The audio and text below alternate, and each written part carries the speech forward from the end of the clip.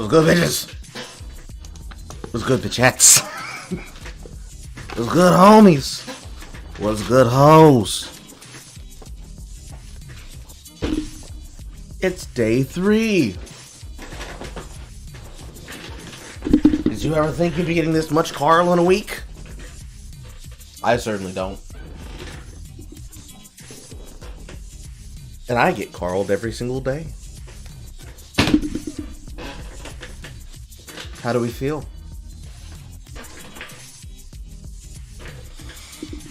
Still behind an hour on the last one. True. True. I'm mentally behind on everything.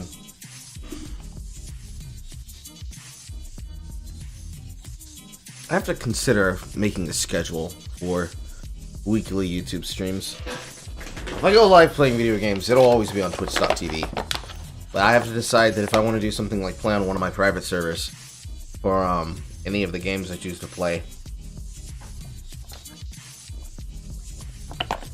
that'll happen here. Knock some shit out, watch some things, have some fun, do some stuff, take care of my negroidly duties.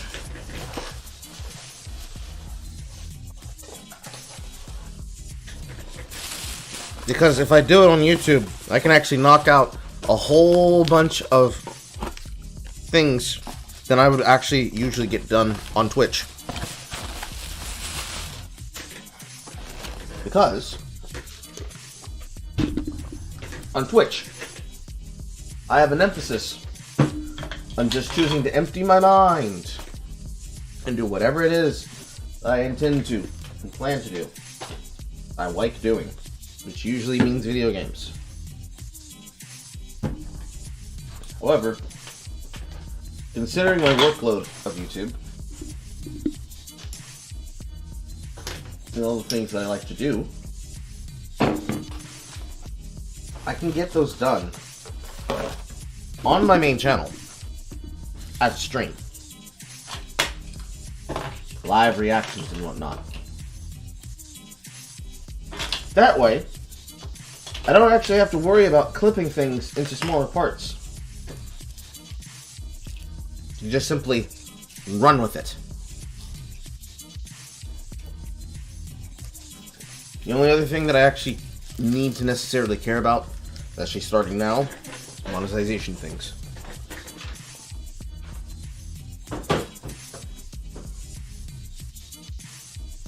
And the reason why is because, where's my stocking cap?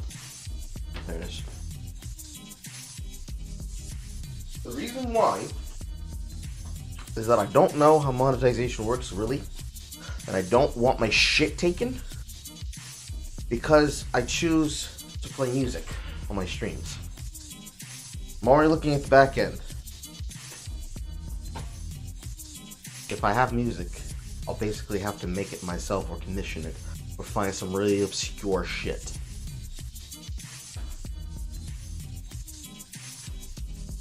But y'all need not concern yourself too much with that. Unless you prefer to suggest music to the stream, then of course, feel free to do so. I'm gonna go grab a Ross rag for my scalp, and I'm going to set and do my hair, and then we're gonna begin.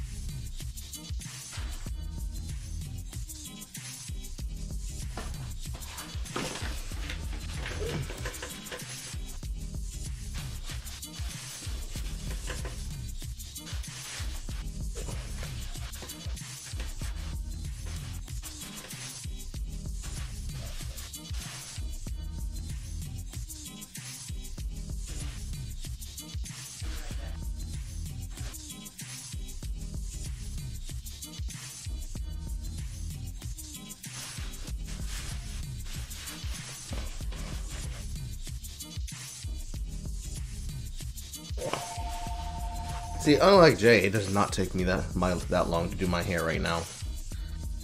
By design.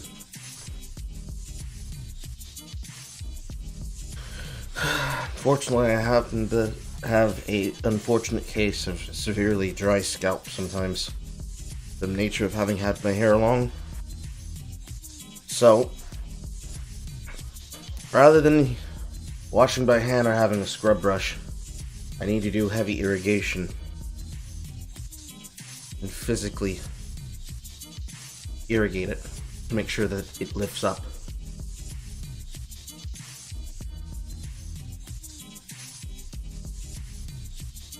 Because if I don't, then it just gets trapped on my head.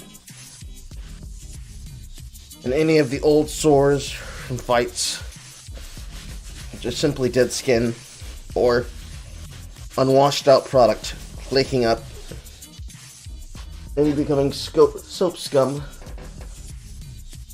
attached to it. I'll make sure to wash this out.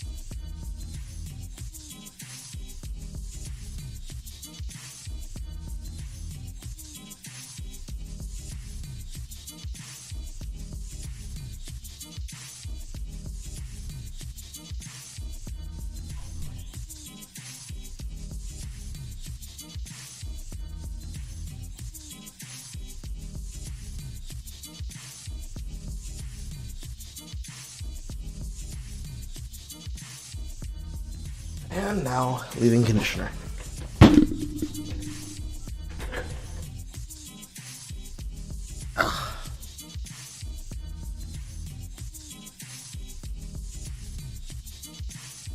Also, hi, Cass.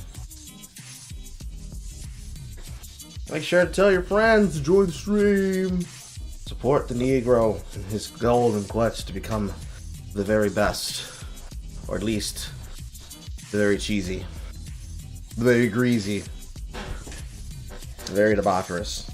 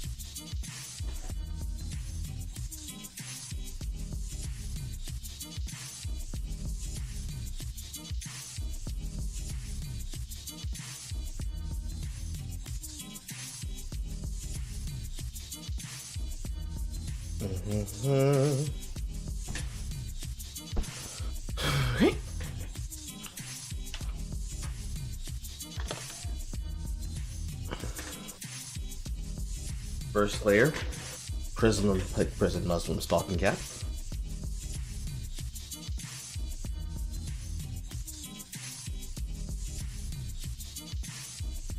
Shit fucking slides on and fits like a fucking condom.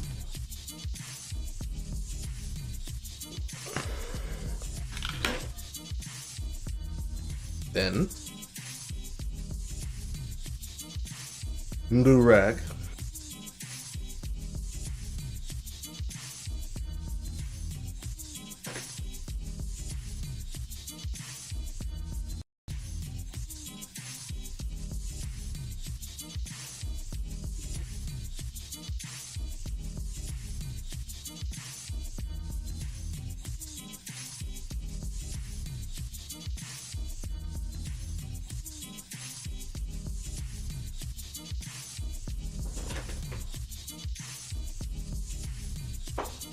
My shoulder.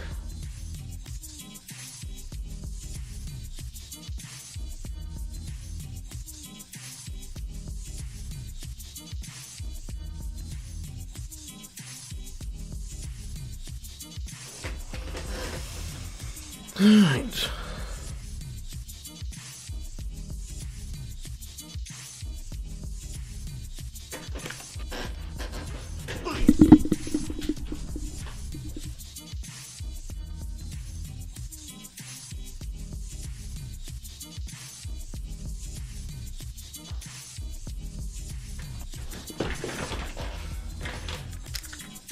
Actually, shit, I forgot to take all this shit off my desk. I don't need my beauty products on my workstation.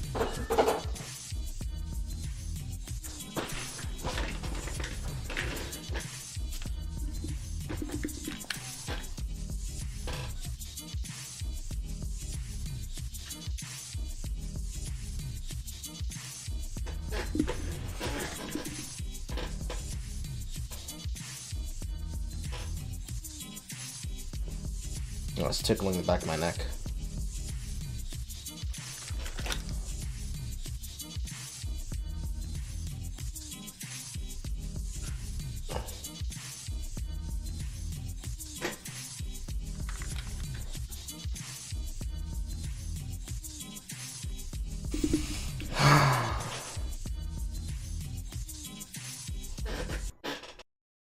Okay.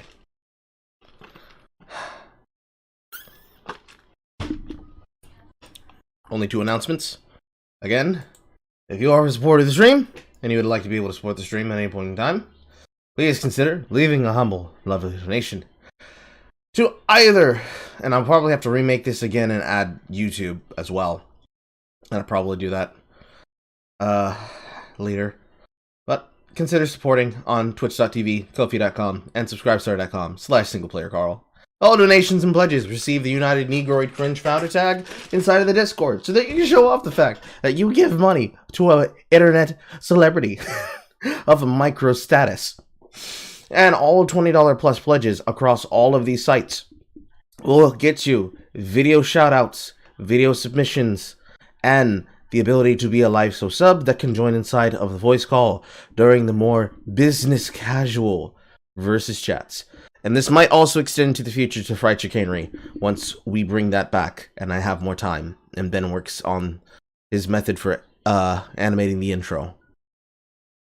Sub pending. And finally, if you would like to be able to join the Discord, the links are always going to be connected on all the links underneath in the low bar. We've been using a new method of verification called alt identifier. There have been multiple attempts, many of which, if you have not seen, go ahead and just scroll the media tab on Twitter. You'll find the post of me calling it out from a particular user trying to raid the server. That is the only reason why the alt identifier is being used. It is a very simple process. If there is difficulties with it, and you feel that you have either been unfairly banned in the past because of this person's actions and simply me choosing to ban every single person who was incoming during the time it was happening, or you're having difficulty verifying yourself, please get in contact with me and our newest mod, Madam Hellfire, who is in the chat, Horror and Hellfire, and please communicate that to myself or to her, and we will try to alleviate it as best as possible. And if you wish to send a donation during the stream, we also now have the super chats to do so. But I will link some of and pin one of my preferred donation sources that allows you to get the money to me as quickly as you possibly would desire to, if that's something you want to do.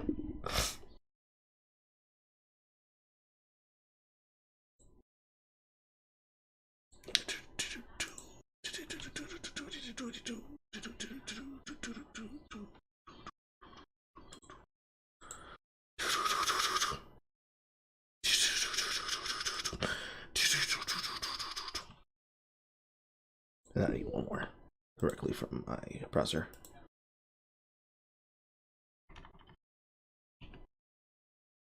Boop. I need to put that link in a better place. Because I have it bookmarked, but I need to put it somewhere up here with my other bookmarks. Those are the links that allow you to directly connect to any of the sources and be able to donate. And without further ado, let us begin today's stream. Today's stream, I'm going to start off with a video essay by a person by the name of Echofish about an internet content creator on the left called DJ Mule, who was apparently an abuser and left his clothing. I have plenty of videos like this on my back burner for getting through the cringe of BreadTube. And the reason why we have taken a break from that content, like we were doing about 3 weeks ago, is because this shit gets fucking dense. Going through a BreadTube's video is fucking boring, Because the majority of the time, they're saying talking points that we already know, and then those talking points that they then talk about lead nowhere. Like, absolutely fucking nowhere. They go nowhere. They don't exist for a reason that deserves to be discussed or talked about. You try to give them some level of understanding, and you are left wanting and exhausted. And at the end of the day, it feels like we didn't learn anything. Because we didn't learn anything. It physically hurts my nerve. Because so far, we've seen videos from my Bizarre World Dimensional clone, and a very shitty hit piece that I'll be writing a breakdown on in the future, coming soon. We've seen dumbass takes from Vosh. We've seen dumbass takes from FD Signifier. We've seen dumbass takes. I wouldn't even necessarily say people like Fictional Darling are BreadTube-like, but they are BreadTube-light. It's dumb for no reason's sake. Which, to that edge, we've witnessed people dox other people to try and cover for themselves. We've watched people make breakdowns about literally nothing. We've watched people like Noralities lose their fucking mind about the fact of anime existing as something that primarily was an interest to boys and men. Last night we witnessed, and that's more just anime tube side, but last night we witnessed a talking point from a man saying, hey listen, I like the titty, but only when I think the titty is acceptable. Except all of the times that I say that it's not acceptable, it happens to be in these things that are directly translated from porn. It's weird how I seem to have that favoritism. And of course, all of it being recency bias. This particular video in question is apparently 3 hours long. I won't be stopping and starting and pausing through it to try and get through it as soon as possible. There are other videos that I wish to watch as well.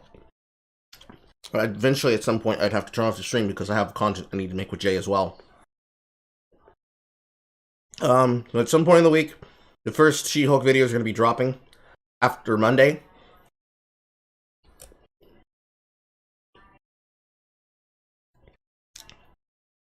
Then from there, I'm going to be forcing myself to return to my JRPGs. The back pile is starting to get a little bit too big between both PC games and Switch games.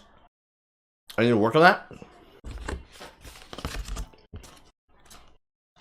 Shit is heating up at my job.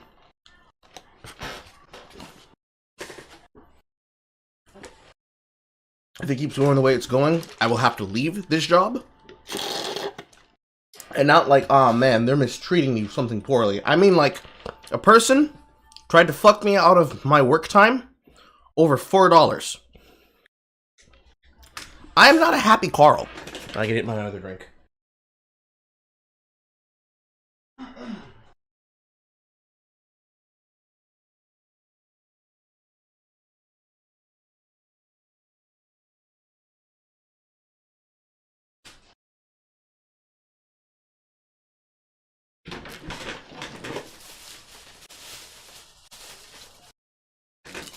So all in all,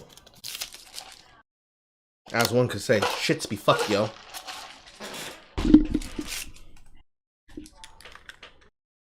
Which realistically just gives y'all more reason to want to support, but don't support on my cause because other fuckers are jealous of Carl.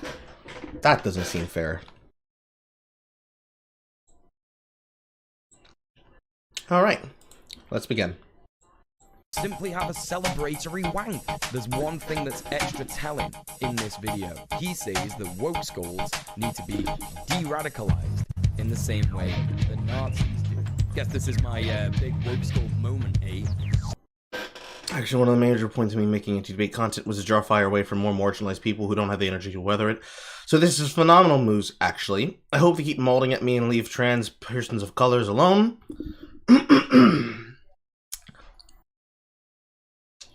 Tweets are protected.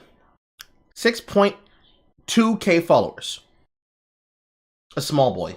A very, very small boy. With a very, very soy beard. Why do they always have soy beards? I don't understand. Possession of methamphetamine. Somebody clip this. Somebody needs to fucking clip this. Holy shit, somebody fucking clip that. Oh, you're kidding me. You measly little fucking fucking liar. This is empathy, my god, no BB, no makeup sex, just sweep it all under the carpet, don't even think about your poor, homeless ex-girlfriend. I'd be lying if I said that people didn't go too far online. Me. Yeah, let's go, Keffels. Also me. I follow Destiny, so I caught a block. Twitch, in a nutshell. That's what you get for supporting Gusanos. Oh, cool. We're using a Cuban slur to insult Destiny because we don't like Destiny. And following somebody is advocation for their ideas and policies. Remember, kids, retweets, upvotes, doot-doots, and keks do not support and do not count as endorsement. Absolutely they do. I've seen hundreds and thousands of babies' first political opinion. $5 a month! You know, the bad drug that all the crazy, unhinged druggies do. All the crazy, unhinged druggies that steal things and hurt people and rob people and rape people. Just so they can get their fix. Most people in Kira's community know. Oh, yes, this is lovely. So, people who are not familiar, who calls herself now Kira's Chats, Bad Bunny, really likes using slurs. Like 17 pages of slurs in her Discord alone. Between the hard R, between the hard F, and a couple of T's too. This attitude that she has is a stream person. She's got one of the nicest, most understanding communities that I've ever been part of on Twitch. And she really does a lot of amazing content and shines a light on issues that local underrepresented in the online leftist Twitch space.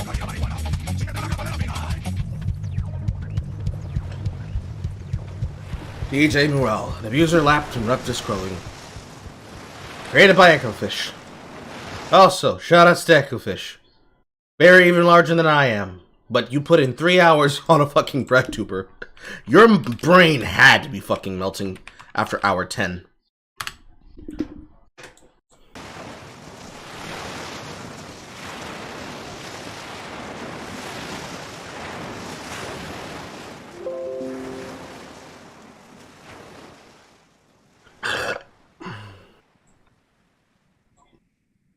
Hi, how are you? It's me, the internet's favorite political e-boy. And as most of you know, recently there was a hit piece released on a different YouTuber named Xander Hall, and I want to talk about it because, well, it's the worst thing that I've ever seen in my entire life. So why am I talking about this? Well, I hate liars. That's pretty much it. I hate liars. And, you know, since I'm the main character, obviously, it's up to me to talk about it and to make a video about it. So here we are. So who are the key players in this game? Well, we have Xander Hall, who's a political live streamer, like I said. He has around 70,000 subscribers, usually does politics, drama, stuff like that. Uploads a segment, cool, whatever. And then we have the man-child who released the video called Clout-Chasing Piece of Garbage. Bazinga. Why do I keep burping? Do I have a problem? Do I have a gastro problem? Like, at first I was like burping in videos as like a joke, haha, but now it's gotten to the point where I can't stop. I should see a doctor. Anyway, so DJ has around 5,000 subscribers.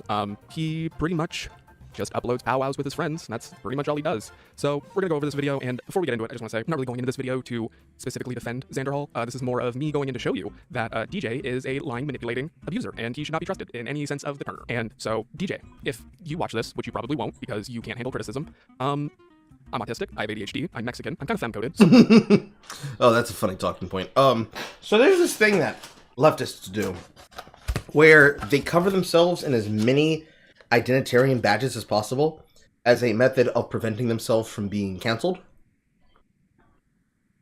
He's mocking that. Good boy.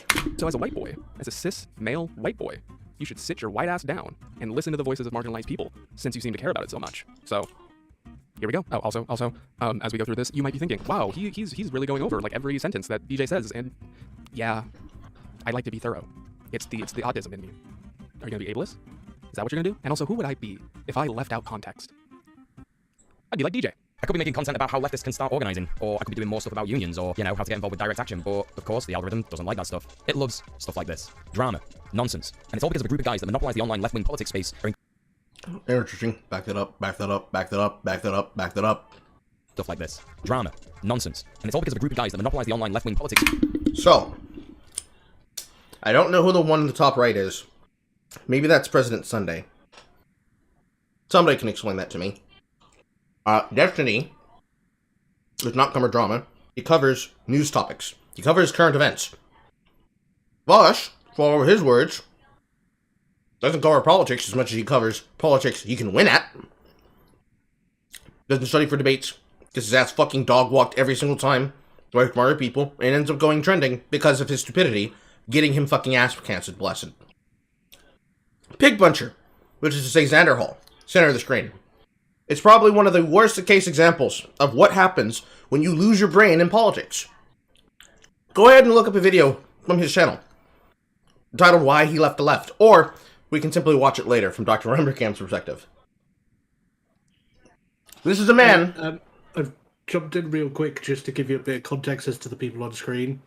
That's the one in the top right is Hans. Okay, He's, I don't know who that is. Yeah, kind of commie Russia simp, like Stalinist type. I know everybody else, including Dylan Burns. Yeah. I just thought I'd give a little bit of insight, because I am still doing stuff, but I figured might as well give a bit of context to the people on screen. The most important thing about Xander Hall is the fact that this is somebody who went from, yes, everybody on the right is cancelers, so what I'm going to do, as an impressionable young man, at the age of 14, 15, 16, is make a YouTube video about how I left the alt-right pipeline, and then I jump in directly into the alt-left pipeline! Yahoo! Space are increasingly ineffectual, perpetuate harmful behaviors, and haven't actually done that much to change that scene since Gamergate. So right off. The Goobergay. Goobergay. Goobergay, guys! Goobergay! That we have Weasel Boy trying to blame Debate Bros for the reason that drama is popular. In 6 No, years. stay. Go home. June, stay. June, stay. Stay.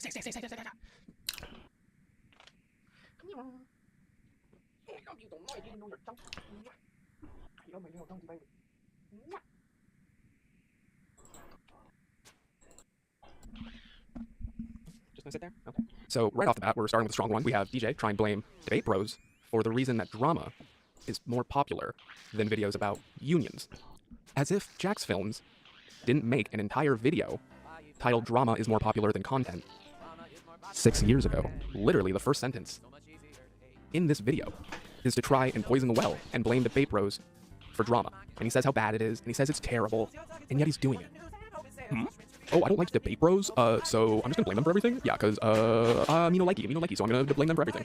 So as we go through this, you're going to realize that DJ has a very bad habit of blaming things on people that are out of their control, or saying something is okay, and then immediately lampooning that person for doing said thing. It's fun. What the fuck is that? Is that a bug? That's a bug. I see you, bug. You come over here, you're fucking dead. Anyway. From his alt-right pipeline video where he congratulates himself on not being a fascist anymore. What a cool and normal thing to be proud of. Well done for doing the bare minimum, bro. If you're on the left that doesn't really follow the debate scene, you're probably wondering what all the fuss is about. But if you're into the debate scene, you'll probably know him as wannabe Vosh, as this is what most debate fans have been calling him for the last few years. People call him things like the Zoomer version of Vosh, or that he's copying Vosh's style, which is hilarious, to be honest, because Vosh copied Destiny's style, and Destiny copied the modern debate format, and they copied the Greco-Roman debate format. Okay, so everything after and he copied Destiny is just him trying to riff.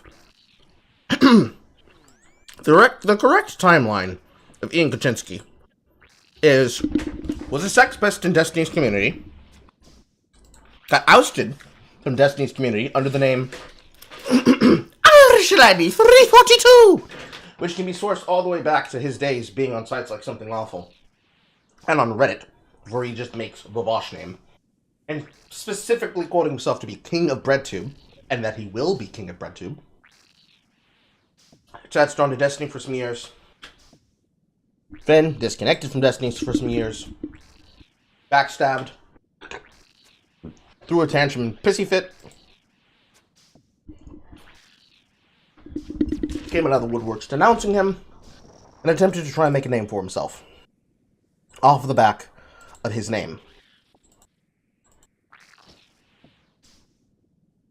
Xander Hall follows the timeline of what we would like to call crumb-tubers. This is a name that was invented by Short Fat Kotaku, which is to say, Devin. Our, fat uncle. If we consider Aiden to be our drunk and chain-smoking wine aunt. Crumb-tubers don't have the pull of large audiences, so they need to do things that get them attention. And one of the things that gets them attention is to attack people like Destiny. Because attacking the established figure gives you the opportunity to eventually replace them. I need to use the bathroom all of a sudden. And the problem with trying to replace a big figure is what happens right now that you have witnessed with Keffals. This is like 5 years removed now from where DJMU would start. But the problem with Destiny is that there is no problem with Destiny. The problem is that Destiny is taking up too much limelight. He's too much of a figure. And as he is too much of a figure, you have to remove him. Because how will you ever shine if your star is dimmed by the bait lord that has the most skill? So, they consoled against Destiny to try and get him banned on Twitch, thinking his relevance would just then die out, and they could take up all his subs, they could just suck it up, just drink his BreadTube milkshake. But in actuality, he was never a part of BreadTube. He was just on the left of issues, which meant people would side with him because, well, he's one of the good ones. But they didn't like the fact that he pushed back against rhetoric. He wasn't stupid enough to dip all the way into the dumb well. So they got mad at him for it. Tried to call him multiple things that he is not. That did not work out well for them. And now, they are upset that he released a manifesto on Keffals after spending so much time lying about him, trying to remove him from the internet, and trying to remove Kiwi Farms from the internet, on which she is 0 for 3. They're back on the ClearNet underneath a new DDoS protection service. That's an L. Tried to lie about Destiny being a harasser. Trying to use him for clout. That's another L. And 3, making so many lies that could then be immediately sussed out, investigated, and then published to then expose exactly how much of a histrionic crybaby she is. Resulting in Destiny saying, hey, everybody who gets this document, I'm going to give you a full week and 24 hours to get out your system, and then we're never talking about her again. Leading Keffals, Clara Sorrenti, the harassed online leftist, to go to TwitchCon, because what you do when you're in fear of your life and you're being stalked everywhere you go is to give up-to-the-minute updates of where you're going to be and who you're going to be around, and then attacked Melina at TwitchCon by approaching her and saying, you better get your boyfriend and leave me the fuck alone. Technically, her husband, but better get your fucking partner and leave me the fuck alone, or I'm gonna get his YouTube banned. Meaning she's flailing and looking for attention. That's the life cycle of a clout chaser. They talk shit, they get hit, they talk more shit, they get hit again, they fall down a dumbwaiter to their oblivion, and they blame it on the chots. The chods. It's always the sides. It's never them. It's the sides. The sides, guys. The sides are the reason why I can't make a stream possible if I'm not talking about Destiny. It's the sides. It's the same thing with Gear Brigade. They're never going to leave Goo Brigade alone. They're never going to leave the Goo Brigade alone. It's going to be 10 years later, and they're still going to use it as an example to say, listen, it's not our fault. It's just these losers, man.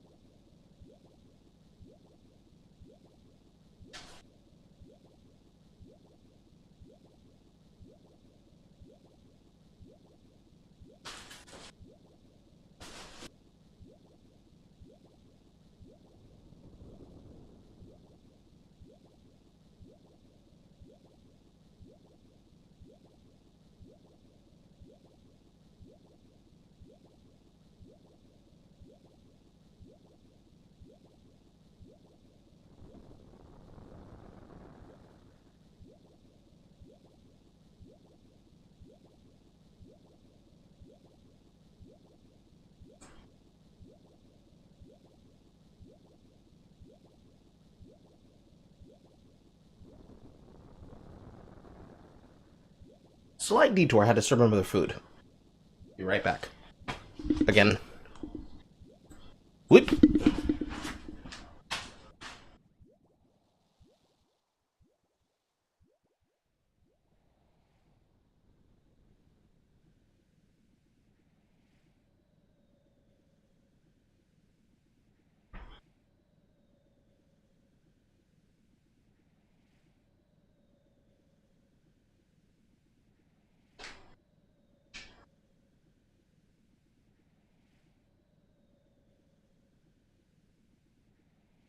What mother?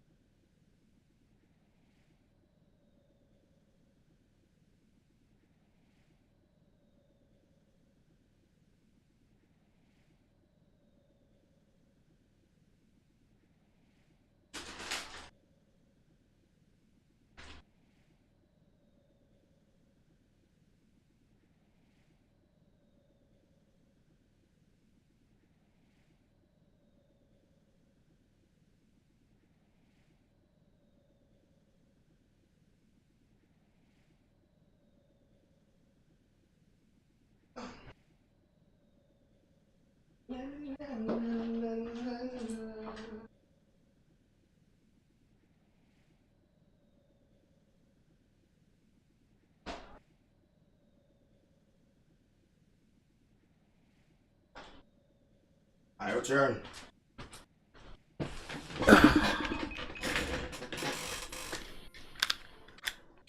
Immediately as I went into the bathroom, she fucking called for food. I digress a little bit, but you see what I'm saying here. This is a bit of an obtuse thing to criticize him for. When you scroll through Xanderhol's YouTube page, there's actually a lot of cool leftist stuff on there. See, he's making videos here about how Trump is bad, he's sticking up for trans people a lot, and that's all good. However, you'd be right in thinking that amongst these thumbnails, something just doesn't feel quite right. The more and more you scroll, the more and more you start to see things like this. Yeah, like, Twitter discourse can be a bit myopic and wrong, but why are you focusing on this? Oh, okay, that one's a little bit extra. I don't know what that's all about. Oh, okay, he's just made a video in bad faith about one of my friends. Oh, and there's another one. Okay, it's just like obsessed with drama and... Okay. This is fucked up. What is this guy's purpose on this platform? Is he a leftist, or is he just a leftist some of the time and a piece of shit whenever it suits him? Huh? Let's take a look at your content, DJ. Let's see what you got going. Yes, all of you are. You're all pieces of shit. Huh? Oh no. Oh, that's terrible. Oh, yikes. That is incredibly fucked up. How could you do that? As a leftist, how are you going to make a video on drama, but not make a video about the railway workers who are going to go on strike? You opened this video by saying that drama is more popular than videos about unions. But if it really mattered to you, you wouldn't care about the clout DJ, you wouldn't make the drama video. You'd just keep on making videos about unions. True. But of course, you gotta throw your hat into the ring. You gotta add your little 2 cents. And you know what? It's worth that amount. I don't think DJ really realizes that to bring the maximum amount of people over, if you just make videos about unions or the fall of Soviet Russia or whatever, normies aren't gonna want to click on that video. You know what they are gonna want to click on? A video about Dream that has a left-wing analysis to it. You make videos about normie content that then brings them in. Why do you think I have a video about GTA 5? Why do you think I have a video about Fallout 4? Mainly because I make whatever kind of content that I want. But also, it's because if I just sat here and read the Communist Manifesto, who's gonna listen? Who's gonna click on that? Yeah, that's what I thought. Here, let me go. I'll be right back. But with the development of industry, the proletariat not only increases in numbers, it becomes concentrated in greater masses. Its strength grows and feels that strength more. I'll show the analytics later of how many people decide to click off during that, because I guarantee you, it's a lot, because that shit's boring. But you see, DJ doesn't care about bringing people over to his side. He thinks it's a joke to try and bring liberals or people on the right over to the left, because all he views this as is a social club. All he cares. Technically, it is. That is only what it is. BreadTube sees itself as a better format and a better group that deserves... Hi, Ebony! That deserves... And also, hi, Anquivius.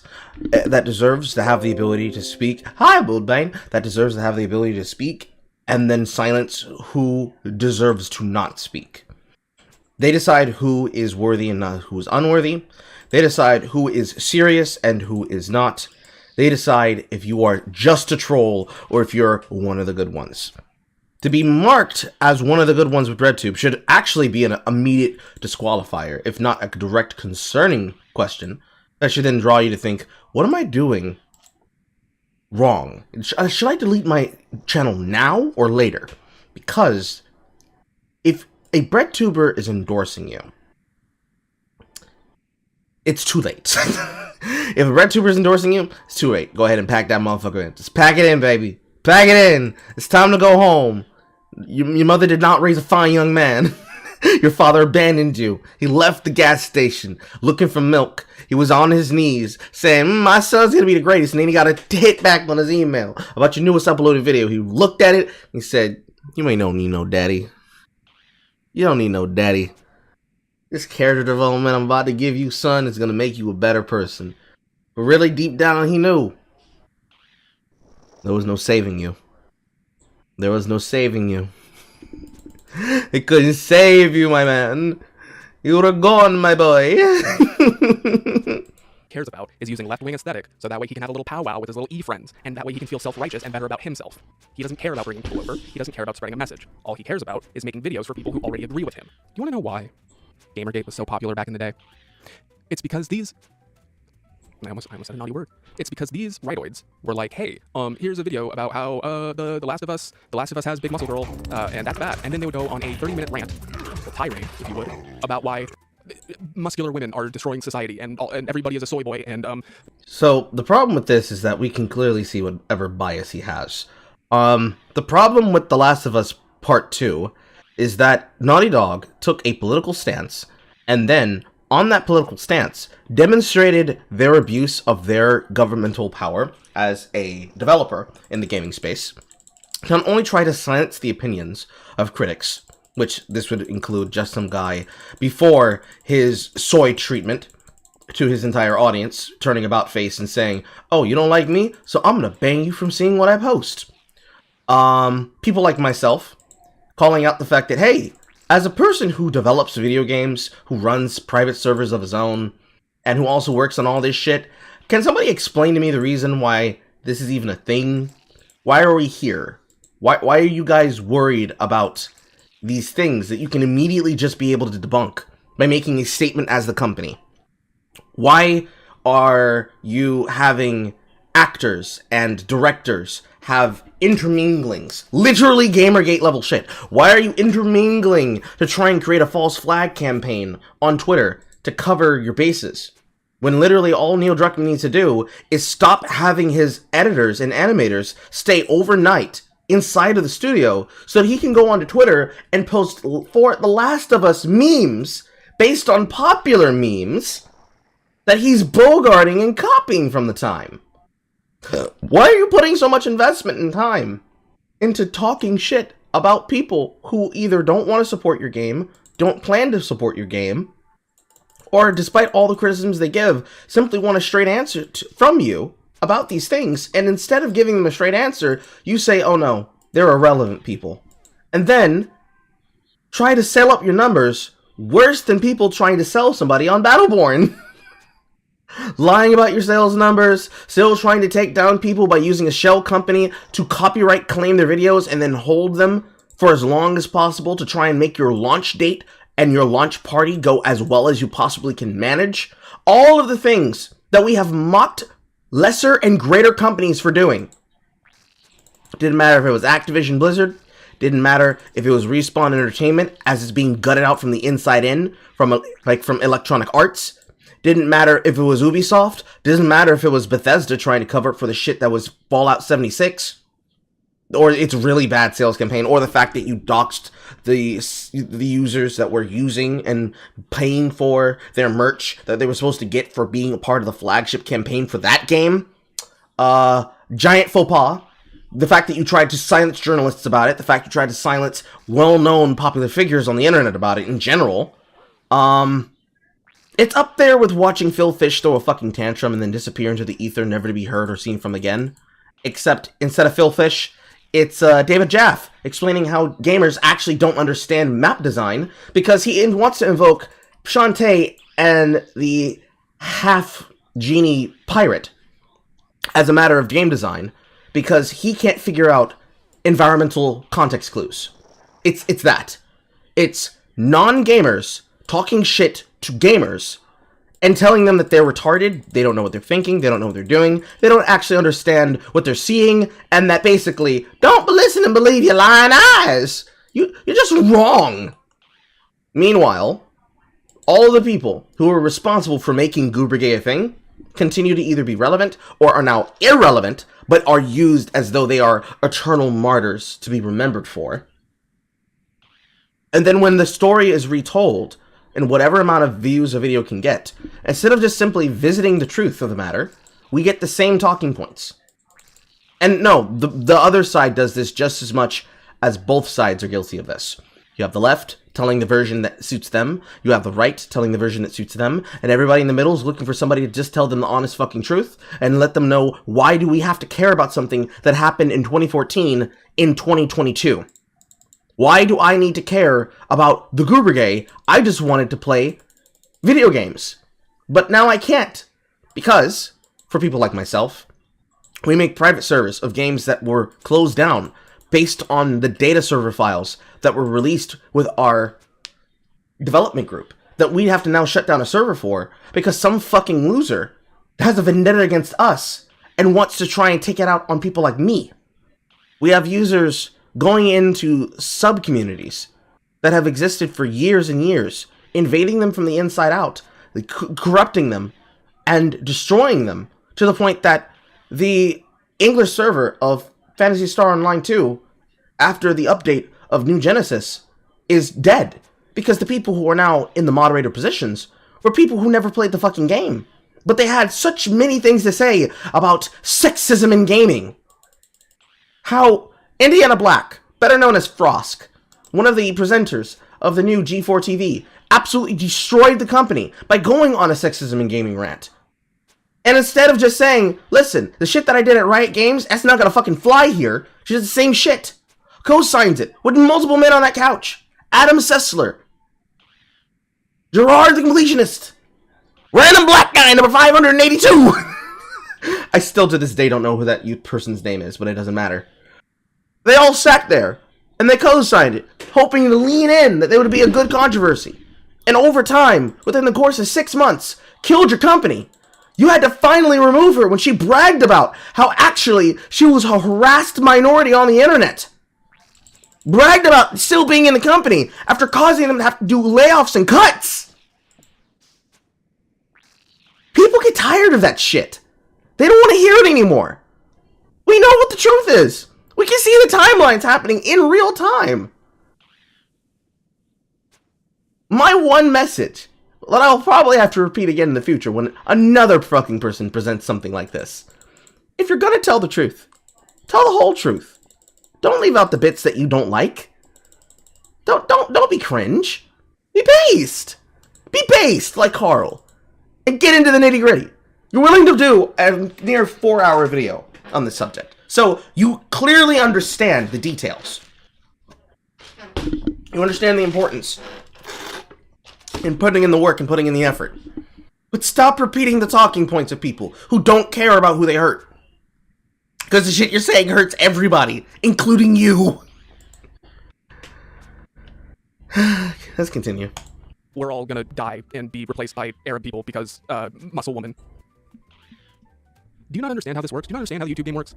Get your head out of your ass. And he hasn't even given an argument. He just said, oh, thumbnail title bad. Thumbnail title bad without actually watching it because he wants to gaslight you into thinking that these are bad.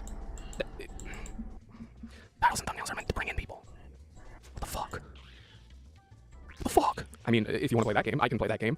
In this video, he says that he likes whipping his wiener out in front of children, and that's why I think belongs at Pride. It's don't fact check me because I would never lie and manipulate you. In this video, he calls Dave Rubin the Esler. Yeah, he does, and he says all gay people should go to the gulag. He does. He says that. Yeah, it's true. Just believe me, and I won't show you any clips because you should just believe every word that I say. Just believe me. A lot of people on this website have a real big problem of just believe me, bro. If he's a leftist, surely he knows that platforming people with strict ideologies becomes more of a battle to convert the opposing person's audience who actually achieve nothing because the supporters of your point of view stay the same, the supporters of your opponent stay the same. But the new impressionable viewers that haven't exposed to either ideology have now been exposed to a violent ideology that will influence them easier and easier depending on their So that's just nonsense, and he's speeding up on basis. I would rather him. Whoa, what the fuck happened there? I would rather him play it out in whole, but that argument does not really work. People who are already propensed to agree with you are going to be propensed to agree with you because they agree with the person who's saying the words. So let's say I say something and Jay says something. Both of what we said is explicitly true. What then allows people to understand who said what and then have that person as a reference point when they quote it in the future? It's going to be the person with the larger audience. This is what I mean when I say big bank takes little bank. It doesn't matter whether or not I tell the truth about something. It doesn't matter if I have a take that is 100% correct and I did all the research into it myself and then gave that to my audience to use so they would have a proper point on which to reference everything else that they may discuss or want to talk about.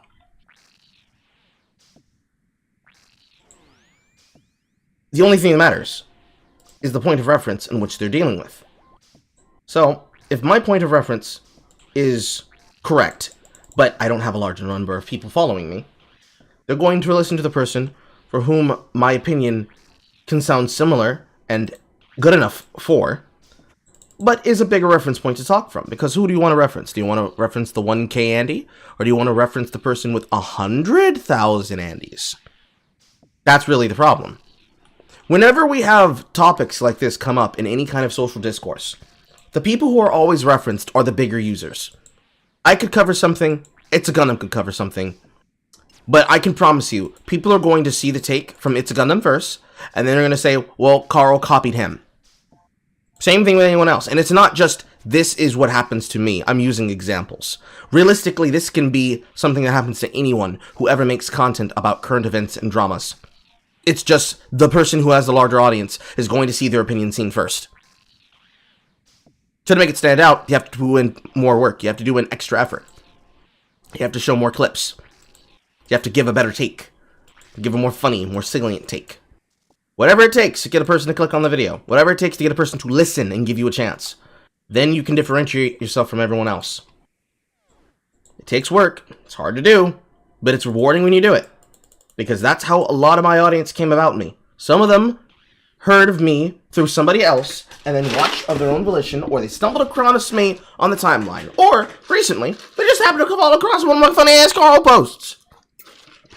Twitter or YouTube. Whatever gets the person to come in is what you use those things for. Thumbnails are very much a part of that. It's one piece of the advertisement.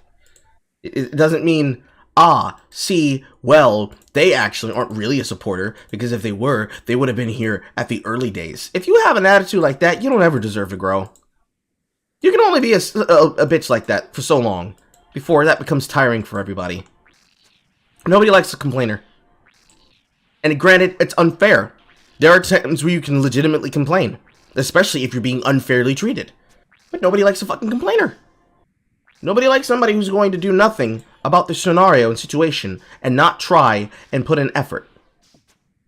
No one's going to like that person. No one. Is it unfair? Yes. But this is America. This is America. Be an entrepreneur. Make some shit happen. It's some really sad advice that somebody like me would have to give, but it's fair. This is America. You can do better than this.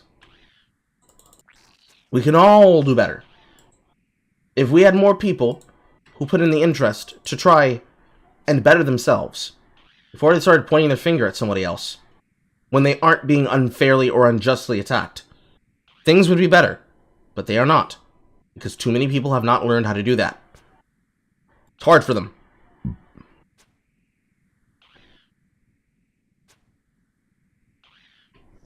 Anywho. Hey everyone, it's Mule here. What Mule has forgotten is that there are probably a lot of people watching this video who don't understand why the platforming of bad ideas is bad. Debate bros have been taking up space in the online left for some time now, and a lot of their content focuses on debating fascists or conservatives on whether trans people should exist or whether there is actually a white genocide happening. Their entire modus operandi seems to be that we need to convert people who think differently to us. They're obsessed with this idea, even though it was proven wrong 100 years ago by Vladimir Ilyich Lenin, who said this: why should we bother to reply to Kautsky? He would reply to us, and we would have to reply to his reply. There's no end to that. It will be quite enough for us to announce that Kautsky is a traitor to the working class, and everyone will understand everything. And of course, multiple real instances of people that these nerds have debated who have remained steadfast in their fascist opinions. So there you have it. Now you're briefed on the debate person, the type of leftist who simply thrives on drama and doesn't give one iota of shits as to whether people are actually doing on-the-ground organizing, activism, or doing anything progressive at all. Except that none of the people who are going to then make those opinions, like Vosh, will ever actually do on-the-ground activism or opinions whatsoever. He's never going to show up at a debate, and he's never going to show up at a protest. He's never going to show up at a work action union. He's never going to give a talking piece or give explanation or keynote speech and then support his ideas and his opinions and his money or his advocation with actual monetizable benefit. He will wait for somebody else in his chat to do it.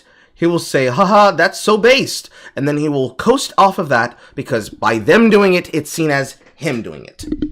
It's the same story every single time. Motherfuckers are lazy as shit. They'll always be lazy as shit. There's nothing to undo the laziness. It's just how and who and what they are. The only thing that would change things for the better would be that people start calling them out on it and start making them have to present actual payments for what they're doing. Many of them probably will not, because that is very difficult. And what usually happens when they try to do so is they then get told, well, you're not actually doing any real work. We're doing all the work. You're just sitting there taking in time. And that's annoying too. It's annoying when somebody tells you you're not doing enough work when you are, or you're the person who created the methodology of doing the work in the first place. But that's leftism for you. All of your favorite YouTube breadtube stars, and some of the Twitch stars too, if not all of the Twitch stars, they are all clout chasers that will put their name next to the work, but they will never actually do the work.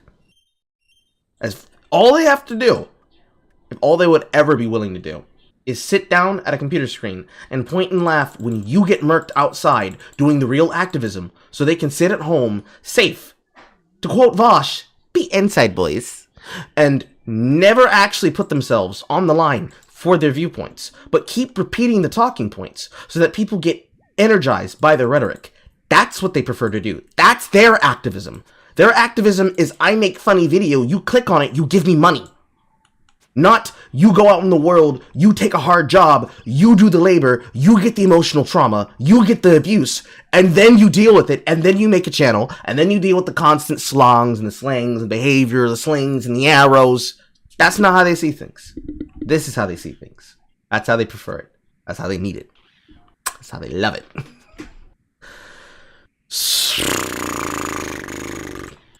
Love leftism as an aesthetic, as it were. Couldn't the same be said for, and I know this is going to sound like a bit of a stretch, but couldn't the same be said for going over somebody else's video to quote-unquote debunk it, either on stream or making an entire dedicated video about it?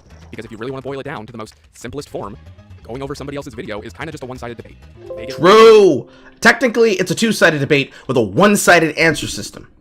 When I make a video, assuming that I've researched it, did work on it, thought into it, did the work for it, I have made something that is effectively a steel man. That's what I've done. You can't say you're taking me out of context, because if I've done my job, I have demonstrated a great position for you to start with.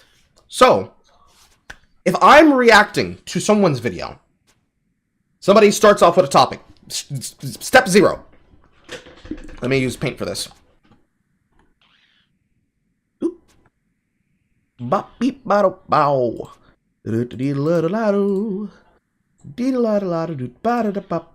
Okay, so let's start at the top of the cycle, shall we?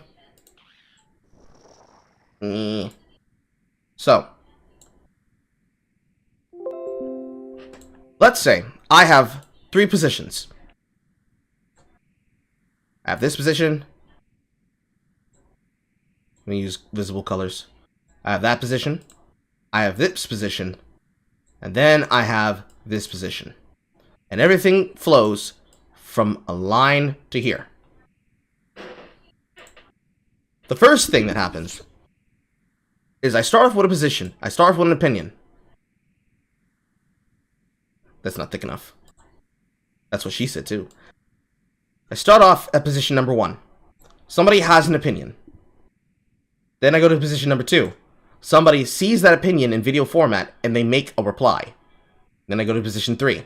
Somebody saw the video reply of that position and then made a reply to that. The person who starts here has the weakest position. The person who starts here has a medium to strong position. And the person who's here can have the strongest opinion.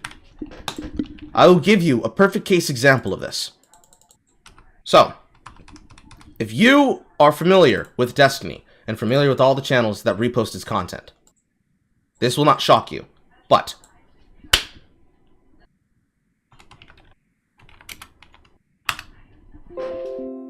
when we have thumbnails like this, we are effectively seeing said content in real time demonstrate that point. Dalabon HQ highlight clips and other channels like it. Last night on DGG, the Omniliberal channel, Destiny's whole channel as a basis and fragmented whole. Which actually, let's use Destiny's channel also as a perfect case example of this. Probably also use some. That's not what I'm spelling. Thank you. Destinig. Destig. Oh no. Oh no. Oh no. But okay, so, Destiny. The Keffel's Manifesto. Right?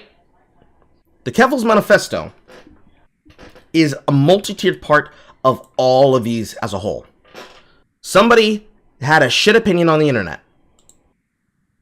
And they just spewed it out. Then that gets used by Keffels to then talk shit about him. Then, Destiny, doing the work with fellow DGGers, investigates every single claim and debunks every single claim from Keffels. This is the cycle of how content's made. I'll give you an even better case example. Let's use my channel, for example. Let's go back to year 2 Carl posts. Like very, very old videos. Go all the way down.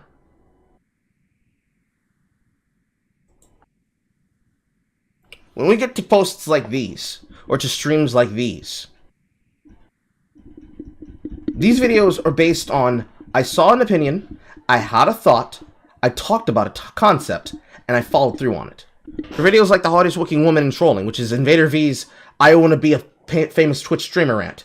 This is based on seeing someone's content, making something about it, and going from that point forward. Cult of the Negro Dogma. Reactions to people having opinions on the internet. Vito and how everything in SAE is actually China, as well as the Vito Castaldi video. Streams for Clone Vosh. Reactions to to FD Signifier. Speed Cringe Shotgun, which is something I'm probably going to bring back in the future. All of these are examples of Position 2 and Position 3. When I react to something, when anybody reacts to anything, you want to start off from the position of, I want to see the clips, I want to see the examples, I want to hear what they said. Because if I don't start off from that, I have a weak position. Because taking someone's opinion and claiming it as fact is the fastest way to demonstrate that you don't know what the fuck you're talking about. Never do this. If you ever create content, never do that. You have to listen. You have to watch. You have to listen. You have to watch. It doesn't matter if this person has Odie's opinions about Care Bears. We're not talking about Care Bears. We're talking about this shit. Stay on this shit. You cannot do that. You do not get to talk about things. You do not get to say, well, see, actually, I think that they're this and this and this and this. Doesn't fucking matter. This shit. On topic. When we make breakdowns, when we make video essays like this, it's very necessary to give the examples like this. Because this is him engaging in the behavior. DJ Mule. Engaging in the behavior. That would lead to someone saying, well, I don't think you're one of the good ones, actually, because this is what you choose to do on the side. There is no real comeback to that. It's either, damn, you're right, I am part of the problem, and you fix it, or you say, I don't care about your opinion anyways, you're just one of the fucking losers, you just stay outside in the doors, you're not a real leftist. At which point, it should become fairly obvious what the point of what we're doing here is. Same thing exists for people on the right. Same thing exists for people in the middle. Same thing exists for fence sitters. I'm air quoting this because that's the words people say, but they don't actually know what those words mean. They just use them as a way to say, not on my side. I'm on nobody's side but the facts. If I side with you, it's because the facts side with you. Not because I feel that I should protect you. I remember long ago where Carl used to do things because I want to make sure this person's helped, but I also don't agree with it. Never again. Never again.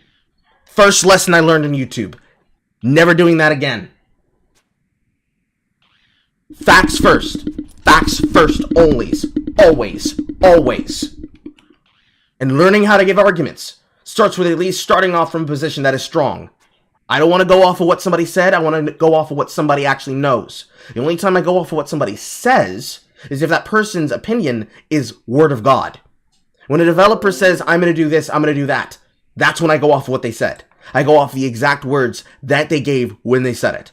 When people like Riot Games say, we care about minorities, and a minority streamer is told by a member of the team, I don't care about the fact that you were called a porch monkey in our game, and that person went to your Discord and harassed you, and then they went into the game and tried to harass you again, and then they stream sniped you, and they made your gameplay experience horrible. No! I want to see where we said here in this fucking blog post, where we said this was the worst thing ever for the game. Despite the fact that the extrapolation would be, if I'm going to remove something because we consider it to be a toxic element of the game that we want to control, that means we think that it is a very bad element that we'd like to control for.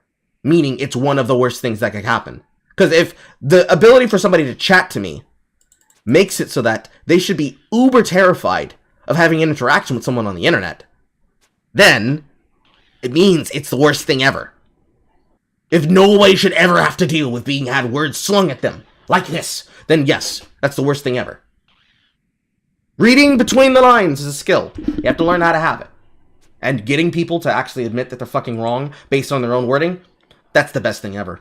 Because now you can't say that you didn't happen because you acknowledge that it did happen. So which one is it? Did it not happen? Does it not exist? Is it cringe? Is it not cringe?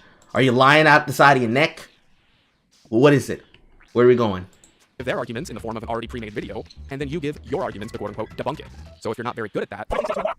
Got started about, Is that finally real? No.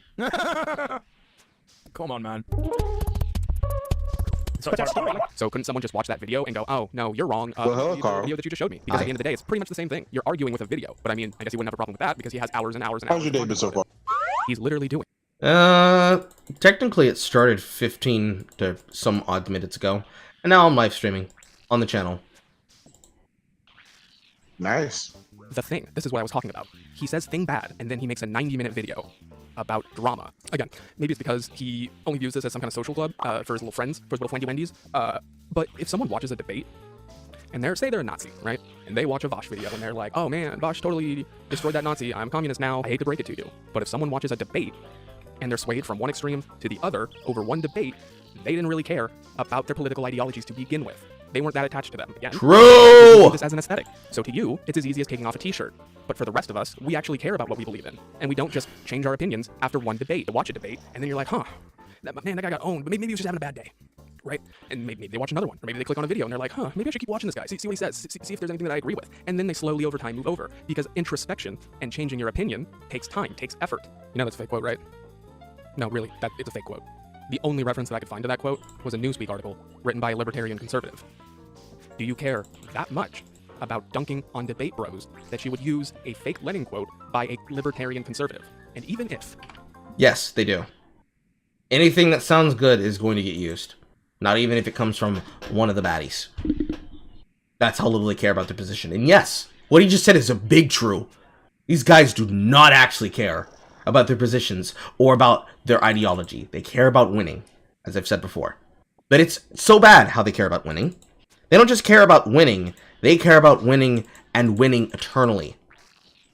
They don't believe in, actually being able to defend a position in real time. They care about coming up with a way to find a way to never have to refer to that opinion again. So, let's say there's a debate. Let's pick a random person out of the baddies. Let's go with Vosh. There's going to be a debate that happens. A debate happens between myself and Vosh, and then somehow, finding a way to get her to do it, a debate happens between Jay and Vosh. In both debates, he gets trounced. But on one particular issue that both of us talk about, one of us is weaker on that position than the other one is. What will they do with that? They will then make a video where they will then, after the fact, spirit of this escalator, they will, after the fact, try to debate with a video clip of that point from one person to the other. They will pick out that moment and say, see, they're not actually right about this, thus, blah, blah, blah, blah, blah, blah, blah, blah, blah, blah, and therefore, I will never have to debate this person again. They are wrong, despite that both of us are correct. And either one person worded it differently, or one person presented it more energetically, or more charismatically. Doesn't matter. Only thing that matters is what the audience sees. And the way that debate bros behave and act is that most of the audience is not won over by the actual truth. They're won over by who has the ear of the audience and whose rhetoric hits hardest. That's what they do. That's what's cared about. That's what actually matters in terms of clicks. And that's what actually drives the algorithm. That's what actually drives the communication and the interaction on those videos. What drives the interaction is seeing something spontaneously wild happen. That's what most Destiny clips actually end up being. It's what most BreadTube clips end up being. What's the most controversial thing and the most attention-grabbing thing that I can stick in the thumbnail that then teases what that content will be? That's why all pre-roll content, when it comes to breaking down drama, starts up with the early part of the video with whatever branding that streamer has, whether it be Chud Logic, whether it be Destiny, whether it be Not So Erudite. And Not So Erudite's not exactly a debate streamer or a drama streamer, but she is a person who has learned to take those tactics of how they advertise her videos and definitely use it to great benefit. So does Stardust. So do I, technically, but I also don't make those videos all the time. I have no interest to, because I don't care that much about the drama. I would rather talk about it over a live stream and make a video about it. You feel? The only time it's really deserving of a video is if it directly involves me and it's something that I can prove for a fact is not true. But, I get you. The majority of that kind of content circles around who physically can be said owned someone, because that's what lives in people's minds. That's what they'll remember. They won't remember the flourish of the talking points. They'll remember, what did this person look like? Did they scream? Did they shout? Did they yell? That's the part they'll hone in on. That's the part they always hone in on. Because that's the only thing that matters.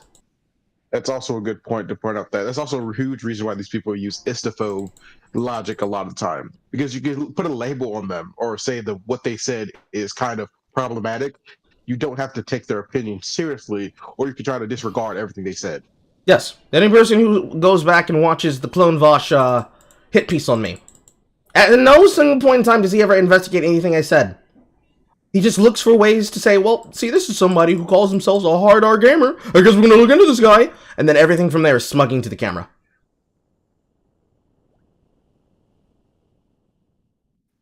Doesn't have to debate. You're a problematic individual. His forehead is problematic. Oh yeah, Carl. I can't hear the stream through the green room. I know. It's to show that I'm streaming live on the channel. Stop being lazy. Oh yeah. Give me a second. Give me a second. Oh no, but I have your video up on my TV as we speak, so you're getting my view anyways. There's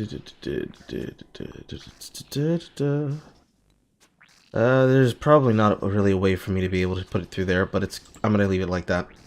That way people can see that I'm streaming on the channel, and they can just jump in.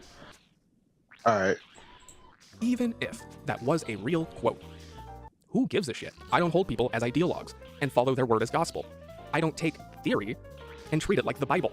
But hey, anything to push your narrative, right? So earlier, you said this. Or he congratulates himself on not being a fascist anymore. What a cool and normal thing to be proud of. Well done for doing the bare minimum, bro. Which, apparently, changing your opinion is the bare minimum. Challenging your worldview and the beliefs that you already have is the bare minimum. I hate to break it to you, the bare minimum is coming out of the womb, quoting Marx. To never have your ideals challenged. To never do any introspection and go, huh, maybe I was wrong. But hey, if you're not quoting Marx right out of the womb, then you're not allowed in my puritanical social club. You're not my friend, and I will not add you on Discord. You will not become one of my kittens if you ever had to challenge your own beliefs and do introspection, because I live in an echo chamber. So heck off gay thoughts. Throwback. The revolutionary's job and the political commentator's job is to affect political power. It's to bring as many people over to your side as possible. But he doesn't care about that. He only cares about his little echo chamber, so that way he can have his little podcast with his friends. And they can have a little powwow, and they can circle jerk and talk, oh, we're real leftists, we bad, capitalism bad, capitalism bad. Also, I find it really goddamn funny that he says, uses leftism as an aesthetic right after pulling the fake planning quote. Okay, sure. Okay, bud. What I do know of this kind of action that exists so far is that it's undertaken mainly by charities like Hope Not Hate, who tend to infiltrate Telegram groups of fascists like the BNP or the EDL in the UK, who create disorder and sow dissent amongst the rank and file fashion movements who are losing faith in them due to the fact that they're not really addressing their material conditions and seem to be focused on something that is more of a losing battle. What is certainly not effective is nerds on the internet debating them, especially when those nerds, every now and then, let their masks slip a little bit and repeat the same fascist talking points they've been arguing against. Wait, so you think that a marginalized person going up to a group of 20 fascists and trying to convert them that way is better than them sitting in their room and affecting people in the hundreds, in the thousands, possibly in the millions? Do you know what would happen if you had a marginalized person walk up to a group of fascists? They would go to Funky Town. If you know, you know. But you see, you view the world from your cis, white, male eyes. Just because you look like you can fit right into a group of Boogaloo boys doesn't mean that we can all walk up to a group of Boogaloo boys. You know what they would do to me? They would call me a fat, and then they would probably kick me in my nuts. I'm okay. They wouldn't. They've learned, all of these movements have learned, that any time that they ever do anything, even in the form of a joke, will result in them being deplatformed. So they've learned to not only vet the people who they interact with and how they choose to interact with them, but they've also learned to not do shit like that. They would more than likely call you words and names, but they would not attack you. You would not be physically hurt or harmed. And you have to be able to at least take that much. You can be able to take some verbal abuse, considering how much digital verbal abuse you people sling on the internet. With your digital black face, and your digital white face, and your digital yellow face, your digital purple face, your digital trans face. I didn't make those terms up. Those are actual real things. For real? True. I have to say, this is the most champagne socialist back and forth I've ever seen. I mean, I've never heard of Ecofish outside of a couple of things, and I don't want to paint my opinion of him based on one close to 4-hour video. I'd need to see more from their channel. But he is not wrong. Well, yeah, he isn't. But like, what I'm just saying is just like in this insulated instance, it just seems very petty and pedantic. Well, the problem is that I've actually heard and seen a lot from DJ Mule. I've seen at least 3 creators, including Destiny, break down this hit piece, and it is as pathetic as it comes. And it is the fucking armchair champagne bread tube socialist. But at the same time, I want to see what else has been uncovered. Because, you see, following Carl's law of media literacy and internet drama cows, I'm very lazy when it comes to these topics. I'd rather somebody else tell me about them, and so I can listen and learn about them. But I will also do work of my own in the future. It's one of the things that I at least like to indulge in while I still can. I really don't want to care, but at the same time, this kind of person is going around basically attacking anyone and everyone following the Keffel's methodology, so I want to be prepared and aware. Yeah, fair enough. It's like if I didn't do any least research or work on looking into Signifier's mindset before him and Clone Vosh had a discussion that then was covered by Destiny. Knowing for a fact that he's willing to cover for him informs me about the potential kind of mindset he has. But then he says things like, well, I don't like doing debates. I don't like talking to debate lords because insert reason here. And it's like, well, I'm not sure if you'd actually be able to argue with a debate lord. Because a lot of the shit that he posts pretty much is the position of, hey, let an old black man give you a viewpoint about his interpretation of black community.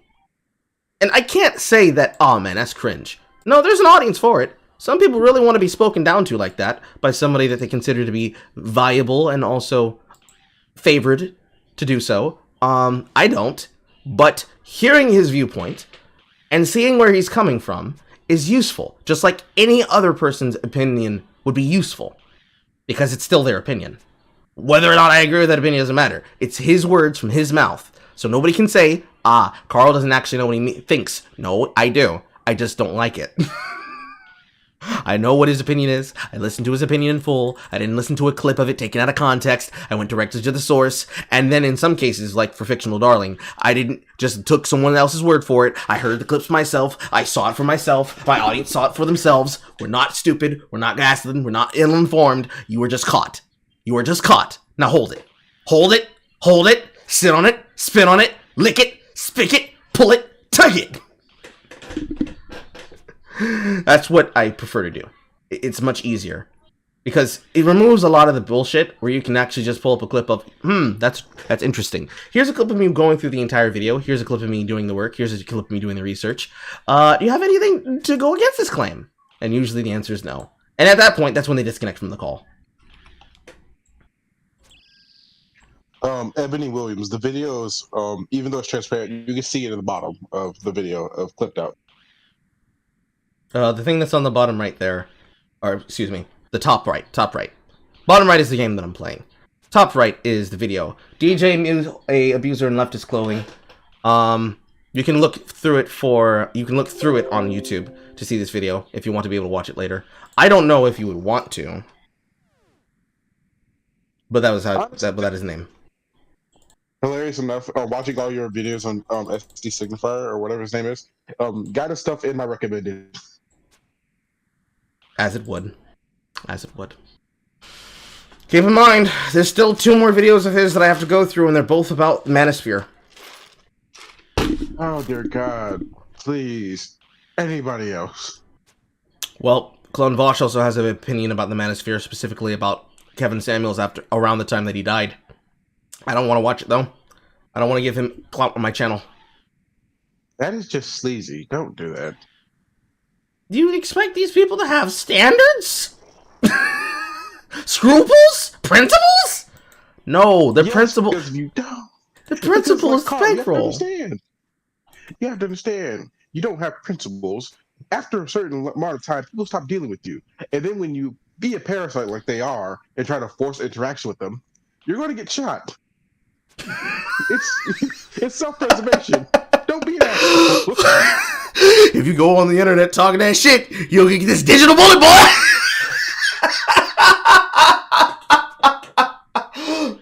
alone! My god, man! I don't want to go up to a group of boogaloo boys. I'm perfectly fine in my bedroom with my dog. Hello, dog. No, as you can see here, the debate lord Xanderhal tends to actually just focus on drama, which is annoying because you can see from some of his other videos, he's right about some stuff, which is good. But then, why does he focus on myopic things like people on Twitter not agreeing with him? Why does he use words like wokeskold and crybully? What do those words even mean? Now, for a start, Joe Rogan is not a good interviewer. He's a stoner that sits there and goes, Hey, you ever seen a chimp pilot a jet on DMT? and if he's irresponsible at platforming people, why then should he keep his platform? I think one of the funniest and most telling things about this video in particular is that Xanderhal has sat there in a Shadow the Hedgehog onesie. You know, Shadow the Hedgehog, the ambivalent, cool, and edgy character from the Sonic the Hedgehog series that doesn't really care about good or evil. He's too cool for that shit, whilst Xanderhal is sat there being ambivalent and edgy and not really caring about... I mean, you're just pointing out things on the screen at that point, which pointing out things on the screen cliche. Carl is excellent at the Birdman. That doesn't matter. He can wear whatever the fuck he wants to in his e-boy paradise. What actually matters is how is that a problem of what he's saying? How is that a criticism of his viewpoints? If it's not, you're just pointing shit on the screen to get attention. Which, roll the back a bit. Like people on Twitter not agreeing with him. Why does he use words like wokeskold and crybully? What are those words even... Woke scold is the kind of person who will attempt to insult your intelligence and insist that you're not woke enough, while at the same time attempting to act as an arbiter of justice and truth on what actually really is going on, and exclaim that you should be listening to the correct sources, you should be listening to the correct people, you should be doing the correct things, and then if you're not a real insert name here.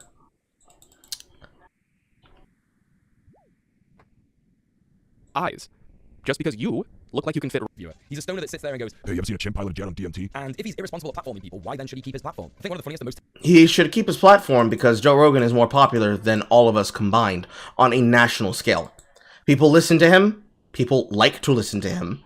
They listen to his show religiously. And the fact that he has that giant of a platform should be something that you should be, one, not envious and not jealous, but should be hungry for. Not hungry to steal off of them, but hungry to say, I want to be like that guy. Because if a guy can literally be, as you said, a irresponsible reviewer who just sits on DMT, asking about psilocybin mushrooms, and occasionally have an affinity for monkeys, which has become the iconography of the Joe Rogan podcast, of the Joe Rogan experience, if he can do that bare minimum, air quotes, and he gets that much viewership, how dog shit does that mean we are at our jobs? If we put this in the viewpoint that many of you use. You use the viewpoint of big bank takes little bank. You use the viewpoint of you're not actually doing real work. You're not actually doing real opinions. Your opinions suck. If he does that, and that's how much viewership he gets, what are we doing wrong? What are you doing wrong? Why don't you get your bread up to his level?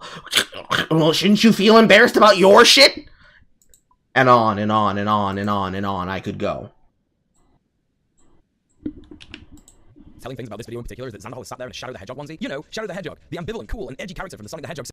A character that was designed to be an edgier version, and claiming that, well, he's trying to be just as edgy as him. He's trying to be dark and distant and aloof. He thinks he's Hedgehog Batman. That's not a real criticism. That's not an opinion.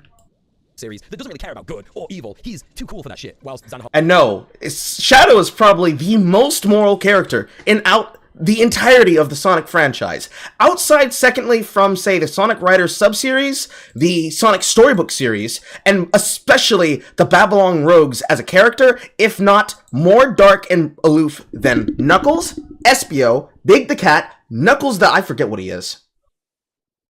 Knuckles is an echidna. No, not him. I was thinking of Mighty. Knuckles' name came out of my mouth, but I was thinking of Mighty. Is he a wombat? A squirrel? I have no idea. I'm not a real Sonic fan. Somebody who's played Sonic Mania can fill that in. He is probably the most logical character who has reason to be dark and brooding, considering he was the best... Well, I would say the romantic interest, because, you know, people in these universes fucking hedgehogs and shit. But, love interest to Maria Robotnik, which is the reason why Dr. Ivo Robotnik, the one who was responsible... Well, actually, no. Ivo is Eggman. Gerard is old Robotnik. There we go. Somebody's gonna call me a fake Sonic fan there, but I played Sonic Adventures too. Gerard Robotnik was killed because of how crazy he went, murdering the gun soldiers over the death of his daughter, who was shot by a soldier when they raided the Ark space station.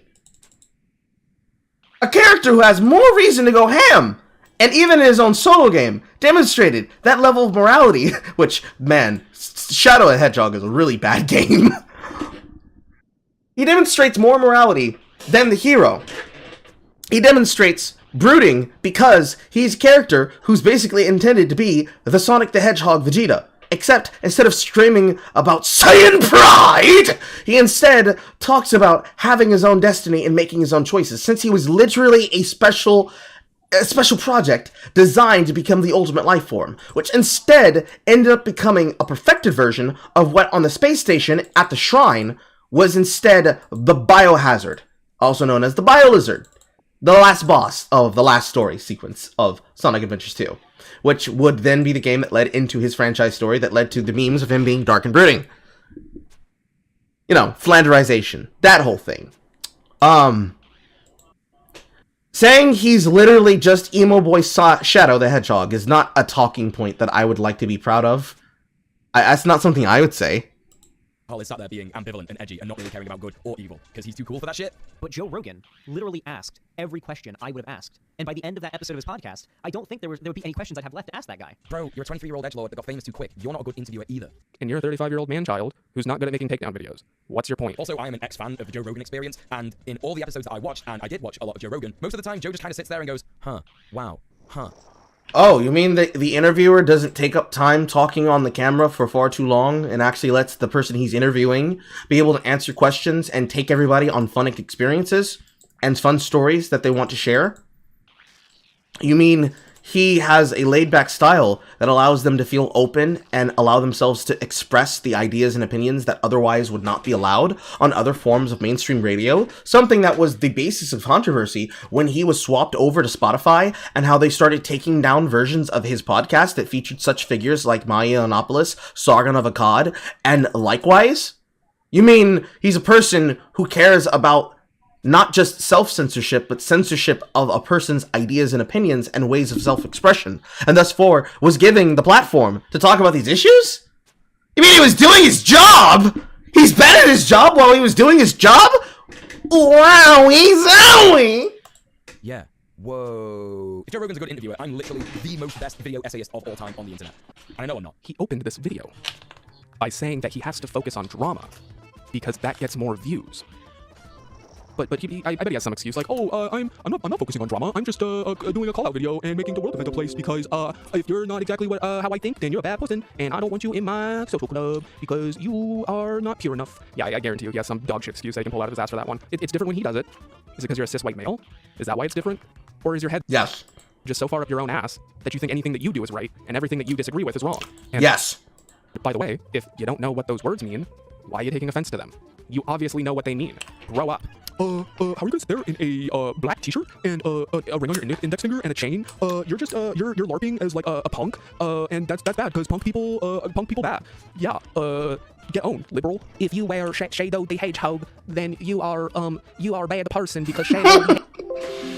It always surprises me when I find out other people can do the retarded Ian voice. I know it's not something that iDubbbz owns. Even I could do that voice. But it's always so funny hearing it come out of another man's vials. Oh my god. Hedgehog is bad person. Shadow the Hedgehog is bad guy. So if you wear onesie of Shadow the Hedgehog, you are Hitler because Shadow is Hitler. I can't believe we're already at this level of analysis. I could have been an underwater welder. Like, I'm sorry if that sounds stupid and childish, but what am I supposed to do? This is the level that we're at. You wear Shadow the Hedgehog, and you would not make a good interviewer because he has a British accent. Hello, Shadow the Hedgehog is... That's not British. That just goes back to the other thing. Hello, my Shadow the Hedgehog is bad. My queen just died. Very nice. Whatever. I lost the plot on that one. Interesting. You say you used to watch Joe Rogan a lot. Huh? Why as a leftist were you watching Joe Rogan a lot? Huh? Were you not always a leftist? Were you just watching it to debunk it? Or why, huh, DJ? Interesting. So when you used to watch Joe Rogan all the time, it's okay. But when anybody else does it, That's a no-no. They're always saying that lefties are too much for the average voter, and that's why they focus on myopic issues that like maybe 5 people have spoken about on Twitter.com. You know, after they've had baby's first political take, and they aren't actually big talking points in the broader left. You see, what they're trying to do is shame lefties into being more palatable to the center-left powers in electoral politics. Not once have these nerds considered that most lefties have abandoned electoral politics in favor of direct action and organizing. Because, you know... And that's why you guys lose elections. Every single election cycle. Because you don't actually understand how politics work. We're smart. But it always comes back to this optics shit. But no, the reason that they talk about optics all the time is because they think that you can win fascists over to our side with good optics. You're starting to see how this is all a circle gang? Debate Nazis, have good optics, destroy... No, and that's a horrible fucking cycle. So the first problem with this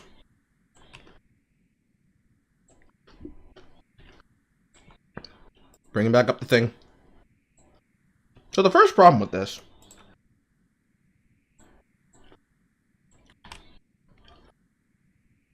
is very obvious by just how this, damn it, drag, there you go. So the first problem with this is the assumption that you debate fascists. That's not what it's about. Go into a debate.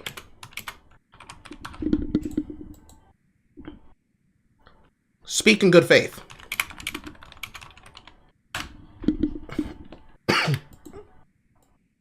Get invited back to debate again.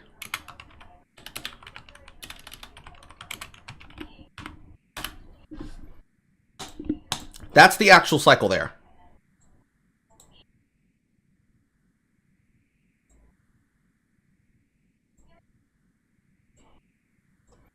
You go into the debate, you speak in good faith, whether you speak to the point of having good points and bad points, you carry yourself well, you get invited back onto someone else's channel, onto that channel that you were a part of, to then go into a debate again.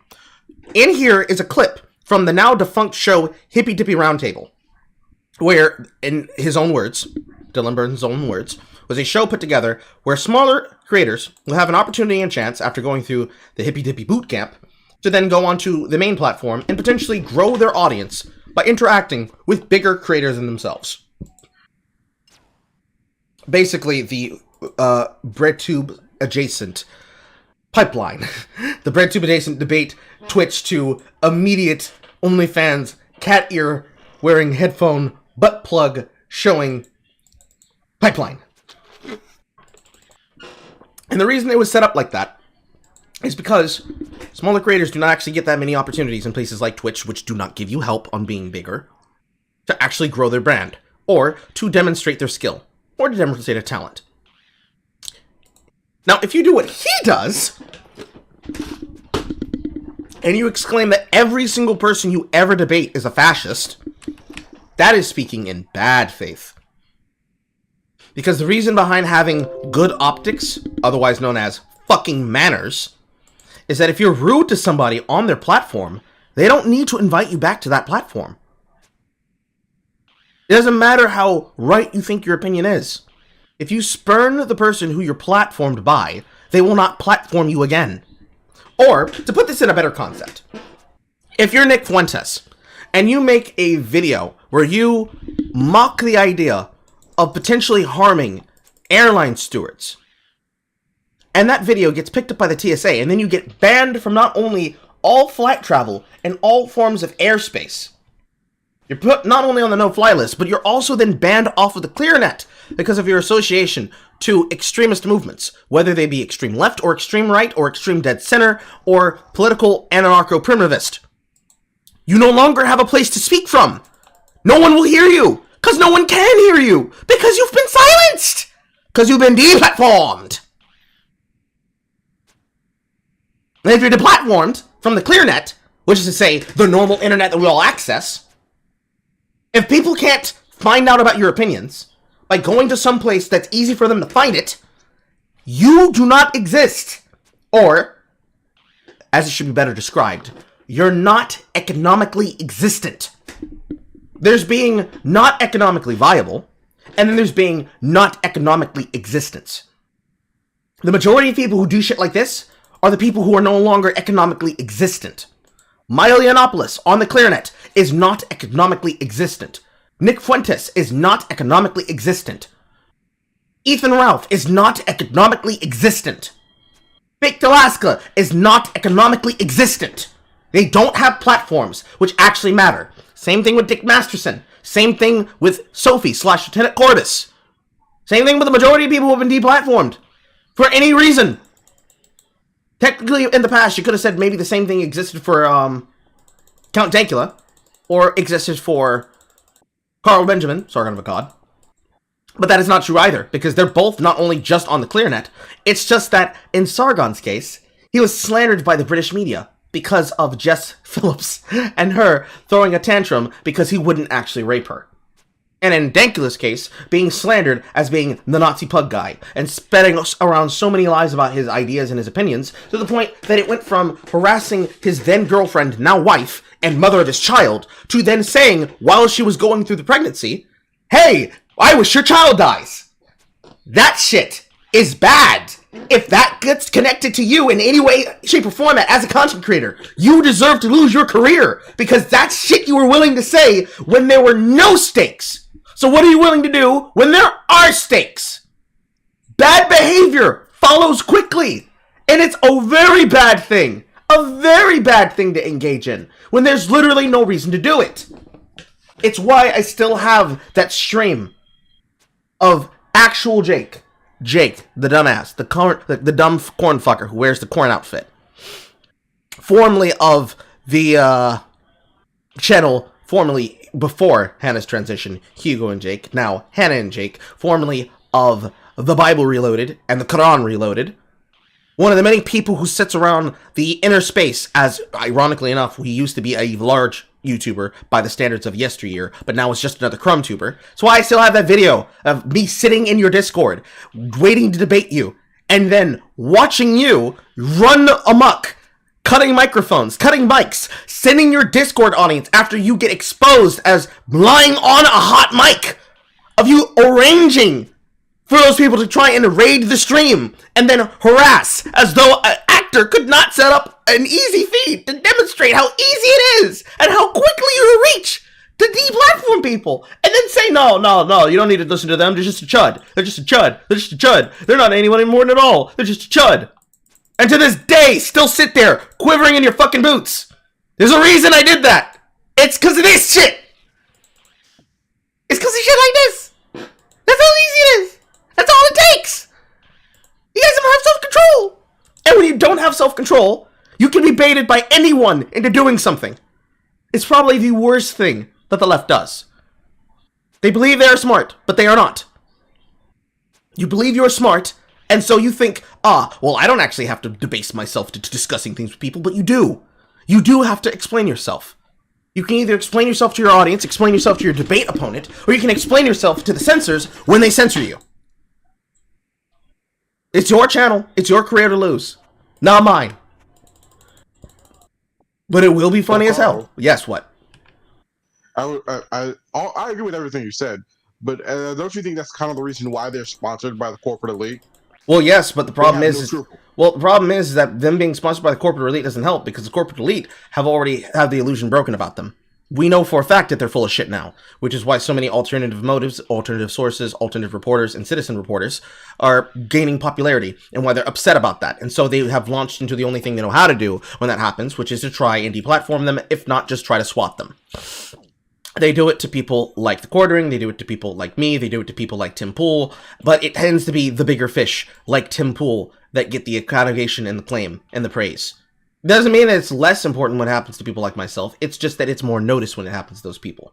And we have a responsibility not only to ourselves, but as members of those audiences, to ensure that their time is heard, and they get their day in the limelight.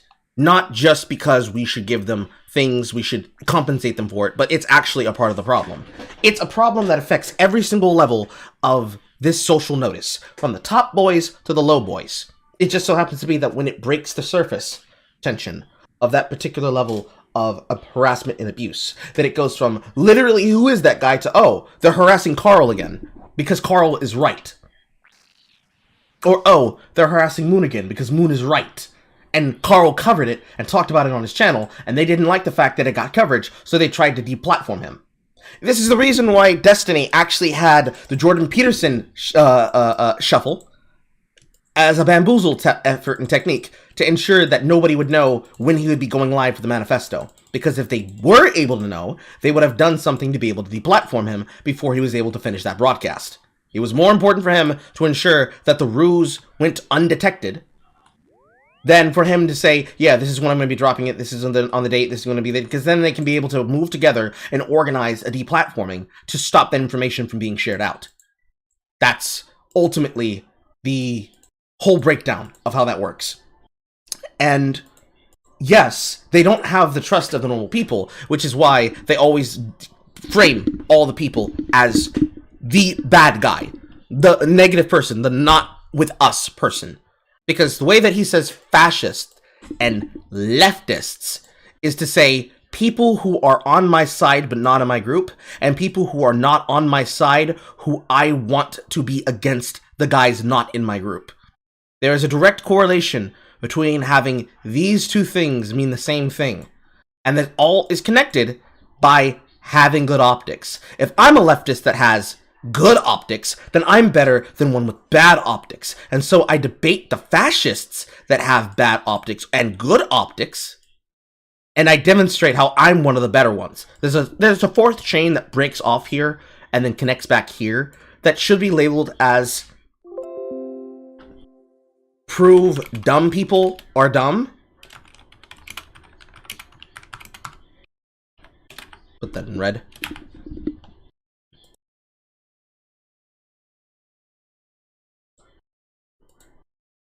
And that there is the actual chain of events. I debate people that I don't respect. I prove that they're dumb. I have good optics. I attack people with the bad optics and show that they are just like the fascists I debate. And then I go back to proving that dumb people are dumb. This is the proper chain of events that should be respected. This is the chain of events that leads to content. That's why most debates aren't useful. Because they go in circles, talking about the same topics, and rephrasing the same opinions, but in a woke perspective, in a woke light. Or, more specifically, in the buzzwords that get them the best amount of clicks to clickbait said video. This is useful, this is not. This is useful, this is not.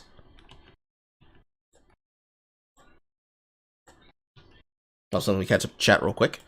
That is the animal mighty is. Armadillo. Okay. Hi, Sarah.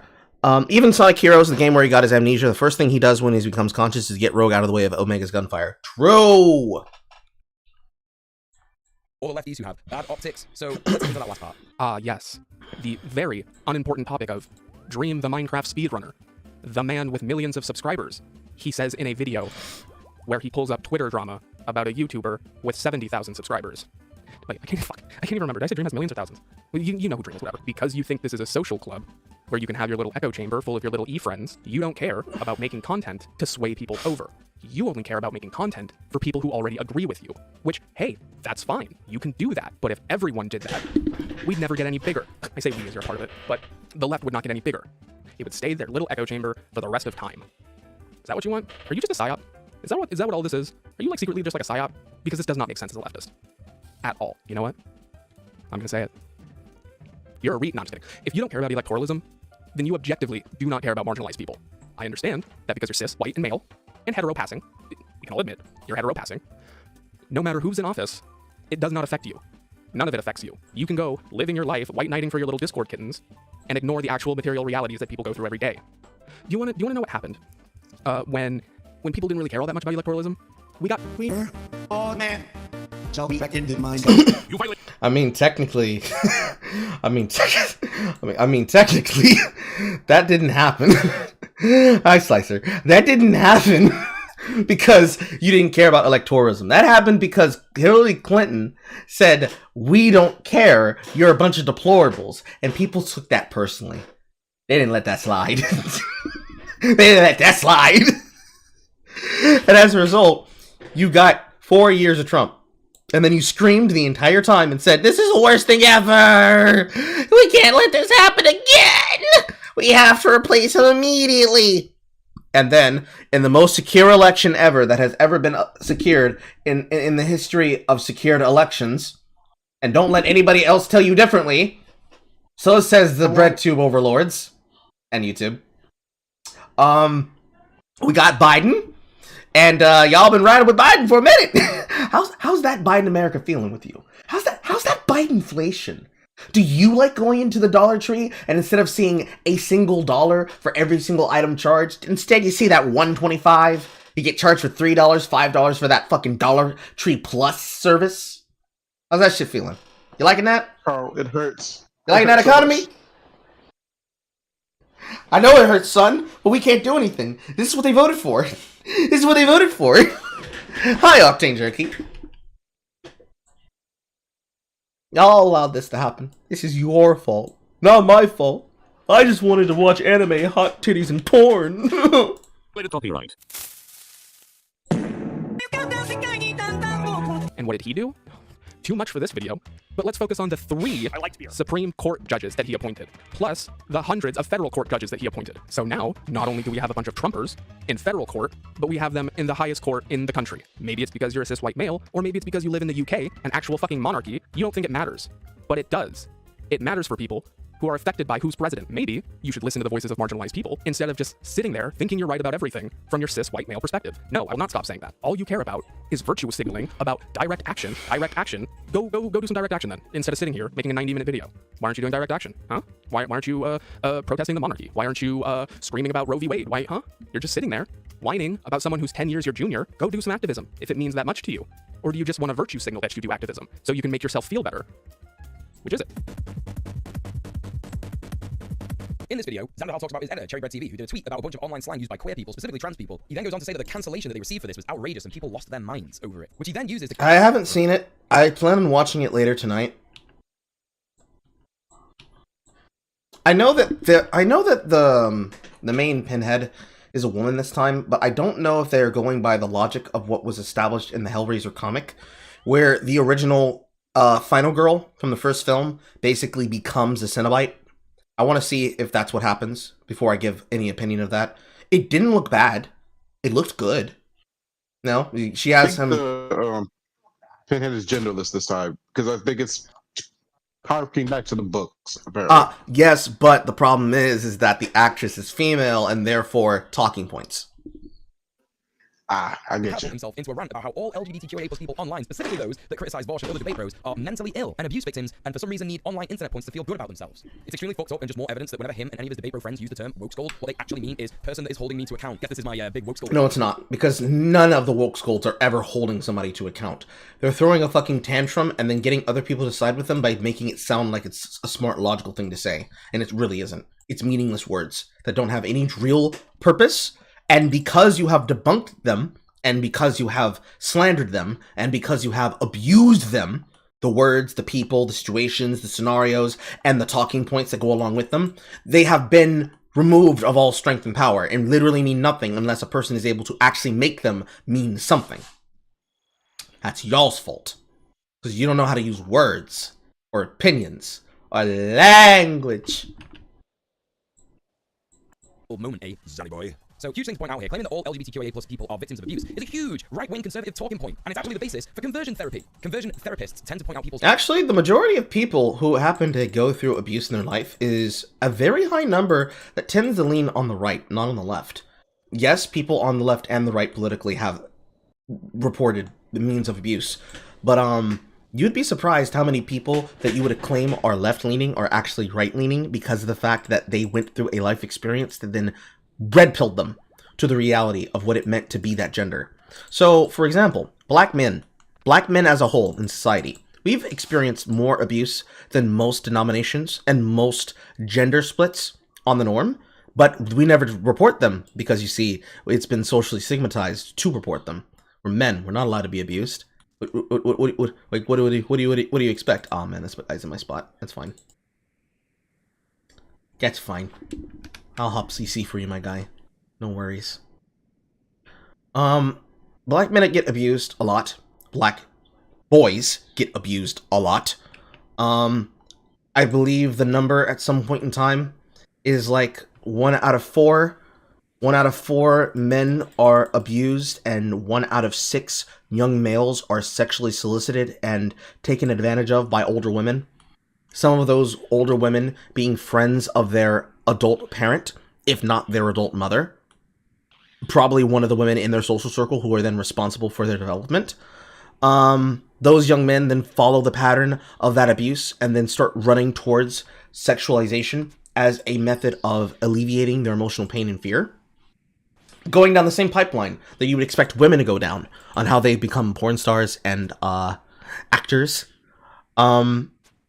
You have the social stigma in general that the majority of those men that have those encounters, especially if they have them with other men or other young men, and never actually having the ability to voice how they felt about those experiences, they can go on to be sheltered, closeted gay men, which led to the epidemic of men being on the down low, because they had to keep up social perspectives, but they didn't want to embarrass their wives or their partners. The fact that men in general are experiencing a certain level of degradation that is responsible to the very same women who are leading those movements as activists, but are never actually listening to the opinion of people that they claim should be speaking up for those things. There's a bunch of statistics that go along with this, and I'm pretty sure if I was to ask Aiden if she would just do like a little bit of research, she could find those numbers for me. But even anecdotally, that is bullshit, what you're saying here. It is the shit. It is very shitty. Very, very shitty, bad. Stop it. Carl, anecdotally, both of us are abuse victims, so we could just go, that's bullshit. What?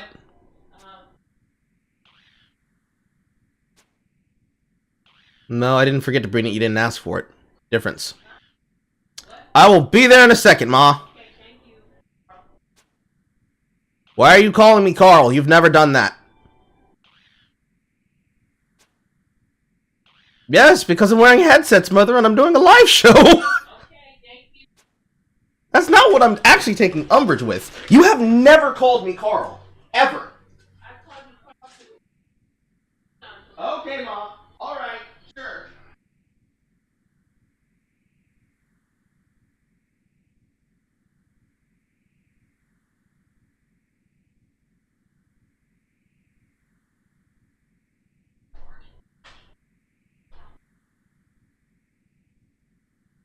I may act like I'm inattentive and an aloof son, Mother, but you have never called me Carl.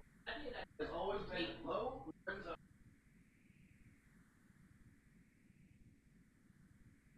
Yes, but you're my mother. You're not my chat. You don't need to be sorry. You just need to feel seen and exposed. Because you are. Mother Coral, everyone. Wrong side of the door. Mother Coral, everyone. She's the voice that lives in the back of my house. She's like the relative that you never see. Like the Big Bang Theory. I've talked to her. Fun experience. Yes, you have. You made her angry, remember? I did try. Anywho. Hello, son Osama. Post the statistics. I'll find them. I'll eventually find them. They're like reshared everywhere, so it's not that hard to find them. I'm pretty sure if you were to Google like black male statistics, sexual abuse, you could be able to find them easily.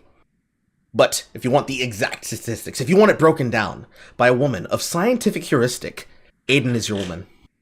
I just want to show my friends, to be honest. My Nigerian friends need to see this. Yes, show them my stream. Bring more people. Abuse as a reason for them being queer. Not enough attention from daddy? Well, you became gay to get attention from other men. Not enough attention from mum? Well, you became gay to fill the feminine-shaped hole in your life. Not all queer people are victims of abuse, and not all victims of abuse are queer. It's a huge false cause fallacy. Not always. I mean, it's not always going to be the case that every single time a sapphic decides to become a woman only seeking woman-loving women relationships, that means that sapphic was abused. In most cases, it's that they didn't feel like they were always supposed to be straight. And so they try to go after the experience that would fulfill them the most in their mind and opinion. And they just happen to arrive at, oh yeah, I'm gay. Or, I like having sex with women, but I also like dick. It's very egalitarian that way.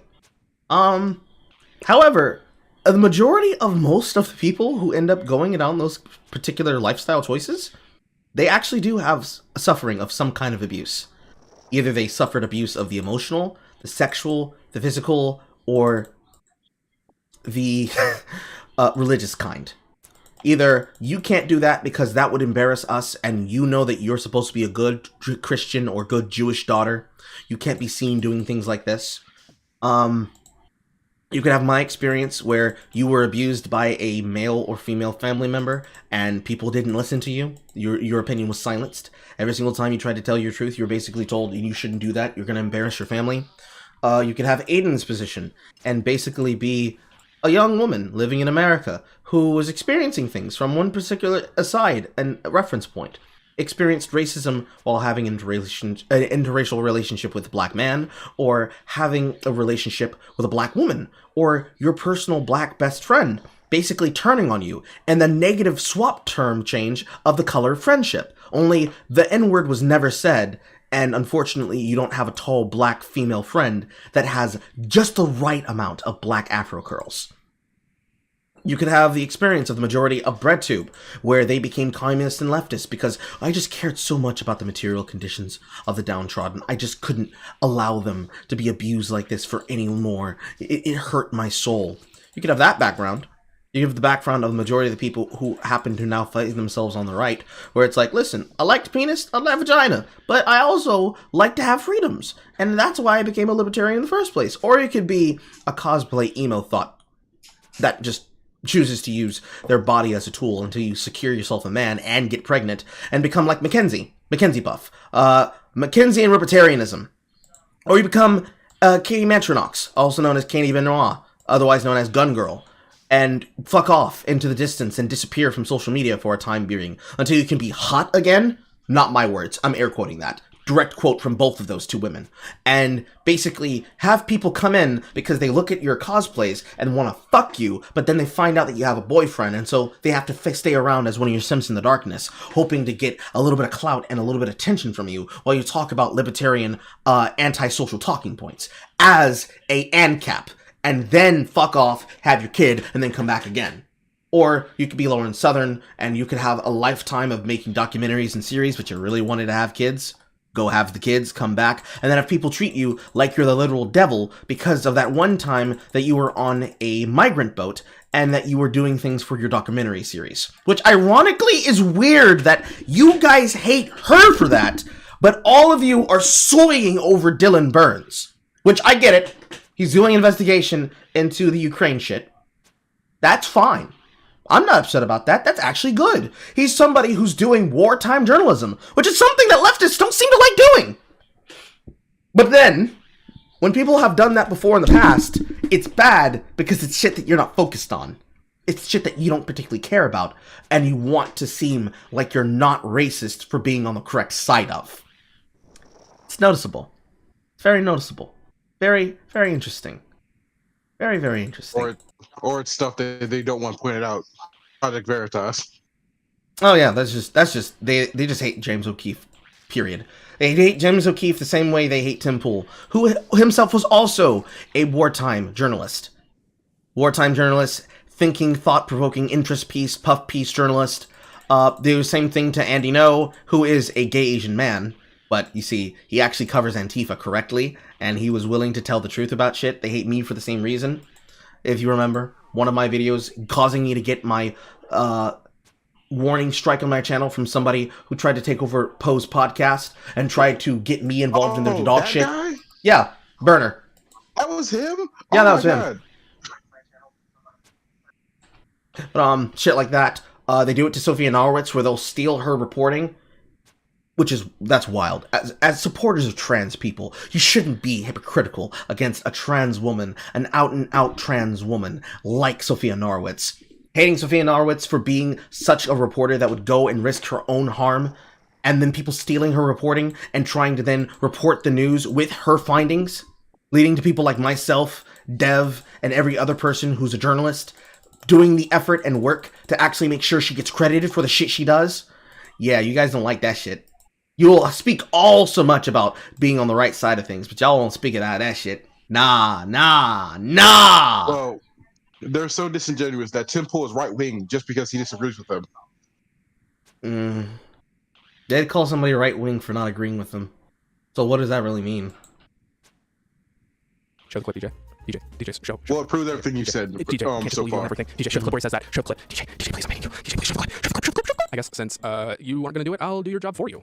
He actually says this. Isn't it kind of pathetic? It's like predictable at this point, like the tides, that like a completely innocuous, harmless joke coming from a trans femme who just doesn't have the indicators of it in their bio could be absolutely fucking dogpiled with the cancellation by on my left. It happened to Velocity too. Remember like a month before Velocity came out as trans, Velocity quote tweeted like a tweet by a news outlet that said Trump was preparing for like a transition to Biden's administration, and then Velocity said, oh, I wish her luck on her transition, and she got canceled, and everyone was like, you're not trans, you can't say this, and she came out as trans, and had been like secretly transitioning for like a year beforehand. Like, the LGBT community online, due to factors that are probably deserving of their own discussions, I'll probably get into on their own, are very toxic and extremely abusive. They are, and I'm not going to pretend like I know why that is. All I know is that just in case. My main theory is that most people in these communities are themselves the victims of abuse and are themselves subjects to discrimination and all sorts of isms and ifs that probably cause them to be in situations that are going to be less likely to be, happy, fruitful lives, and that usually tends to lead to people being abused and miserable. And I think those are the issues that we need to solve in order to like prevent miserable people on the internet from engaging in this type of toxicity. I think that a really good way to solve the woke soul problem, quote unquote, would probably be to like help spread awareness about LGBT people, to help make it so there are less homophobic and transphobic parents out there. That's a big part of it. And now I'm starting to see it as hordes upon hordes upon hordes.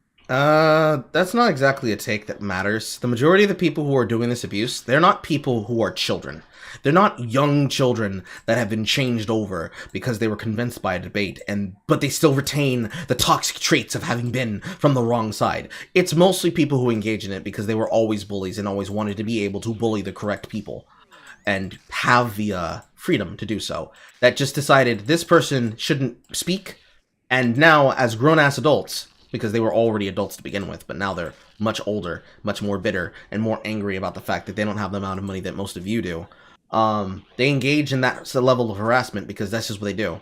Because no matter what you say about Kiwi Farms and other sites like it, Kiwi Farms, Docsbin, lolcow.net, all of those places, they are not even close to the level of harassment that you guys would do on Helldump on something awful behind your $15 shitposting club fee, let alone the amount of doxing that you do alone in your Discord servers, or the antagonization that you would organize in said Discord servers. They will never be close to the level of toxicity that you guys do.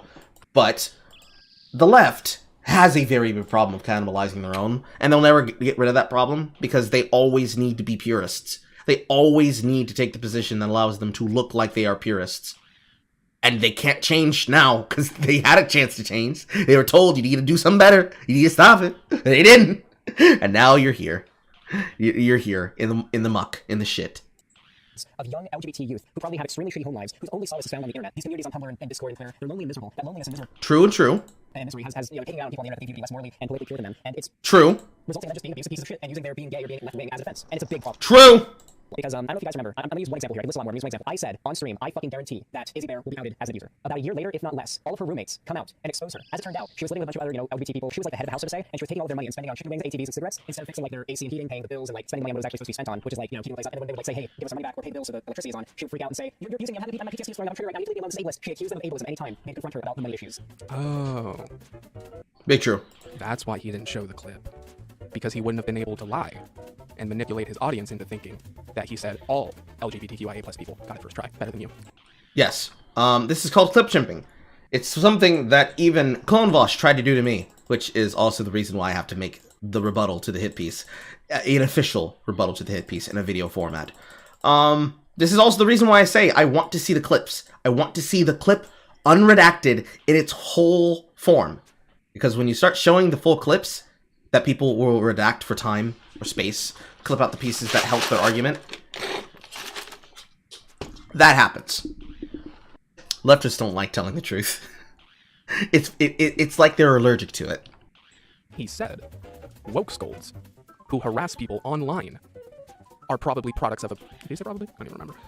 He said, woke scolds who harass people online are a product of harassment themselves. I even remember on my personal Twitter account, which I'm not going to shout out because fuck you, leave me alone. But follow my other one. Follow my eco account where I post dank tweets like this one. Super dank LMAO. This is supposed to be the dank okay with the laughing emoji, not the white supremacist okay. Do you guys remember that? How a bunch of like white supremacists were doing like the okay sign and people were calling them out and fucking normies were like, oh, they're just doing the okay thing. That was wild. Where was I? Oh yeah, he didn't say all LGBTQIA+ people. He just said woke scolds who abuse people online. If he didn't show that clip, I guess he wouldn't have been able to go on his tangent, so that way he could virtue signal, I guess, make himself feel better. I mean, if we want to play that game, we can play that game. We can play games. Here in this video titled "There Are White Supremacists in Your Twitch Chat," he says, and I quote, he doesn't like banning people who are white supremacists from his YouTube chat because he likes it when LGBTQIA+ people get bullied to suicide. Yeah, he said that. I'm just going to show you the silenced version and not actually let him speak, and you're just going to have to trust me in transcribing what happened. Yeah, he said that. That's crazy, right? That's wild, DJ. Why would you say that? You disgusting human being. You like it when gay people off themselves? You like it when gay people go for a long walk off a short bridge? Huh? Not really an ally, are you, DJ? interesting. I kind of understand why he does this. It's kind of fun just lying about people. I think I should do it more often. Did you know? Allegedly. Matt Walsh touched my pee-pee when I was 10. Allegedly. This is fun. Where was I? And we'll substantiate this more later on, but this is an abuser tactic. This is a manipulation tactic. To just lie about someone else, to manipulate your audience into thinking that they're a bad person just because you don't like them. It's super annoying because yes, some people are toxic online, but just... Yes, but it's more than just that. It's, I don't like them, and I don't want you to like them either, and I don't want them to ever have good press, period. Because, ... insert line here. So, if I was to speak as Clone Vosh, I will lie about SinglePlayerCarl, because I don't like SinglePlayerCarl. I don't like the fact that he and I have the same background, but he has more life experience than I do, and somehow has more friends than I do that are in high places, and yet, with those friends, does not use them to create a career for himself. I don't like the fact that he's secure in himself. I don't like the fact that he makes me look dumb. I don't like the fact that he'll call me on the spot with evidence and facts and arguments and resources. I don't like the fact that he does that, so I don't want him to get good press, because when he gets good press for anything that I think I should be rewarded for, it feels unfair. It feels unfair, and I don't like it, and I want it to stop, because fuck that guy. Log off. You don't have to see those people. Yeah, fuck Carl. For most people, but you see the people that Xanderhol's actually talking about here are just people that disagree. But when though? Lube or unlubed? Oh no. Man, you can't have that. Oh no, God forbid. Just close the computer, forehead. Just log off. Just log off and close the computer, forehead. You don't like it? Just log off. Just log off. Just logos and pathos off the computer, dude. If you. So the problem, there is only one problem that exists with this. This is always going to be the greatest defense for cyberbullying harassment. Block the person, and if you can't stop thinking about it afterwards, log off. But this is when you have the ability, mostly as an anonymous person, to do that. Anonymously, you can be able to block a person who you don't know, not interact with them, log off, and never have to deal with any of the shit that would come with it. When you're on the level of being a creator, when you elevate yourself to being a person who actually does work outside of that, you don't get to have the ability to say, log off. Because, as you have seen if you've been watching my streams, when a person decides that they want to harass you, they will harass you. They will do the best and the most to harass you. They will continue attacking you. They will continue mocking you. They will continue contacting you, trying to get in and talk to you as best as they possibly can. And they will keep doing that as much as they can, as often as they can. And they will never stop. They will keep going. They will push and push and push and push and push. Almost fucked up my bank tab. And push and push and push until they get what they want, which is either attention, to unsettle you, to antagonize you in general. Any of the things that person can do and will do. They will do it because they don't care. They don't want to care, because caring is for losers. Why would they care about things like this? They instead want to care about the things they want to care about. And unfortunately, when it comes to online spaces, when it comes to people doing things in this way, the only thing that really matters to those people is teaching you a lesson. Whether or not they actually succeed at doing so is immaterial. They want to teach you a lesson. They want to put you in a place. They want you to feel something. If all you're feeling is annoyance, they don't want to be involved in the solution of a problem. They want to cause problems. They want to be the danger. The only thing to do to reward that is the only thing that one should do to reward that, which is to ignore them. But it's very hard. It's very difficult to ignore people who are going out of their way to be in your face.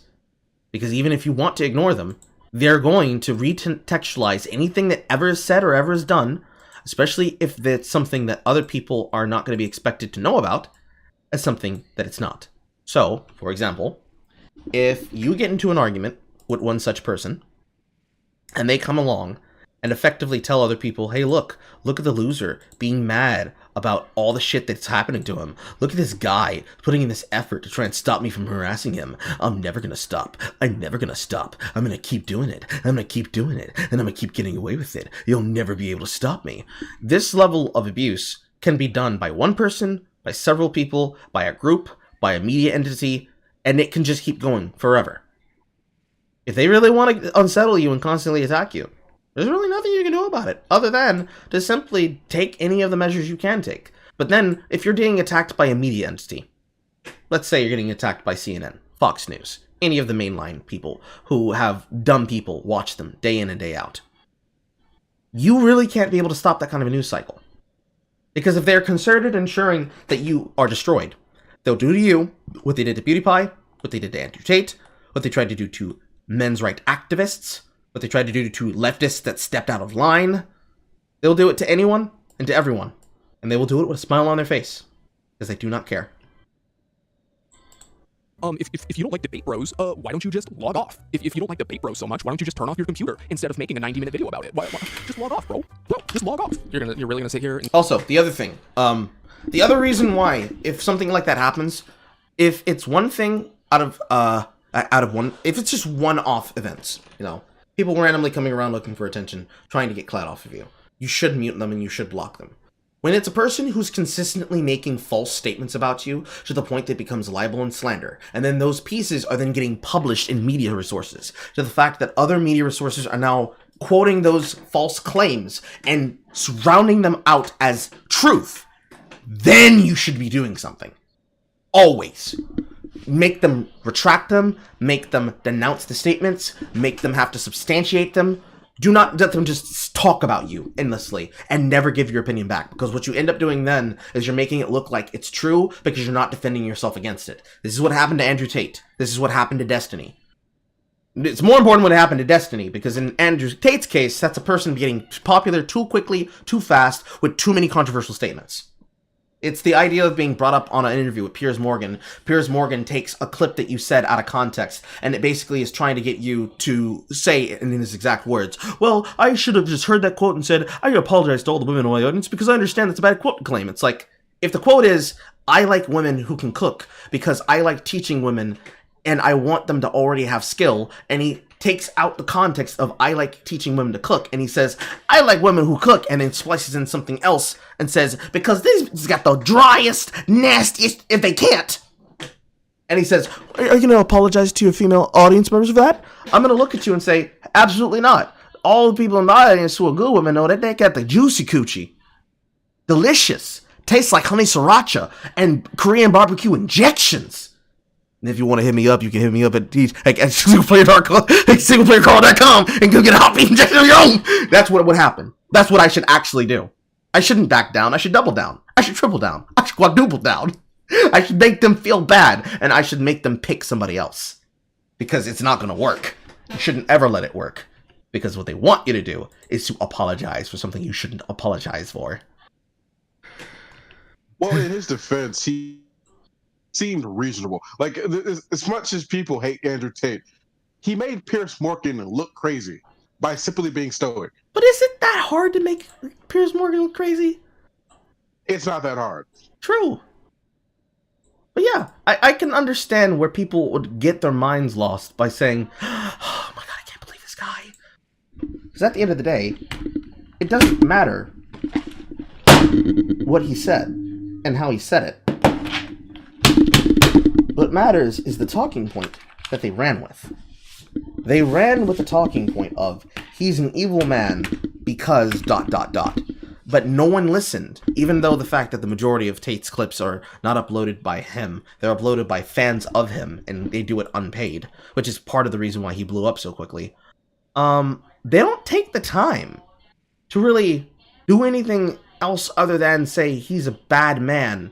We can't let the bad man have clout. And that doesn't sit right with me. I don't think that would sit right with anyone. Whether or not you think he's the devil or not. But it's really bad if it gets to the point of he's a bad man, he shouldn't be given the clout and the attention, but then at the same time, you're giving him the clout and attention that you claim he shouldn't get. The math's not mathing here, Mathis. The math isn't mathing. The math isn't mathing. And I'm doing algebra and trigonometry. This ain't hard. And say that people can't disagree with him while you private your Twitter, and also said this. And you know what? While we're at it, why don't we take a look at some of his other tweets before he was able to, lock it. Let's see what he had to say. He said this one. I'll just let them play because I am thirsty. Let's see, read this one at the beginning. So, as I said before, Gusanos is a Cuban slur. That's a slur against Destiny. It's not you goofy Gusano, so repeating it again directly to Destiny's account, which the Amuleter was Destiny's account. Repeating Gusano again. Here comes the bro abuse scumbags.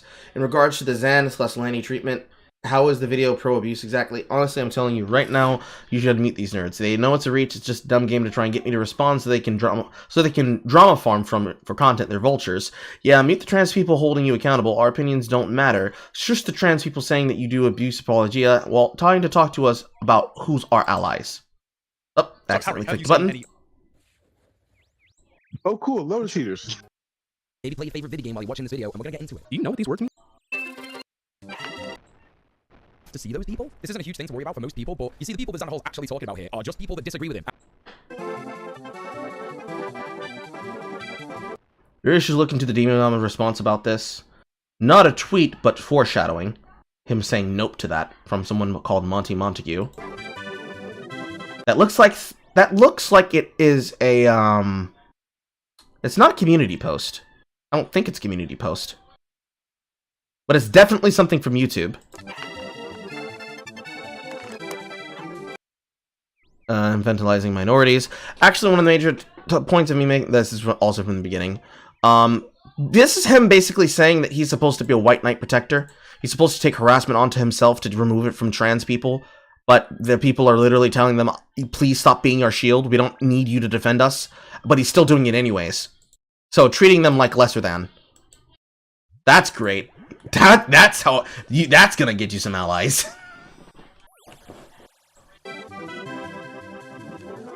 Locking the account now, not for any other reason than I fear these nerds might harass people I'm replying to. That's cap. That's a face mask. That's a whole ass helmet. I fear these nerds might harass people I'm replying to. I never turn off the comments on the video because it's such good evidence that I'm right about these fuckers. They're no better than conservatives. Guys, I'm gonna lock my account. Not because people are harassing me, but because they're harassing other people. Because locking my account doesn't actually prevent them from interacting. They can still see what I'm posting. They can still comment on the thread. They can be able to go through the follows. They can be able to look at the tweets that were still archived and then find out who's posting on them. They can be able to do a Google search, and they can be able to do a Twitter advanced search and find where these people are and still harass them. And now you won't be able to actually have your words seen because you locked your account. This is totally normal behavior, my guy. Totally. That's crazy. I'm gonna pee so much later.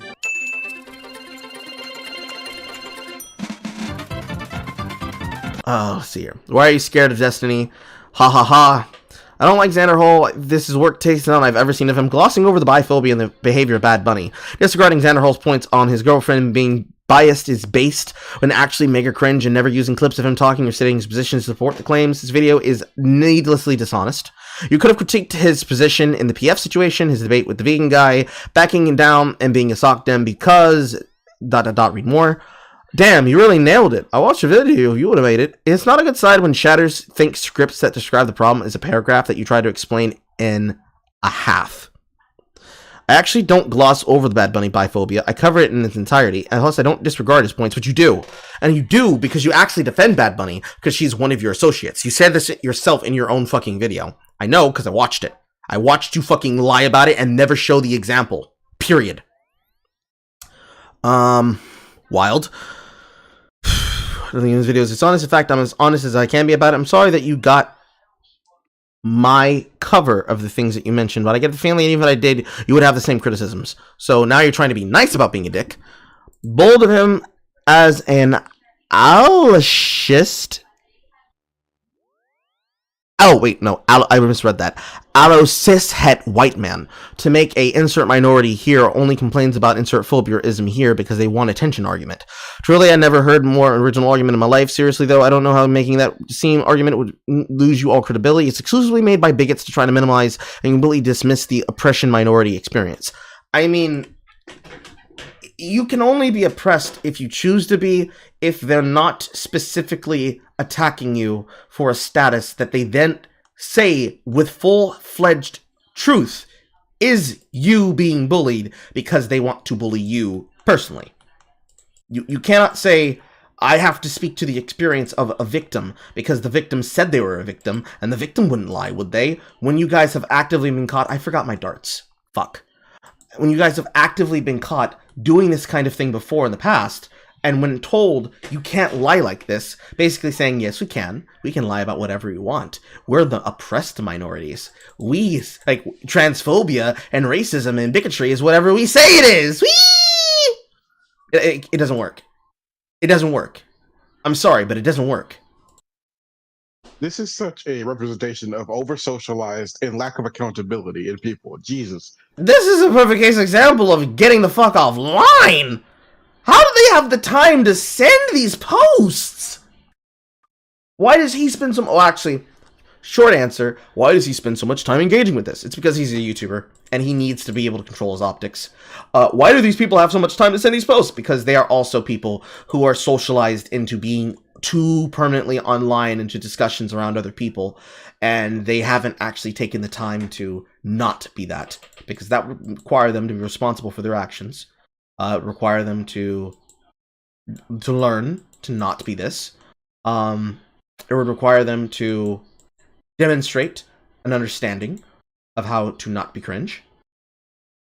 It would require a lot of things, and they unfortunately don't have the ability to do that, because that would require them to actually learn how to be better orators, better speakers, better thinkers.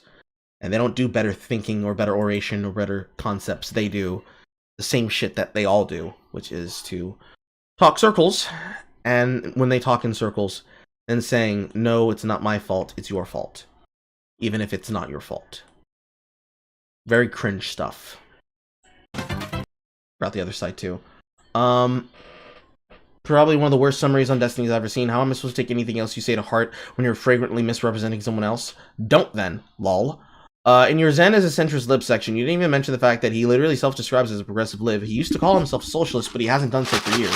When asked about why he changed the label he identified with, he said that he felt pressure to identify with an ideology that he didn't understand. So he's a self-admitted lib. Yeah, there was only so much of his content that I could watch without losing my fucking mind, so definitely gonna have missed bits like this. Now, this directly goes against what you said here, and here, and here, and other things you've said in the past, as well as what you've stated on your timeline. But okay, interesting. You care so much about how you're going to frame the person's behavior, but you can't be bothered to watch the fucking content that you're criticizing. Got it. I've seen a lot of fake wannabe academia in my time, but this may be the worst. I'm embarrassed to have watched this pathetic excuse of a dissertation. Oh, it's you with the insane comment on the Sophie vid. Shame you couldn't go as mental as you did here, though. Far less entertaining. I don't care to see what it is, because I'm pretty sure he's probably deleted at this point. I don't want to waste the time to look. I'm sure it was very cringe and very based. Sure. Code 11377 literally means meth possession. Hey, check the part after this where I say I don't care, Amal. Wouldn't that be a very important detail, which is the reason why it was included in the beginning by Echofish, that somebody should call the police immediately? Right. So, don't care about context, don't care about details, talking shit to people in the comment section. Why are you replying to them? Why didn't you just turn the comments off if that's how you felt?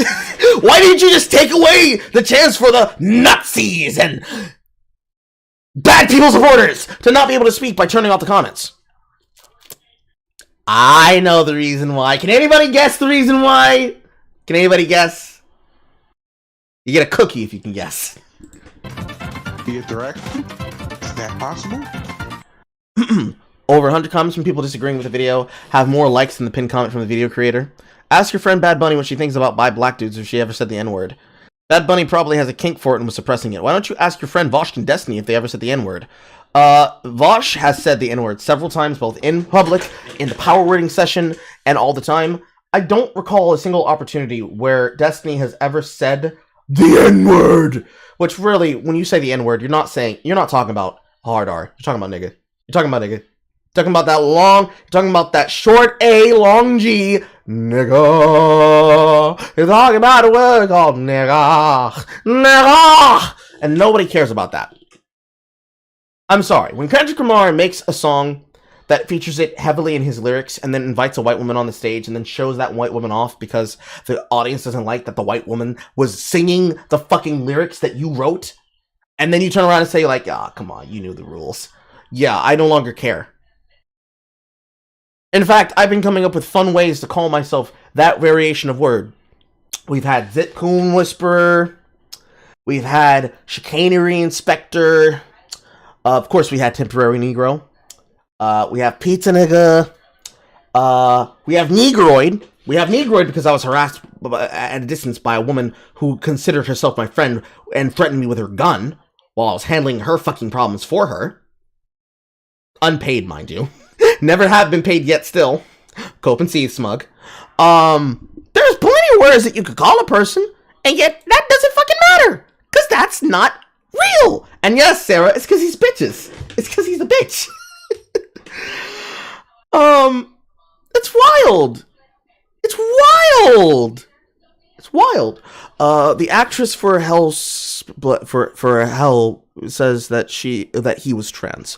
I don't know. We're gonna find out. I like to to be honest. Catching up here. So one time review available for the new Halo reboot was finishing and always been a fan of the franchise. Pirate that shit.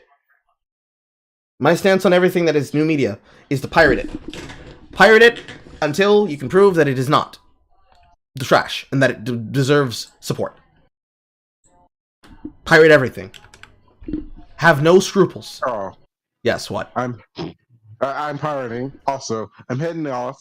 I need to touch grass after seeing all this awful behavior of people.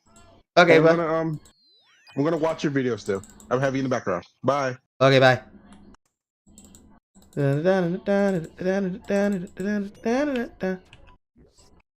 Let's see here. I'm trying to do this at the same time. This is probably the worst thing for me to try to do.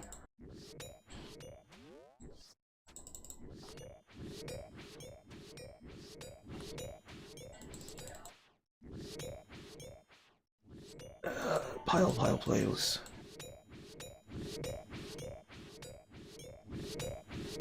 And they're stacked. You're gonna hear that sound effect for a bit, ladies and gentlemen. I'm sorry. The charges were meth possession. Oh, wait, start up here first. Chappie. Silly man, what about the pages of slurs that your friend is credited with? Just gonna leave that out? No, I literally mentioned it, you nerd, Amal. But you don't. You actually just show clips that, hey, it exists, and then make excuses for her. The charge was a meth possession charge. Do you realize how bad this makes your video look? You put it out of your way to portray Xander Hall as a liar, and you needed a quick Google search to confirm his accusation. I don't even follow Xan. I haven't seen a single video of his, and I'm fully on board with him after watching this. Your hit piece is so bad that you made me like the guy that I previously didn't care for. Yeah, thanks you.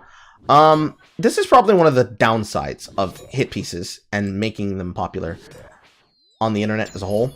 The worst thing that you can do with a hit piece is basically bring people around to be on the side of the person who you're trying to harass with your hit piece in the first place. It's a very bad thing to have happen because you want them to hate the person. But if you demonstrate that you're actually treating them unfairly, and people consider it to be some scumbag level things that you're doing at the time when you're doing it, and it comes back into your face, and you can't actually explain the reason why it's a thing that you're doing in the first place, you start looking very, very dumb.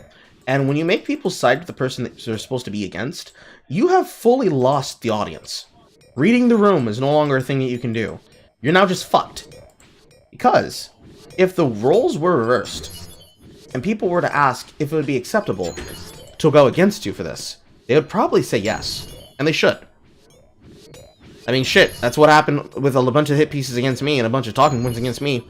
People tried being based like Carl, and they ended up fucking up. And then Carl was based. And I brought people from their side to my side. But hey, what do I know? I'm just a Negro. Let's see here. I know that you can just not like someone who is mean to your friends, block them, and move on, right? You people are all the same. You have to frame every single personal beef you have with someone with sign of righteous crusade against someone fundamentally evil person. It's pathetic. What are you doing in my comments then, Amal? He's leaving a comment about your comment, and he had more people than you. In the Keffel's term. You got ratioed, son! You got ratioed! Ratioed! You're unbased! You're cringe!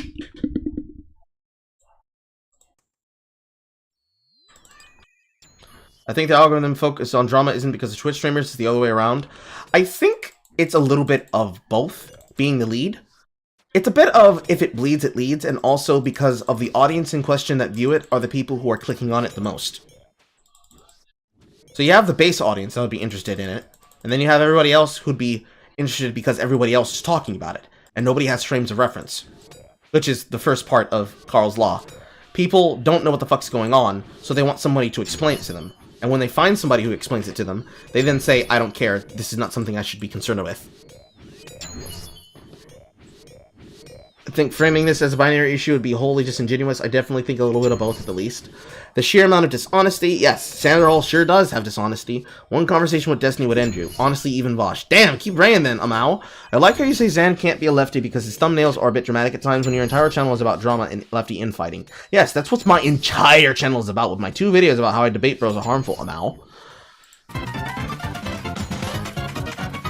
I don't think I'm gonna read anymore. I think we've gotten the point across at this point.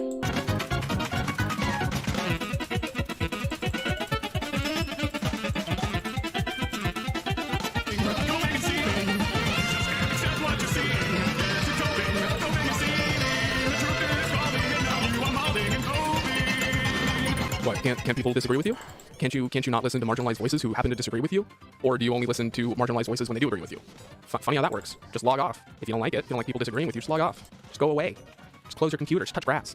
Forehead, biped, bald head, cue ball, cue ball! Also, this tweet is my favorite, the one I put in the intro. The one where he infantilizes people of color and marginalized people and acts like their white savior, and then immediately privated his Twitter. I think that's so fucking funny. I am dying of laughter. Could you have any more of a white savior complex just so that way you can self-aggrandize and make yourself feel better? Huh? The infantilation of trans people and marginalized people, that they're not able to stick up for yourself, but then... Ooh, we have ourselves a tweet from fucking... So, this is Punished Mother, originally going by a different name on social media. This is a woman who got her start by being a communist, but posting her thirst traps on the internet.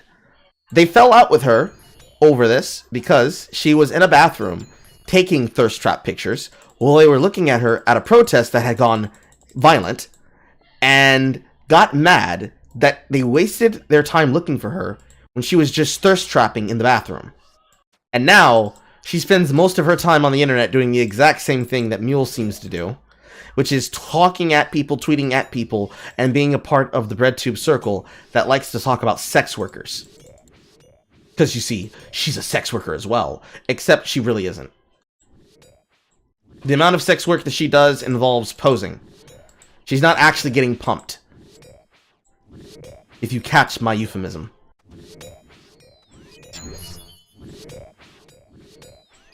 You turn around and act like you're going to take the brunt, you're going to take the punching, and then to go into hiding.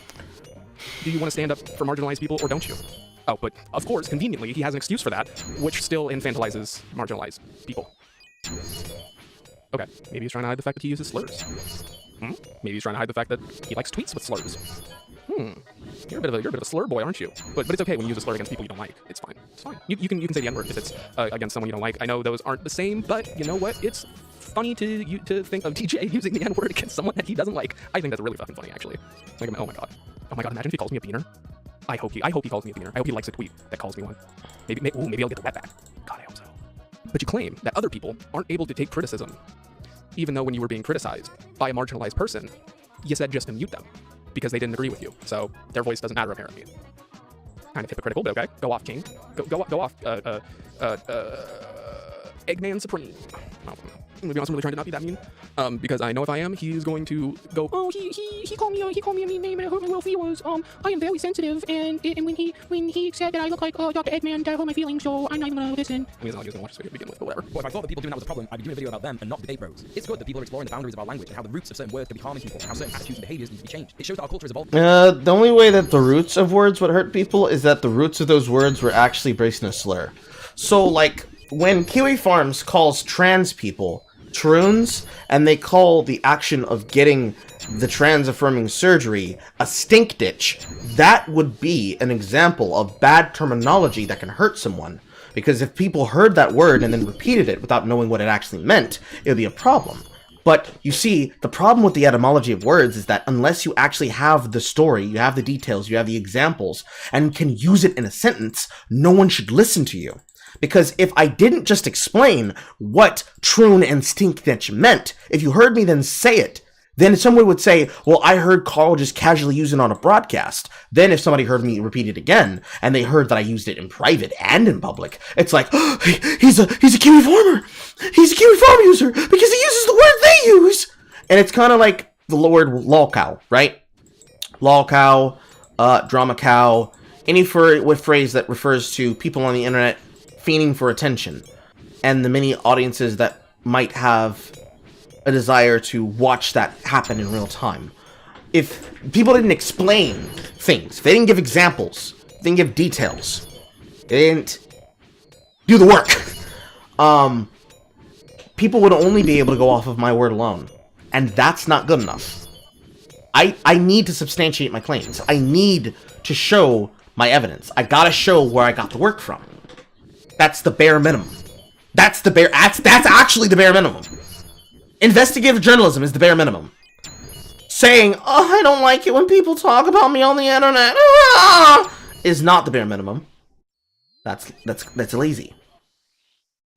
That's lazy and bad, and you should feel bad.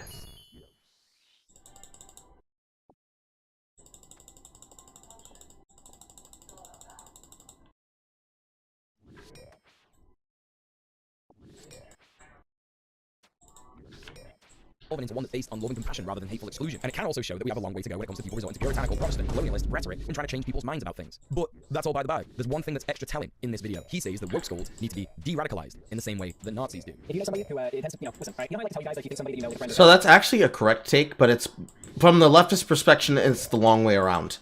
The way that you deprogram someone is that you have to prove their ideology wrong. So when someone says 2 + 2 = 4, or someone says something that you know for a fact mechanically is an incorrect consistency in either a video game you play or something else that you do, you have to not just prove that they're wrong, you need to get them to say that they are wrong. And you need to do it with multiple audience members while you're doing it. Because the only way to get people to admit their fault is to get them to show that they are out of pocket. You need to turn audience opinion against them and basically smear them with the very same words and actions that they do. And I don't mean smear as to prove that they're to call them a liar. I mean you need to show that they're off kilter and that they're very cringe. Basically take the power of optics that they use against other people and turn it on them. And make sure you say their rhetoric back to them, which is exactly what Echo Fish has been doing this entire video. That's the only way to deal with them. Because the reason why people stop believing in the actions of the Soviet Union, or more importantly, the National Socialist Party of Germany, is because they lost the war. It's the same thing happening right now between Ukraine, Zelensky, Putin, and Russia. Russians need the optics of looking like they're winning, by looking like they're bringing peace to a union in a region that was crying out for the Soviet nation of Mother Russia to come save them from the evil communistic dogs of the Ukraine. They need that. That's optics. That's good optics. If they went with the bad optics, and it would end up being bad and worse. It'd be something that would make them embarrassed, you know? Because, of course, it's like when people talk about the Revolutionary War. It's like people talk about the Civil War. Why would you want to have the flag of the Union Jack? They're the ones who lost. Why would you want to have the flag of the Confederate flag? They're the ones who lost. They like to repeat that multiple times over. For some people, it's a matter of Southern pride. For some people, it's a matter of the fact that it existed. For some people, it's a cool-looking flag that they like to have in their car, and they happen to live in the South. No matter what it is that you're looking for, the best method to deal with people like this is to do that to them. It's basics of a struggle session, basically. But rather than you're getting them to say something that you know is not true, but your party represents and runs on the platform of. It's getting them to tell the honest truth and removing any rhetoric to the opposite. I make you tell the truth, and I make you say the truth on a electronic record. So I can just say, oh, is that what you said? But didn't you say this? Click! And then playing it on repeat. That's what leftists do. They use that tactic themselves. It's just that when they look for it, they look for the talking points that they can use for their benefit.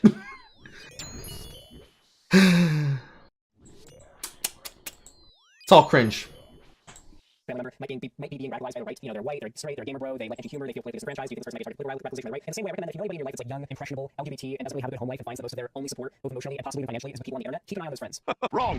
So if you're a Zan fan who've made it this far in the video, I gotta say kudos, because most debate bro fans don't really watch the video and simply react to things out of context and then claim that I'm doing the same thing, despite the hours and hours and hours of content I've watched from your special boy. And some of you are sat there saying, well, no, Zan is not a lib, he's not a centrist. What do you mean? He's progressive, he's a leftist. Alright, calm down. We're gonna get into it. Just grab a nice drink, some snackies, maybe play your favorite video game while you're watching this video, and we're gonna get into it. Do you know what these words mean? That's me! That's me, guys! It's me! No, do you understand the words that are coming out of your mouth right now? Because I don't think that you do. Like, I get it. You learned a bunch of words from your cutesy little Discord server where you and all of your little powwows can LARP as leftists, and you just say, oh, state power, down with capitalism, what are other lefty words? Marx, state violence, police bad. Call the fire department because police are on fire because they bad. Sounds like you just want to use lefty words to fit your lefty aesthetic, because that's all you care about. It's coming across as a leftist without actually understanding what it means to be one. That's funny. That sounds kind of ableist. Are you making fun of people with attention deficit disorders? Are you making fun of people who have ADHD? Oh, what, you can't sit here and watch my video without your Are you making fun of neurodivergent people who are a little bit based?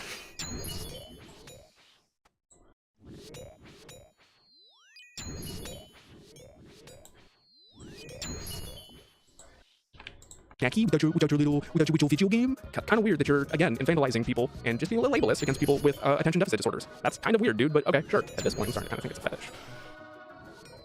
Gross. So let's go right back to his first video that got a ton of views, how I almost became alt-right. He starts off by saying he never really went into politics and had a fairly progressive mom who told him why it's wrong to be racist, misogynist, and bigoted in general, and that he was super disappointed in the USA and Americans in general when Trump got elected because even he could see that Trump was a bad guy. He then talks about his radicalization through YouTube content. It's so weird listening to this because it's almost like he's talking about himself when he talks about Chris Reagan, who he describes introduced him to alt-right content. He says that Chris described... Chris Reagan isn't alt-right, though. Even though I've listened to both versions of this video now, we're going through this version, that's so weird to hear him say. There's no world where you could have thought that Chris Reagan was alt-right. Not even right of center. He has always been a Bernie bro. It should have been fucking clear to you when he was dating Lacey Green. But okay. himself as center-left and did a lot of content about how feminism was obsolete in the USA in 2016. Obviously, Xanderhal doesn't do content like that, but he does do content that attacks people that are too left-wing for him or annoy him personally. A lot of similarities, you know? The video is very short, so I encourage you to watch it yourself, but the long and short of it is that he went further down the pipeline until Charlottesville and murder of Heather Heyer, and then he saw that shit was actually really bad and wrong, so he started to lose faith in it. He then talked about how Destiny pulled him out of the alt-right pipeline. For those of you that are somehow blissfully unaware of Density, here is a quick recap. He started making content on Twitch when it was still just in Density.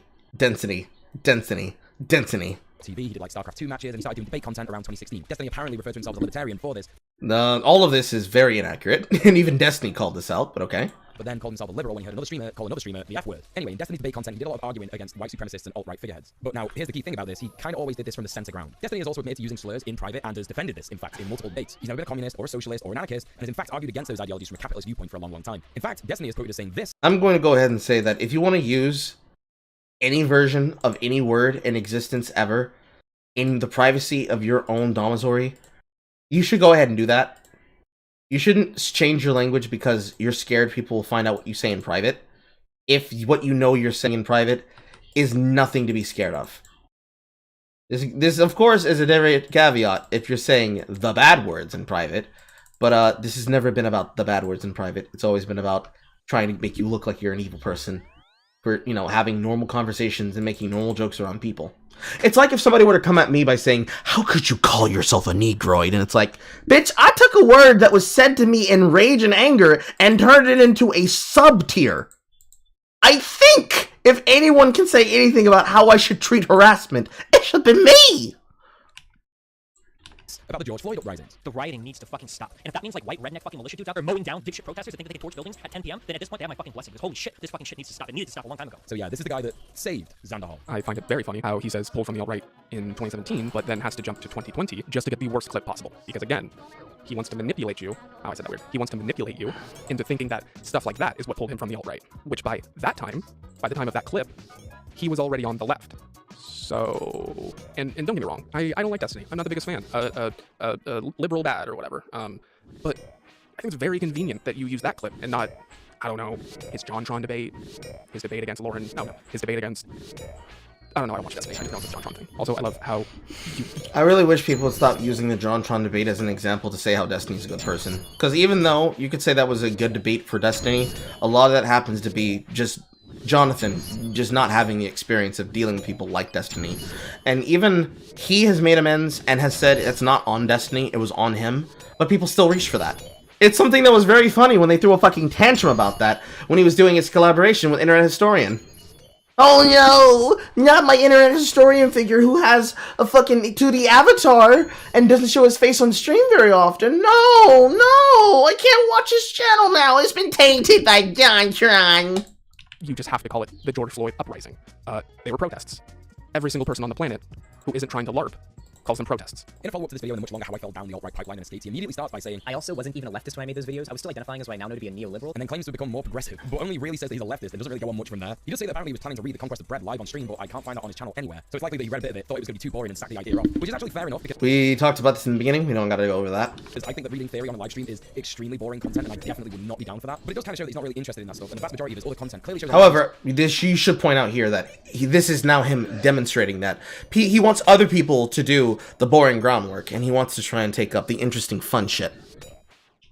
To quote Christy Winters, why don't you dig deep and really challenge yourself with something invigorating? Struggle intersects with the civil rights that he supports. What's also interesting to point out is that while Xanderhal says that Destiny saved him from the alt-right pipeline, Xanderhal doesn't appear to have actually ever been debated on his alt-right views. He simply saw an example of right-wing views being torn to shreds in the form of Destiny being a white supremacist. The major difference between this and other forms of de-radicalization is that it simply made him not a Nazi. It didn't make him a communist, an anarchist, or even a socialist. The more and more that Xanderhal gushes about Destiny, it becomes clearer and clearer that he has a deep love for the guy, and that he wants to emulate him in every way. He says that the edginess of Destiny made him think he was cool, they made a lot of friends. Successful? Successful. Yeah. Destiny's Discord server. Now, the next part is extremely interesting. He talks about our Schoolboy Sean's video, The Fate of the Frogman. The video in which Sean talks about the online horror. slow sad marching to irrelevance. And Xander Man says that this was the moment that he truly understood what happened to him. Basically admitting that Sean, the video essayist, made him really understand what happened to him versus watching the date with Destiny, which simply made him stop being a full-on Sea Island Nazi. It's interesting that he talks about learning social structures and disavowing capitalism, but a lot of his content just really isn't about that. One of the most important things to happen in the last year for a lot of leftists is the wave of unionization that's happened across the US and the world. If Xanderhal was covering a lot of this, that'd mean a lot of people learning about a lot of good stuff. He's got one video that's 18 minutes of him covering the Staten Island warehouse unionization, but it's got woefully low views. Hell, I know the feels on that one. My union video and activism content performs terribly.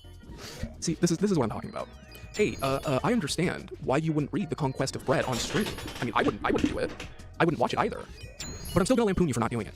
I mean, I would never do it, but it's okay when I wouldn't do it. But if you don't do it, you're a piece of shit. You're a terrible person. Please, DJ, proofread your scripts. I'm begging you. Have someone take a second look at it. Because, dear God, if it really peeved you that much, then why don't you do it? Unless you're not a real leftist. Why don't you read all of Capital? Why don't you read all of Capital? Just read it on stream. If it means that much to you, if you're willing to lampoon other people about it, just why don't you do it? I don't know how many times I can say this, but show the goddamn clip. Talk about how he doesn't understand working class struggles, instead of just saying he doesn't. DJ doesn't understand what it's like to be a leftist. See how easy that is. But if you did show clips, you wouldn't be able to gaslight your audience now, would you? Earlier, you said that debate was bad. So bad, in fact, that you had to pull out a fake Lenin quote. But since Zan said that he was pulled from the alt-right by a debate, but because that debate didn't fully make him a communist, that's why debate bad. Huh? Again, if your entire political beliefs are swayed from one extreme to the other by one debate, you didn't really have those beliefs to begin with. You just used it as some aesthetic flourish, like DJ does, and that's it. So, which is it? Is just debate bad, or is debate bad when you don't go from Nazi to commie? Make it make sense, please. I'm begging, please make it make sense. I know this guy doesn't really understand politics, and doesn't really care to begin with, but a fascist is not going to watch a Sean video. A fascist is not going to watch a Big Joel video. What they're going to watch is a debate where they think that their big boy streamer, or their big boy right-oid streamer, is going to crush the lefty, and then they get epically owned with facts and logic, and then they start questioning. They go, oh, maybe he isn't as smart as I thought. Maybe he isn't all that bright. And then they start moving over. People just don't wake up one day and go from. Technically, they wouldn't do that. They would still be saying and screaming, because this always happens, and they always do. They would be screaming and saying, no, we won. You were cringe. You were embarrassing. He got felted. Because they do it every time. Because it's the reason why most people don't do debates and question. Some people don't want to have the energy to go back and forth on topics and issues. Some people don't find it a interesting thing to do. And most people find it to be pointless, because even if the talking points are correct, even if it's something that makes sense, and even if it is something that can be sourced as true, they don't want to do the debate, and they don't want to watch the debate, because at the end of the day, it's going to be a case of he said, she said. They're going to say that they said they won. They're going to say that they said they won, and everyone in the middle is going to be like, but what's the actual facts of the story? I want to know what the details are. I want to see the actual proof. Does anybody have proof for me? And that's when people like me come around and say, like, listen, brah, here's the rundown. Nazi the commie. Maybe you did, because you just use politics like a t-shirt, like a sports jersey, but some of us actually believe and hold value to the political ideologies that we hold. You should try it sometime. It's fun. But again, I really don't think that he cares about bringing people over to the left, because at the end of the day, he uses leftism just to get laid.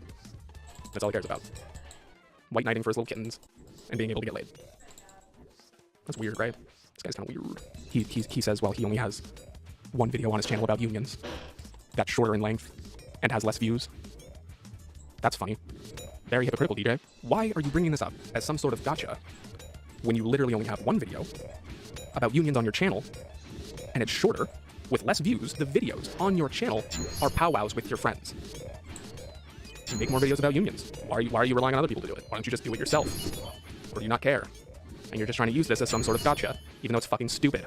As if the view count is the fault purely of the creator and not the YouTube algorithm. How do you not understand how this works? You're either incredibly stupid or willingly lying to your audience. Again, for the 100th time, it is bad when person I don't like do thing, but when I do thing, that's A-okay. But let's talk about his Joe Biden support. It's so interesting that in this video, quote, why I'm not Bernie or bust, and you shouldn't be either, Xanderhal talks about how he loves Bernie Sanders, and Joe Biden's a creepy old man who has rape allegations against him. But more recently, he just unironically tweets and retweets Joe Biden's Twitter or pro-Democrat stuff. Dan in this video also talks about Ruth Bader Ginsburg and how she dies while Trump is in office, and women's rights, trans rights, and other civil rights are all on the chopping block. Funny then how all that still kind of happened, but he still supports Joe Biden and the Democrats. He focuses in this video a lot about harm reduction, but the harm's been done. It happened under Joe Biden and the Democrats. And Xanderhal used his platform to tell people that Bernie or bust is a bad thing. Okay, I get it. Not voting for a Democrat in 2020 would have been a disaster. But you didn't need to go full pro-Democrat either. Nuance is a thing, and critical support is a thing. The main thing to take away from Xanderhal in this video is... That's funny. Nuance is never a thing for these people. Nuance is the last thing they ever tried to fucking hope to do. Oh, that's one of those dust devils. They never have nuance as a thing. It can't be nuance. It's either you're with us or you're a Nazi. That's how it's always been. That's how it's always going to be.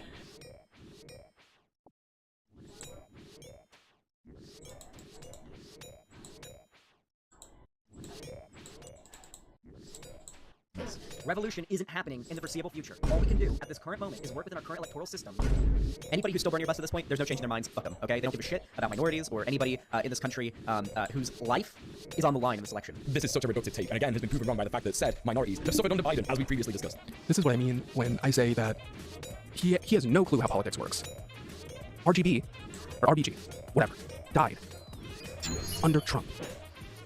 So Trump was able to nominate his third Supreme Court justice. And it was those three Supreme Court justices, justi, if you will, that was able to overturn Roe v. Wade. But suddenly, because, Technically and actually, that wasn't those three justices that did it.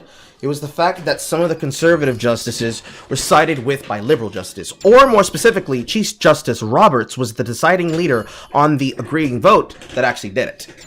And this was very much the case basis that happened at the time. If you remember, Count Dankula was trolling people about this because he was imitating a Supreme Court justice to get some kecks and lulz out of them, because people do not do research, they do not look shit up, they do not think before they speak, and they definitely don't even research who the people they're replying to on Twitter are. But hey, content, baby. Content, baby. Content, baby. Can't be mad about that shit. That's always funny.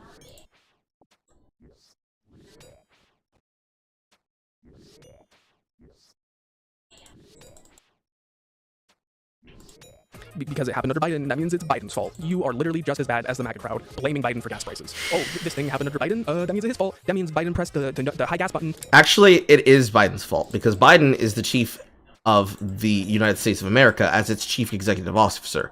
So, because he has the cabinet, and it is his administration running everything, just like it was Trump's administration and Obama's administration, whoever is the person who holds the reins of power is the one who is going to be made accountable and responsible to it. I learned that from She-Hulk, right before they tried to have a lesbian cry session. Well, no, he's the president, it's his administration, it's his authority, it's his failure. Let the man own his dubs. Let the man own his failures. If you're going to try and run defense for him every single time he fucks up, that means you also have to accept the crimes for him every single time he fucks up. You don't get to have both. Either he's super cringed, based grandpa, Dark Brandon, time repellent, super master troll, master debater, master of linguistics, or someone's capping. That's also another choice. Someone could also be capping. I mean, Biden hit the no Roe v. Wade button because it's all his fault, apparently. Please learn how politics works before you open your mouth and let the shit fall right out of it. I am begging you, please. But he fails to mention, because he liberal bad, Democrat bad apparently, and that's all he cares about is not being called a liberal, because that's not the sports team that he's rooting for. He failed to state that Biden signed an executive order stating that I don't remember, so I'm going to actually read it from the website. However, the continued advancements of restrictive abortion laws in the states across the country have created legal uncertainty and desperate access. Does that say desperate? Yeah. And desperate access to reproductive health care services depending on where the person lives, putting patients, providers, and third parties at risk and fueling confusion for hospitals and healthcare providers, including pharmacies. There have been numerous reports of women denied health and life-saving emergency care as providers, fearful of legal reprisal, delay necessary treatment for patients until their conditions worsen to dangerous levels. So it's almost like it's Republicans' fault for making it more complicated than it needs to be. So maybe it wouldn't have been a good idea to give them free reign of the federal government. Actually, the Republicans don't have free reign of the federal government. They just happen to have a power with the filibuster and the stranglehold that usually would be constantly abused by Democrats to actually create a very interesting form of gridlock that they are not very capable and easily able to break. That is actually what's happening there. It is something that you guys demonstrated a lot with the Justice Democrats, led by AOC. It is something that the Party of Four, the well-known liberal women, you know, Rashad Tlaib, the other one in AOC collectively, would be the representative face of, which they have been abandoned by because they're ineffective and they're a farce and a joke of a now establishment party member. And ultimately, even though you have Democratic control in those places, you do not have Democrat census. You don't have the Democratic consensus. And it is ruining you in a way that is very hilarious and humorous to watch. Because when you say things like, I wish you guys would learn about the legal process, and then I demonstrate the legal process, or at least I will speak to the truth of the legal process, it doesn't turn out the way that you would like it to. Not at all. Which also, just to go back to what I was saying earlier, step 1, step 2, step 3. He's doing step 1 and step 2 and step 3, but then I'm doing step 2 and step 3. To him, he is proving him false, but on the things that he's inconsistent on, I'm proving him wrong. It's a big old ecosystem!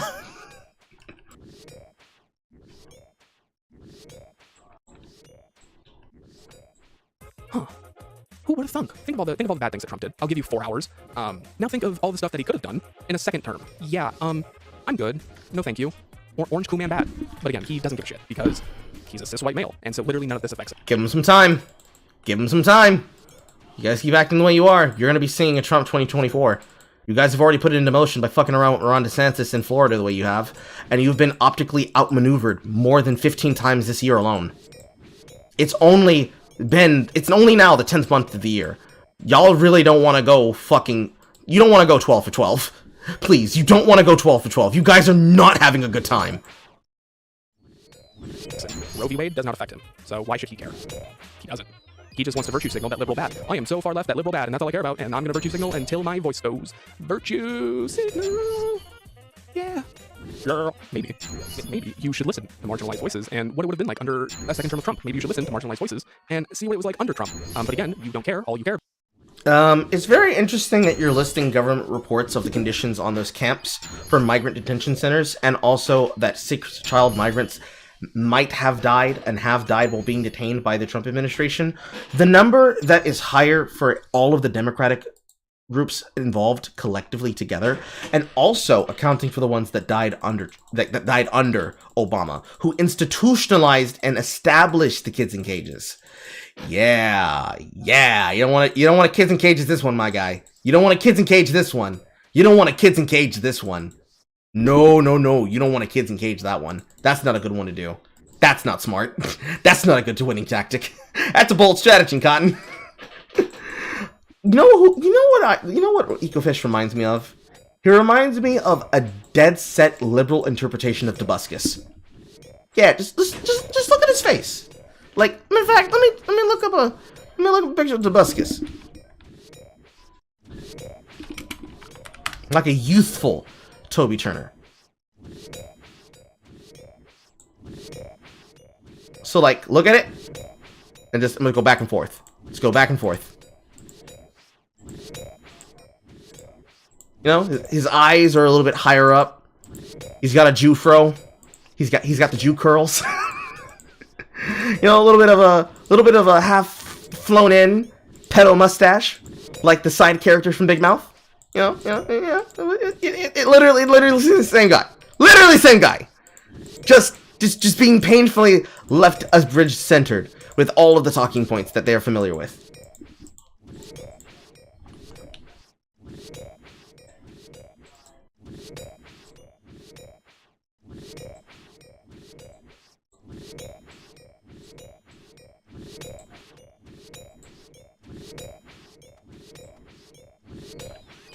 About is your cis white male perspective and your fun little HUD box of content creators. So I don't know why I'm even telling you this. And also I love how he see, Toby's actually still around. Ever since his name was getting cleared because of the accusations made against him by his ex, he's actually been able to get more work and get more things to do. It's just that you don't see him around as often because of that. And that's saddening. That hurts my soul. Then immediately goes. If I ever get large enough to be able to do so, one of the first creators I'm going to work with is Toby Turner. Swear to me, mom. Swear to me, mom. Swear to me, mom. Oh, yes, I agree. But when you say it / do it, I'm going to attack you for it because I don't have any real morals, and this is all just an aesthetic flourish for me because none of this actually matters to me. Absolutely disgusting. I just went to go pee in the sink, and why did no one tell me that my hair looked like that? I thought we were friends, and you just let me film an hour and a half when my hair looks flat? What? I thought we were friends. Jerk. I guess not being a fucking moron is liberal now. I guess that's all it takes. If you want a revolution so bad, I triple dog dare you to go start one tomorrow. See how far you get. Your queen just died. Now's the perfect time. Come on. Since you care so much, just do it. With your 5,000, 6, you know, I'll be nice. You're close to 6. With your 6,000 fans, just go start a revolution tomorrow. See how far that gets you. I'll be laughing from my bedroom. Are you gonna substantiate those claims, or are you just gonna say that minorities have it just as bad under Biden? Because libtard bad, liberal bad, even though they had it worse under Trump. But okay, go off, King. None of this affects you. I mean, not really many people had it bad under Trump. Blacks were up, whites were up, Hispanics were up, Asians were up, Koreans were up, biracials were up. Business was booming. Gas prices were down. Stocks were high. Niggas were in Paris. We weren't just struggling and thirsting. We weren't just surviving. We were thriving. We was jiving. And now look at us. Motherfuckers gotta pay anywhere between $5 to $7 at the pump. Most definitely, most especially, Dollar Tree prices weren't $1.25. Wait, go off. Big smart man, go off. You make fun of harm reduction because you don't give a shit about minorities. You make fun of harm reduction because, again, for the 100th time, again, none of this affects you personally. So to you, it's all the same. But for people who actually are affected by the policies enacted by the president, yeah, I think they would have preferred Biden over Trump. But, you know, you have to LARP as your what was it on your Twitter? Fucking anarcho-communist? Fucking just pick one. I'm an anarchist. But I'm not a fucking idiot.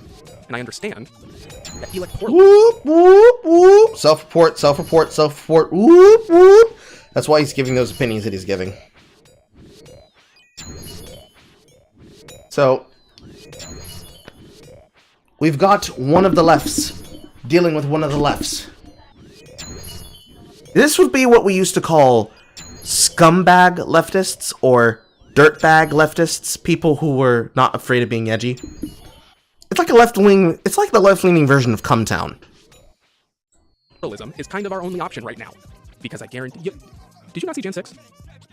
If they did that, the Jan 6 rioters, what do you think they would do to lefties? We wouldn't even make it onto the front lawn. They would use their fucking White House death ray, heat ray, and fucking microwave my synapses the second I even thought about it. Hey, leftist, LARPing leftist, Kermit the Frog here. Voting for a Democrat would have definitely been better than voting for a Republican. That went from Kermit to something else, I don't even know. But voting for a Democrat would have been, oh, now I'm Jordan Peterson. Oh, even better.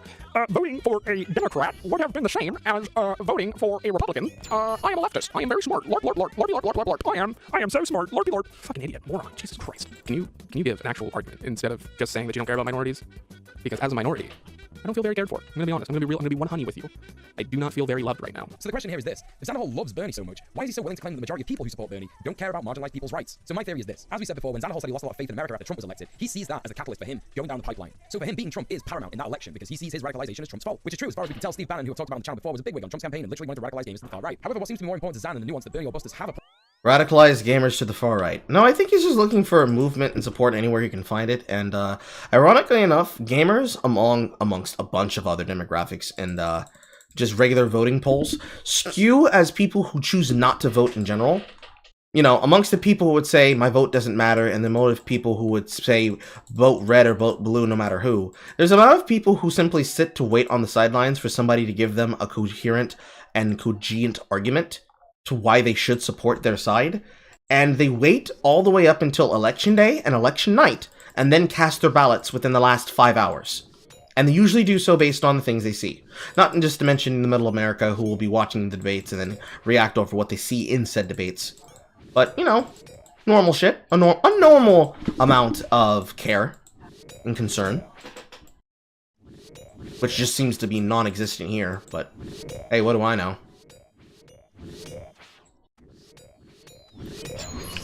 Point, but even Bernie or Busters do care about marginalized people, is that Trump gets beat in the election. For Xanathol, this is a cathartic thing that he needs, and to be fair, it actually was for a lot of Americans and people around the world, especially people in a similar position to Xanathol who got radicalized by alt-right beliefs, and then realized that they've been taken for a ride. It's kind of like revenge for them. See, now, what happens with revenge is that you become a bit blinkered and you lose sight of the bigger picture. Neoliberals are actually trying for this kind of worldview. You know, it's the I'm all right Jack mentality. Xanathol then goes on to talk about all that thing. You mean the left are doing that, because that's what the left does. The left cares so much about revenge that they try to do revenge in any way possible, even if the things that they're saying are not true. It's just something that they need people to believe so they can be able to indulge in the duper's delight of getting them to help with what effectively is murder. The words that came out of Justice Corn Pop's mouth when he said that he was being attacked by Joe Biden back in the past, when he was going to be appointed to the court as a part of digital lynching, is exactly what that is. The amount of things that people take part in when they take part in culture like that of cancel culture is that of a digital lynching. It's just that you make it acceptable and adjustable that it needs to be done immediately before anybody can fact check anything, because it's supposed to be an immediate harm. Guys, we gotta dox him right now. We need to make him lose his job right now. We need to make him destitute, poor, and mock him on the internet right now. We need to do it, otherwise the worst thing is gonna come to pass. And they involve themselves in it. And then they look up from their digital bloody hands, and they look at the digital footprints that lead back to them and think, my god, what have I done? Meanwhile, the person who convinced them to do the doxing is sitting there in the back going, as they stand over the corpse saying, now who wants to be next? Who's gonna defy me again? Huh? And whoever does it always changes from time period to time period. In the past, it would have been Steve Shives and Christy Winters. After that, it would have been people like Jake and Hannah. After that, it would have been Anita Sarkeesian and Zombie Unicorn. Nowadays, it's Ethan Klein, Keffels, and whoever wants to try and control optics and narratives around the particular situation that they find themselves engrossed in and involved with that week, that day, that month, that year, that hour on the 24 to 72 hour news cycle of Twitter. Especially if they're a big content creator who's above, I would say, a bare minimum starting of 10k views and followers. So anywhere between people with my level of pull and clout, to people like Poe, to people like Jay, to people like Nerdrotic, etc., etc., etc., etc., etc. And especially if we are the particular targets in question, because they hate trans people. You can know that they do because they make jokes at our expense, but then they also make jokes about themselves. You know, it's like if somebody tries to cancel me for saying variations of nigga, especially negroid, or saying words like octoroon, very funny, like getting offended about nothing, basically. Things that can happen if Trump gets re-elected, such as the US will slip further into fascism, Roe v. Wade will get overturned, the attacks on LGBTQIA+ people will increase and continue. The US isn't slipping further into fascism as though it's from the right. It's actually the left doing it. You guys care so much about having the correct opinions of the state supported by and indentured by the executive position of authority that you have slipped into believing that it's evil if people basically aren't leftists. Like, people should be super uber duper concerned if they don't side with the correct opinion. Which is very, very cringe. Very cringe. Very cringe! Then you have Roe v. Wade being overturned. Well, it was overturned anyways. Attacks against the queers will continue and collect. Well, see, the people who are attacking the queers are the queers themselves. Purity spiral. Don't do it, kids. Not even once. He also focuses on COVID-19, saying that it will continue to ravage the US. COVID is just a big flu, in my opinion. I'm not a professional expert, but in my opinion, it's a variation of a normal coronavirus, which the common flu is. It's going to be a seasonal thing that comes around. Now, the effects of long COVID, that's what happens when the RNA vaccines were hitting the spike protein. That's what was happening with the Moderna and the Johnson & Johnson vaccinations. They were using a composition of that, which, and this has been accredited, it's been repeated by multiple news sources, including your favorite late-night show host, Stephen Colbert! The RNA vaccine utilized a spike protein that was causing the infection to affect your cells in such a way that if you took those vaccines, you now have long COVID.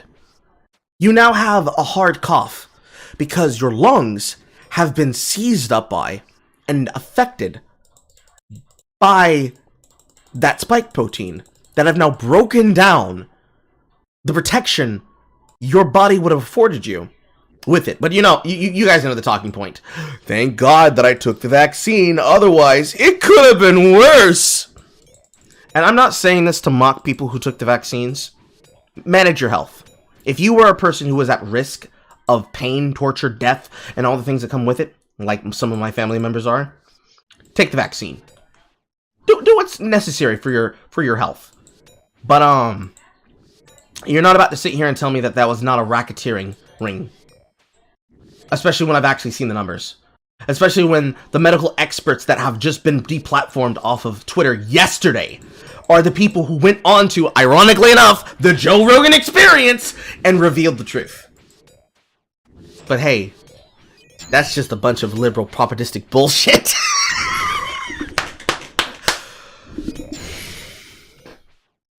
You should be angry. By the by. You should be angry about that shit. You don't need to be angry, but you should get angry. And focus that outrage in a correct place. And yeah, Toby kind of disappeared after that drama happened, because where do you go when you have a rape allegation against you that you can't be able to disprove? And then it was disproven over time as being false, because then people try to do the same thing to Matt Hardwick, I think his name is. Yeah, Matt Hardwick of The Nerdist. And that didn't go well for them. He made a comedy special about it and laughed it off, and then Toby realized, oh, I could do the same thing too, but I was attacked first. Can I have my career back now? He kind of has it back, but he's not the same. He's pressed a lot, and I can understand exactly why he would be. And that sucks. Sucks, bro.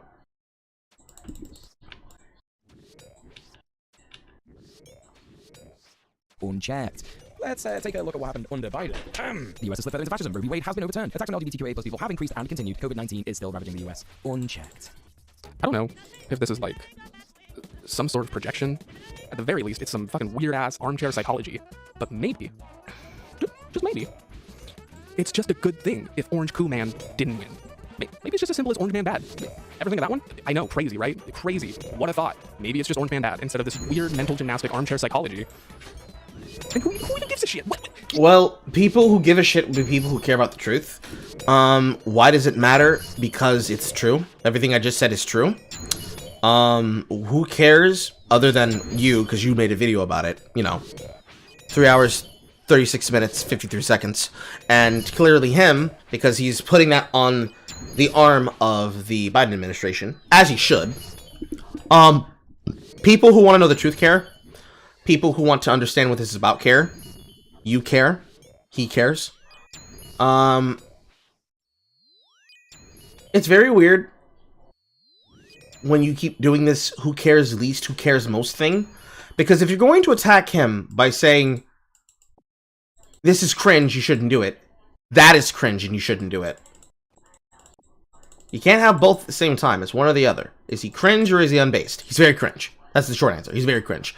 But should you get to tell lies about details that we have the ability to prove to the contrary? No, you do not. I don't care if you're going against them or not. You don't get to lie about the world while you're also attacking somebody else for lying about the world. Two wrongs do not make a right. Two Hillarys do not make a Trump. Insert meme here. I just thought, even if it was some weird fucking Freudian shit, who gives a shit? Who cares? Orange Man's still bad. It's still good to vote him out. What? You don't even live in America. Of course it doesn't fucking matter to you. Of course they're the same to you. You don't even live here. Well, actually, it matters because since so many things happen in the US, anything that is allowed to happen in Canada will eventually be something that affects the US because of how many Canadian citizens like to come here for work. And I don't just mean that like in the roundabout Canadian citizens. The majority of streamers that stream are Canadian-born citizens that come into America because of the business opportunity that is given to them by streaming with people in Los Angeles. Deadass, straight up, no footy-cootie. It's also because whatever happens in Canada will affect America, and anything that affects America on her foreign soil and her domestic lands immediately becomes something that then gets put into the 72-hour news cycle. We are a superpower in the world. Despite the fact that we act like dumbasses, we are a superpower in the world. The fact that we have people who don't take this shit seriously is the reason why we are where we are. You could say the youth don't care about politics and therefore that's the reason why it's so easy to manipulate them. That's a take. It's a fair take. The fact that you have so many people who are just willing to keep voting in the same people, no matter what, because they don't want to be hands-on, and they don't want to become a part of the democratic process, whether that would be voting or actually running for office, that's a problem. And I don't just mean running for federal office, I don't mean just running for presidential office, I mean running for a local office. Working as a local person, working as a gubernatorial person, working as a federal person who has hands on your community. Even being a cop. Even being a paralegal expert. Being an outreach advocate. Working at a soup kitchen. It don't take much. Motherfuckers don't even try sometimes. Anywho. Earlier he said that Biden winning was a good thing, but now it's a bad thing. Do you have any consistency at all? Like, at all? Or do you just, like, say whatever pushes your narrative? Well, do you just say whatever to manipulate your audience? It's kind of weird, isn't it? So here's a list of reasons why this guy is a fucking moron. First of all, the Republican Party has switched further into fascism, not the United States, so probably a good thing they didn't get the Oval Office. Funny how that works. Second of all, Roe v. Wade was overturned because of the Supreme Court decision because Trump appointed 3 judges. Interesting. Who's carrying out these LGBTQ... Again, not just the 3 judges, but all of the other judges siding with it, and this is also a key caveat thing that you guys keep ignoring every time you bring this talking point up. Even Ruth Bader Ginsburg opposed the way that you chose to put Roe v. Wade into the legal termination of the system. Because, since Norma McCarthy lied about being raped, it meant that women had a carte blanche to effectively murder other people's children in their wombs because another woman told a lie about being raped by a black man. If you did not know that was the reason why it was a problem, that's the reason why it's a problem. That kind of detail is a very serious thing to neglect telling the truth about. Tell the truth.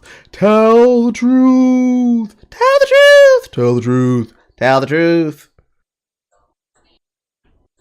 Who I hate attacks, by the way.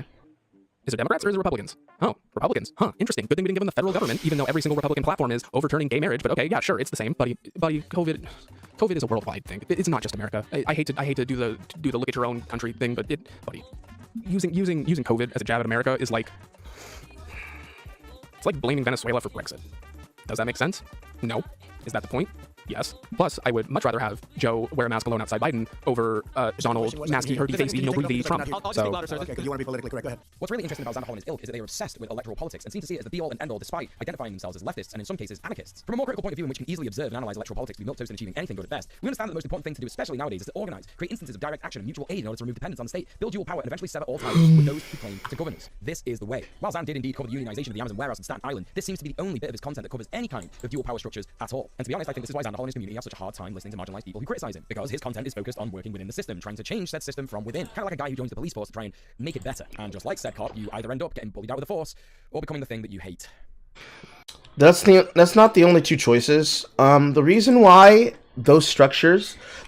people say things such as you can't change the system with the master's tools is because the people who are trying to change the system aren't trying to change the system. They're trying to benefit the system to themselves, while at the same time saying the talking points that will get them reelected by the dumbasses that will then allow them to continue to abuse the system. You cannot change the system if you're not willing to confront the bias of the system, and when the bias of the system is powered by corruption at the highest level, at the local level, flinting all the way up to the federal level, till it gets to the presidential office. You cannot undo that without having to crack eggs. And unfortunately, the eggs that we crack here aren't small trans-liberal socialists. It's the actual eggs of power. Press one nerve on this engine of the corrupted beast, and you are pressing on the nerve of a political figure in Washington that will give a kickdown order to, let's give it to an example of just my state of Georgia. If I make moves on saying how the Democratic Party is failing people in the constituencies of Georgia, there's going to be a call put down on the legal level about the local politics to people like Raphael Warnock, who were voted in last fucking term cycle to be a new replacement to deal with people like Purdue. And they're going to say, oh, that Nick Neal motherfucker right there, that's the person who's going to take my position? It's time to look up for some dirt, boys. It's time to go digging, boys. Time to go digging up some holes, digging up some holes. And they're going to dig and dig and dig and dig and dig and dig until they find something to try to discredit the person who they're going to be running against.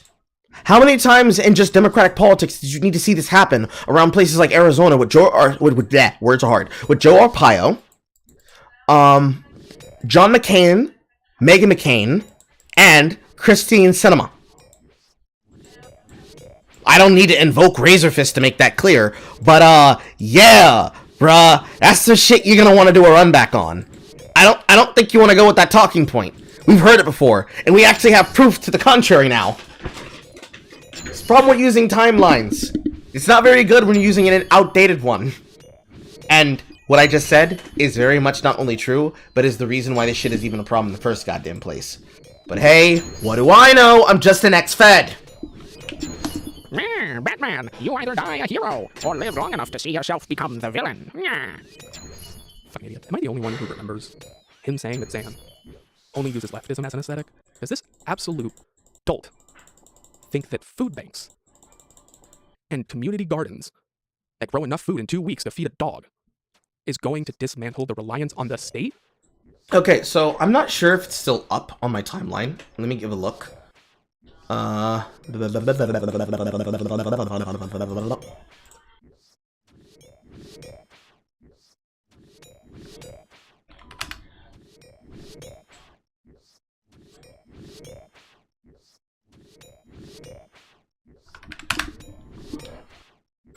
Let's see here.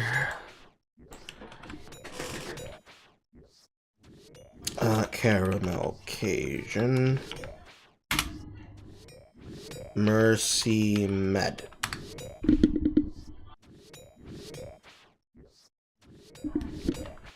Commies. and caps. There we go. Alright, so I'm about to show you a tweet on my timeline about a place in my city called Mercy Med. If you've never seen what an actual communist garden looks like with activism, it looks like this. Slap this into the good old filter, because this is the window 3. I'm looking for window 2. Where's my Twitter timeline crop? Fix this one. And rename. Twitter crop. Or just Twitter TL. Clean this up on the side.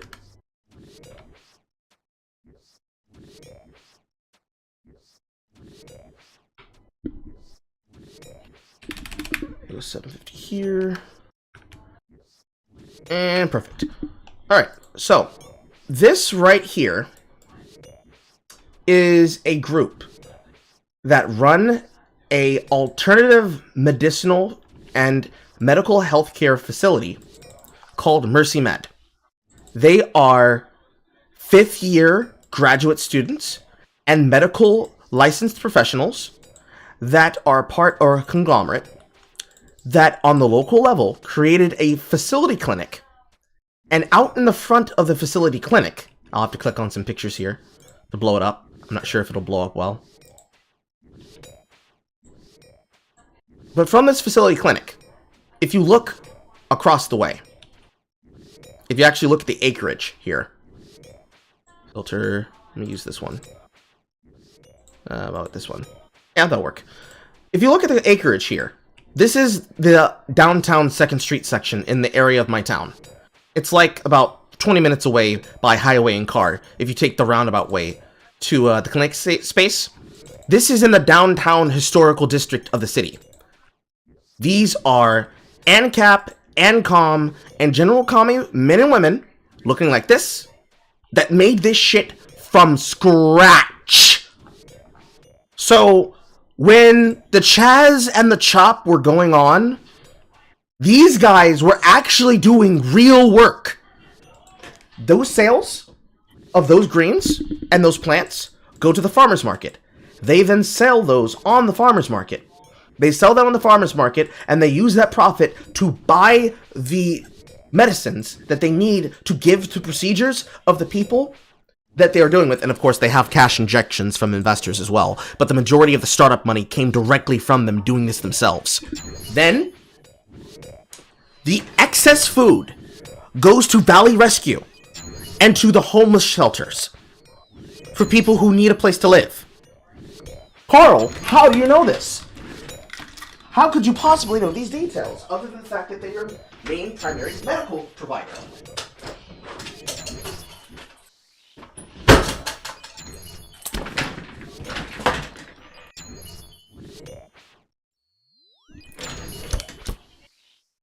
That is how I know.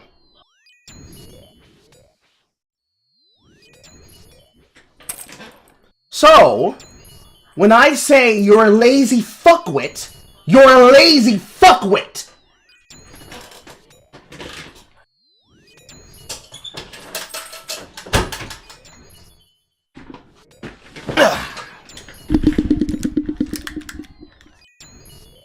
And yes, this is me supporting some communists and NCAPs because they actually put their money where their mouth is. He's lazy and you're lazy. Huh? Tell me, you don't understand how politics works. Without telling me, you don't understand how politics works. Because that is the dumbest thing that I've ever heard anyone ever say ever in my life. Oh, God. What do I even say to that? What do I... All I can say is he's a fucking idiot. I feel like I'm getting lobotomized. Is this how Nancy, is her name Nancy? Is this how that Kennedy girl felt? Because I feel it. I feel it in my bones. Please, I challenge you. This is my challenge to you. I will give you a million bajillion gazillion dollars if you can find me one instance of food banks dismantling the reliance on the state so much that capitalism falls. You can have a million bajillion gazillion jizz. Now, when you say find me an example of one type, I just found you a type, so go fuck yourself.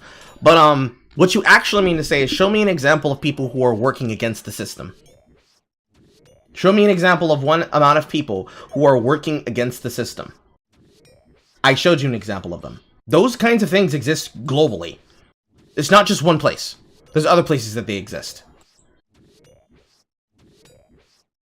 But, we like doing that thing again. Where we just like lying. For no other reason, because we just like lying. And in this case, it's not so much a lie of deliberate choice as it is a lie of omission. But, I'd take lies of omission and actual flat-out, plain, bold-faced lies to be the same thing. Because you know what the fuck you're doing. You know what the fuck you're doing it for. It's not slick. It's very cringe.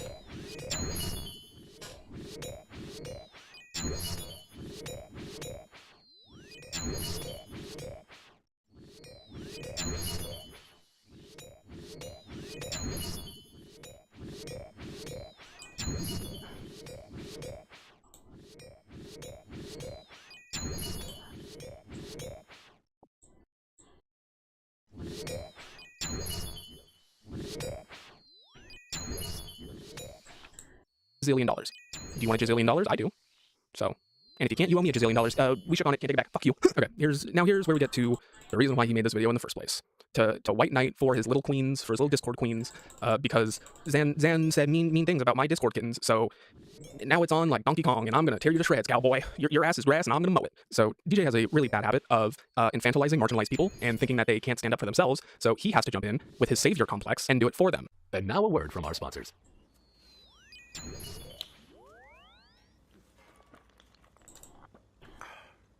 Water.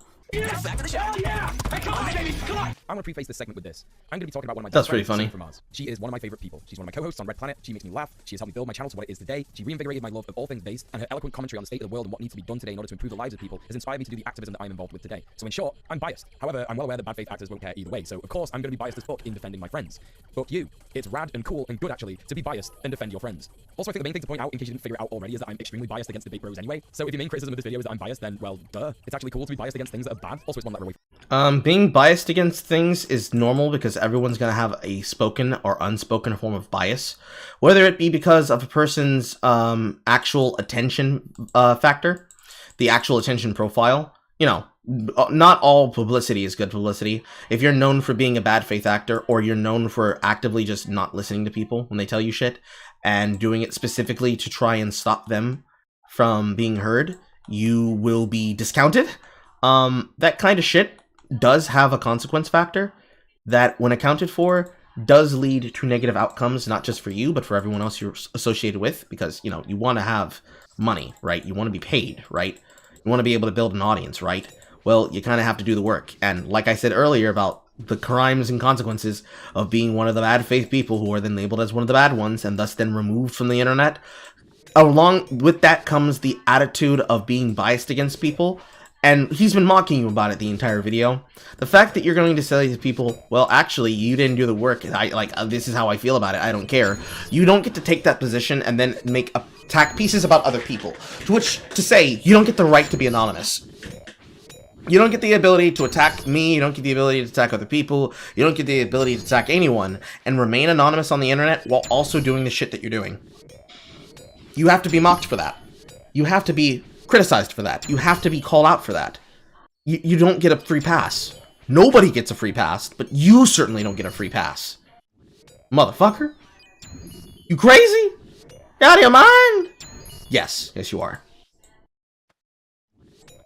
To just flat out admit that you're biased while making this video, literally baby's first takedown video. Obviously, you're biased against things you don't like, but biased for things that you like. But because you're so self-aggrandizing, you think that everything that you think is good is objectively good, and everything that you think is bad is objectively bad. So you think that your bias is justified.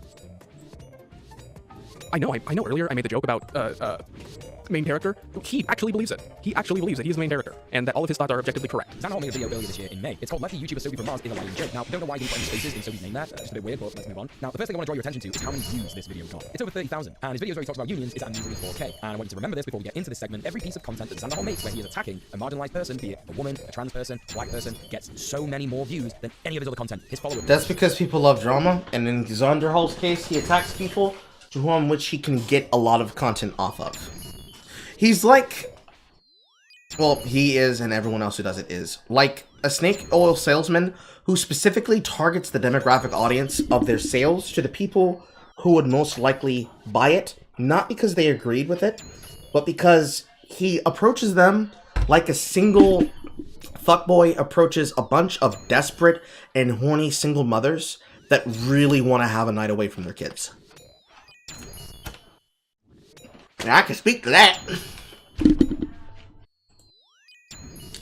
It's not that he doesn't believe what he's saying, and that it's not for the purpose of getting, in the context of this comparison, laid. Getting views equal laid. Intellectual fuckboy versus actual fuckboy. It's that he's giving them what they want, but he's also taking another thing out for it himself, and he's incorporating it into a schedule that is the consistency of, like, preying on those single moms that wear the jegging pants and the flannel pants at his local Y. Or in this case, Planet Fitness. Twitch is Planet Fitness, basically.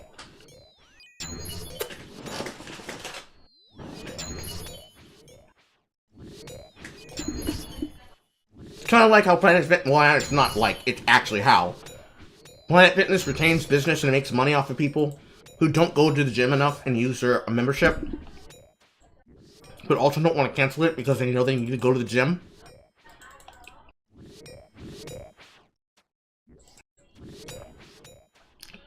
There's another thing that they do.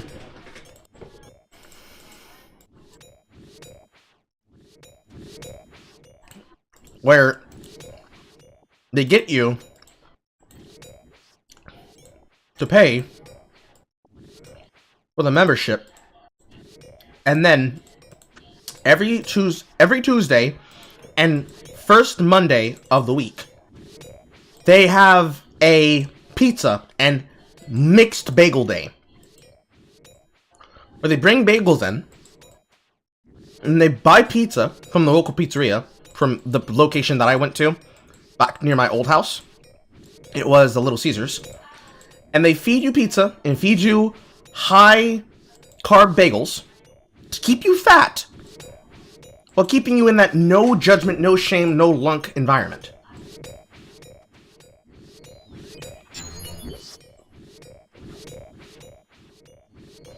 He's incorporating it into his routine, and he's benefiting from doing so. Which I guess would be the greatest sin, but, like, that's not a sin, that's just good marketing. You can hate him for being popular, but, why? Other than, like, some weird vendetta, I guess. But again, why? Was fucking love drama.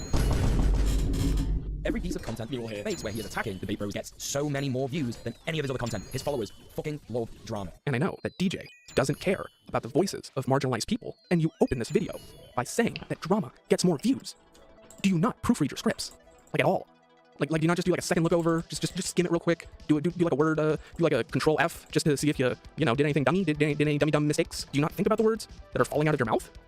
Do you just open your mouth and diarrhea, just blah? How is people's interest in drama his fault? People like what they like. That's not his fault. He is just gaining the algorithm to grow leftism by bringing in more people. Holy shit. Literally, this... Also, you said that before, and I'm gonna push back on that now.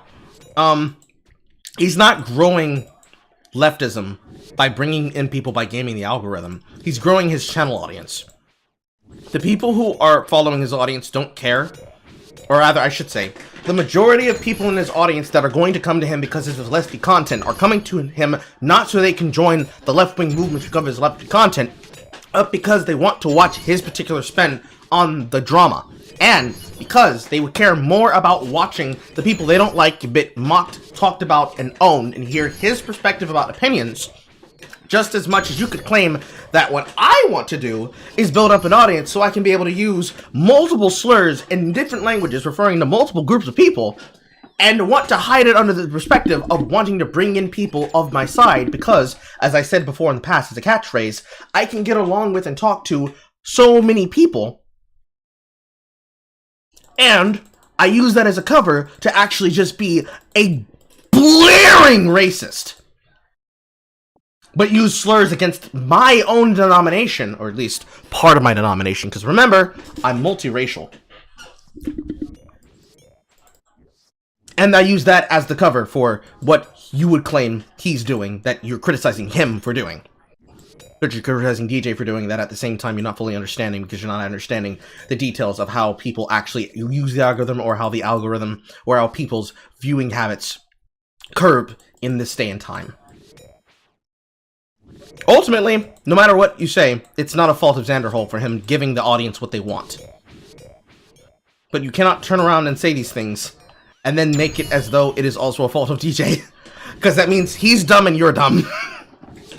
This entire video is make up something and then get mad at that thing and then blame other people for being mad at that thing. True. That's all this is. Also, you're going to talk given the fact that your drama video has more views than literally any of your other videos. So what does that say about you, cowboy? Do your fans only care about drama? I'm starting to think that they do. Interesting. Resting. Now, this video sucks for many reasons, but let's just have a look at the comments before we watch the video. And there's a reason I'm doing this, and I'll tell you what it is. Jesus fucking Christ, the aggression in your tweet. I don't see how people cannot see. You're looking at the videos before you actually watch the video because you're trying to give yourself an excuse to be able to pad the image of what's going to happen as you go into it. It'd be more interesting to watch the video first and then look at the comments, because then you'd have context to the comments. Just looking at the comments separate and alone is only a fun thing to do if you were told ahead of time that something very important happened that is contrary to what the video says. Like, if the comments had a top-rated post that came from a deleted video that people wouldn't have access to, and so the only way to know that that deleted video exists is for it to be referenced by someone in the comments that is then calling it out, and then seeing the amount of people upvoting it on every single thing. So, for example, on the Rings of Power trailers, the final trailer, the first trailers, and all the things about it, including like the very scuffed and now either privated and deleted UK meet-out thing that had the TikTok star in it, that I had to get Jay to talk about when she was covering it on her channel. I never covered it on mine because I don't want to watch the Rings of Power, and I didn't want to take away from her spotlight either. All that shit, collectively together, people were quoting the Tolkien quote that they cannot create, they can only transform or destroy. People were quoting that to make it clear that Tolkien fans did not like this. The Tolkien Society, which has already been taken over by queer shit, which, if you want to learn about that, go watch those videos that are on Just Some Guy's channel. Even if he had a weird spurgy outbreak against the public, that doesn't mean he stopped being right about shit he said. All that shit goes along together. And all of that has to be addressed. But the way that people choose to address them is not always equal. They don't always talk about the correct shit. So, unless there's something like that happening in the comment section, you should never just be reading the comment section verbatim, looking for anything else to talk about other than what you should be talking about. That's just me! That's just my opinion, as being a non-cringed base streamer. Maybe I'm wrong, but I don't think I am. I don't feel like I am.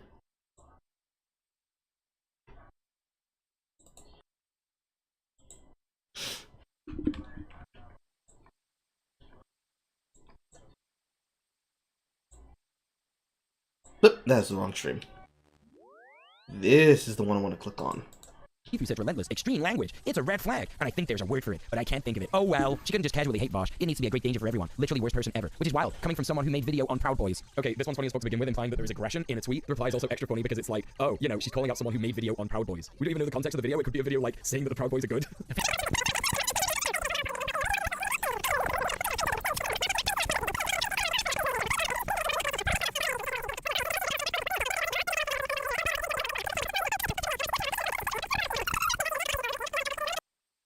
He spends 3.5 minutes white knighting for Sophie against YouTube comments.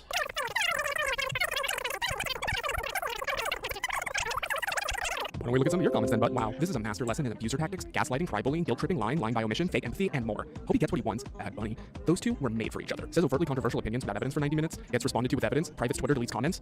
You love when the GTA music plays? Yes. That is the notification in my RuneLight for when my Slayer task is complete. I can't change that noise. It's just the noise that the filter makes. I mean, I don't mind it. It's just very loud. He fucked around, he found out. Pinned comment agreeing with him has 4 times less likes than basically all criticism. LMAO. Can't wait for the follow-up video where you talk about how debate bro communities are toxic because they pointed out the lies and abuse in this video, which you'll frame as harassment towards you. It's incredible how you went from being all holier than thou to immediately excusing and apologizing for abuse over an hour straight. Please never speak to a victim of abuse ever. That Lenin quote, not even being real, is the real cherry on top of this embarrassment. One of the worst attempted takedown videos I've ever seen on the internet. Weak arguments, no sources, admitting bias but carrying on as though he's being objective. Truly bottom of the barrel work, dude. Dear r/nice guy, please don't tell people that they have a moral obligation to support their abuser. It's really messed up. Did you just call the physical abuse Sam suffered by his parents mommy issues? No comments on the quality of the video as a whole, but as a survivor, it makes me really sad. Remember kids, always cite your claims. This man didn't put down any sources and the video sure does feel like it. Wow. Going by these comments, you sound like an abusive, manipulative, vile, garbage piece of shit of a human being. Wow. Judging by those comments, this is a god-awful video. I guess we shouldn't, you know, go by the comments. You're lucky I didn't do this at the beginning. I thought about it, but it wouldn't have made sense, so we're doing it now. Also, I just got something out of Jesus Christ. Also, I find it incredibly weird and incredibly cringe that you would start with the comments before giving us any context for the video. It's almost like you're trying to poison the well and manipulate your audience into thinking that this is a bad video. I mean, you're technically doing the same thing as well, and even though you're trying to debunk his claims, partaking of the same action that the person you're trying to criticize is doing is not a very smart thing to do, even if what you're doing is demonstrating a point, because the point would have been to do that. Instead, you're gloviating, and the gloviating is not smart to do since you've done it like 15 times now. You gloviate more than I thought I would. Give it a rest. Give it a rest. Put a pillow down, put down a sheet, go ahead and just...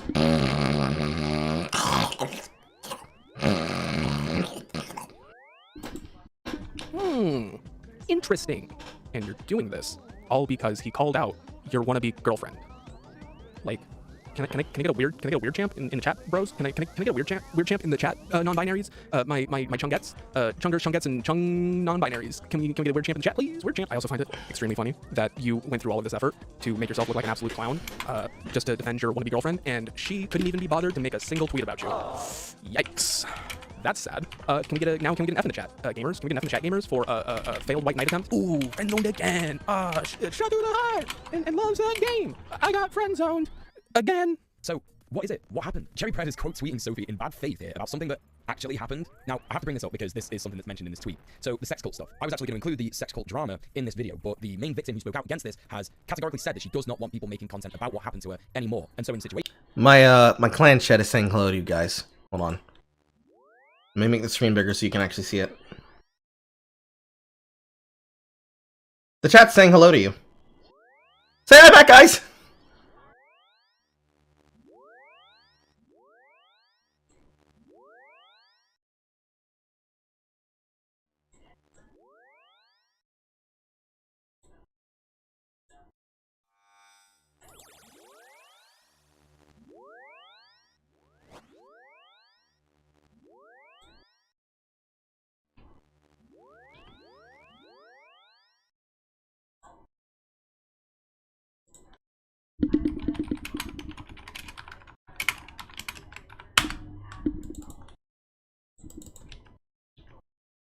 Situations like this, it's incredibly important to center the victim's voice, so I will not be talking about this stuff. However, with all that in mind and my actual knowledge of what happened, it is a extremely relevant thing for people to bring up about Xanderhal. Then why bring it up in the first place? If she doesn't want it talked about, why bring it up in the first place? Maybe because you want to manipulate your audience into thinking that he was in a sex cult? That's funny. For those of you who don't know, TLDR, there was a Discord server, Zan was flirting with girls, they weren't even his fans, they had a falling out over Star Wars, she claimed it was a sex cult. That's literally it. That's the whole thing. That's the tea, sis. But that happens all the time, though. It's not really that shocking. By making it some vague, oh, she doesn't want to talk about it, and I will respect thy lady's wishes, but still bring it up anyway, so that way I can manipulate my audience into thinking that this person is worse than he actually is. Absolutely abhorrent. So So apparently just for believing victims, Sophie here is being labeled as a bad faith actor who is spreading lies about the community. Really interesting here that this is about What the Trans, a trans community support network that does a lot of exposés on gender criticals and TERFs. The tweet in question here is when What the Trans asked trans people who support Vosh why they support him when he's been so transphobic in the past. It didn't make sense. What the Trans then talks about is how it was absolutely Vosh fans that Dogpile reported this tweet to get the account suspended. As I said, this is an account that helps trans people a lot. What the Trans even mentions that gender criticals and TERFs normally don't bother mass reporting trans activist accounts. They tend to focus on popular cis allies or popular trans people themselves. Okay, here's what actually happened, and I'll let Bunch explain. And I don't remember what part in the video this is, so it's gonna be a surprise for both of us. Whoops. This person basically one day frustratedly started like, I think they replied to me in a tweet and started shit-talking me, and my fans were like, hey, what the fuck is up? Because they were shit-talking me in a very dedicated, very like in their mind, they were an anime protagonist on a cliffside shouting down like the evil emperor atop like his war beast or something. I mean, like very taking it seriously, very engaged, very not well. People in my community like talk with them. They made a big tweet where they were like, hey, seriously, so trans people, what do you like about Vosh so much? And literally hundreds of my fans responded saying how much they liked me, and then they deleted that tweet and ignored all of it. They were like, I just want to listen, and they didn't listen to any of it, argued with a bunch of my fans over how I'm actually bad, and eventually their thing got suspended because they got reported over something, and then people tried to frame it like I did something. I hadn't even mentioned this person on stream yet. On May 27th, What the Trans asked, please don't make me regret this. Trans people only like Vosh. What has he done for you? Not asking to apply anything. I'd like to know. I'm not going to reply with anything. I honestly don't get it. Help. This was a lie. It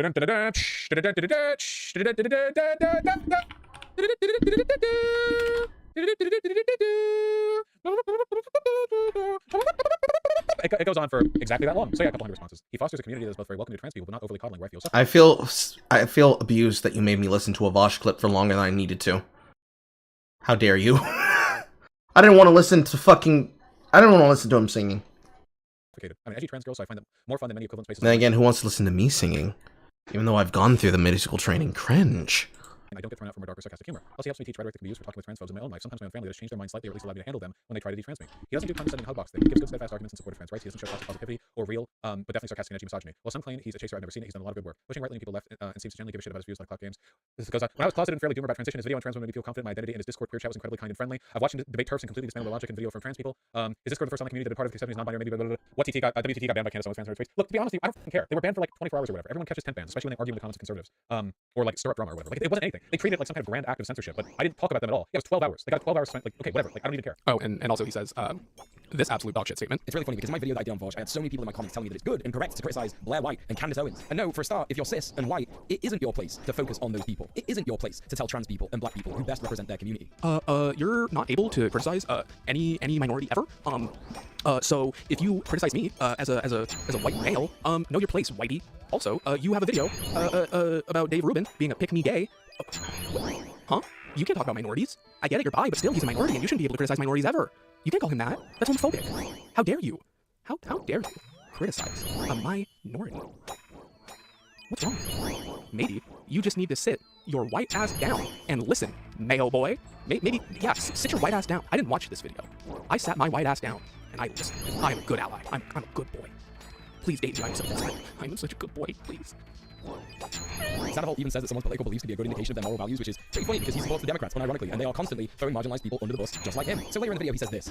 You will find 4 times out of 10, I'd say, that a content creator in your lane that you've discovered who you might want to collab with, become friends with, you might even find enjoying their content, becoming sort of a fan of in a way, already hates you before you even know their name, or before you even knew they exist. It's absolutely wild that he said that with no self-reflection on why this would be. Maybe the reason that people don't want to work with you and that your reputation precedes you is because you're a fucking man-child who throws his toys out of the pram every time a woman online disagrees with you. Why would anyone want to work with someone like that? Key case example of what I was saying earlier about reputations and needing to speak in good faith and avoiding bad faith. Oh my god, we get it. You like a LARP as a lefty, you use lefty aesthetic, we get it. Demon crap bad, because they are demons, and demon crap, oh boy, I should see a doctor. Democrat bad. Democrat is like Hitler. Nancy Pelosi. I know I already used this joke, but Nancy Pelosi, she is Hitler, because Hitler bad.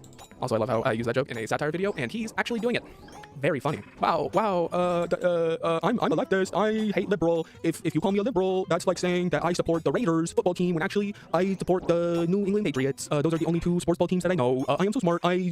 How dare you say that I'm on the opposite sports team? Because that's all I care about is you knowing which team I'm on. That's all I care about. Even earlier, he said the Democrats winning was a good thing. But I'm a communist. I'm an anarcho-communist. Hey, anarcho-communist. Wow, I love the projection. Plus, if we're going by that logic, then everything that I've heard about you is that you're a self-righteous, morally aggrandizing, condescending, savior complexer asshole. So by that virtue, anyone who would want to work with you is a self-righteous, morally aggrandizing, self-centered, I forgot all the words that I used. Asshole. Are we really going by that logic? Because you just kind of implicated your Discord kittens. Is that the road we're going with? Because I don't think you want to go down that road, buddy. Because literally everything that I've heard about you is not good. I don't think I've seen a single person defend you, so... Sanderhall also uses a sanest term here in the beginning of his video. The word in itself is widely regarded as a word that should never be used in any context. It's the shortening of schizophrenic. On the point of sanism, Sanderhall seems to really focus on the fact that anyone who disagrees with him has mental issues. Now, as an ADHD, OCD, and anxiety-having boy and big advocate for mental health awareness,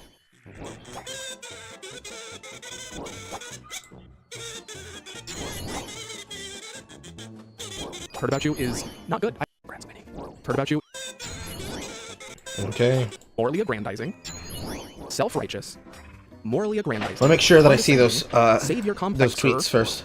Asshole. So by that virtue, anyone who would want to work with you is a self-righteous, morally aggrandizing, self-centered. I forgot all the words that I used. Asshole. Are we really going by that logic?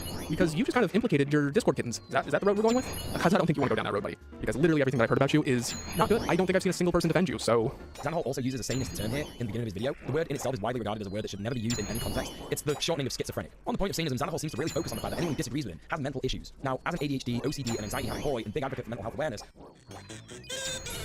Insane take. Talking to Radem. Talking to Piranha and If Not Future TV.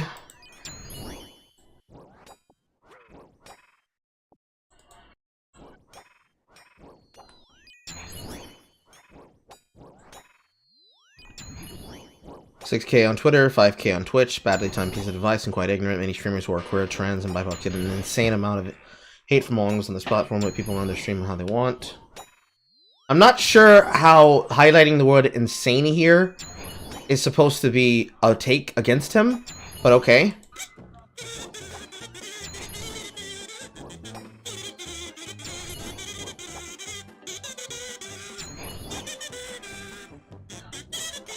Yeah, I'm not seeing how this is a problem. You're basically saying that he's not allowed to use the word insane. You can say he overuses it, but like he uses it as a verb, he uses it as a helper verb noun, he uses it in the context of just, bro, this is the same as an exclamation. I think you're splitting hairs. And I don't think I like it. I think you're splitting hairs, and I don't think I like it.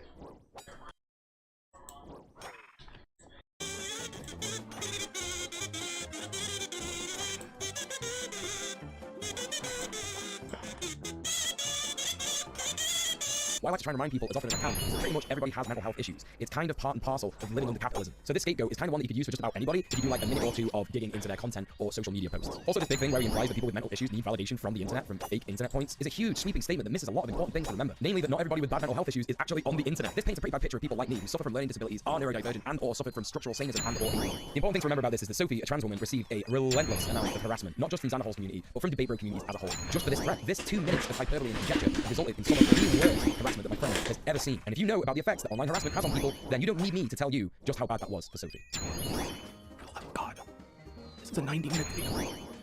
Please just show the clip, instead of trying to gaslight your audience into thinking the person that personally annoys you is a terrible person. Please, just show the clip.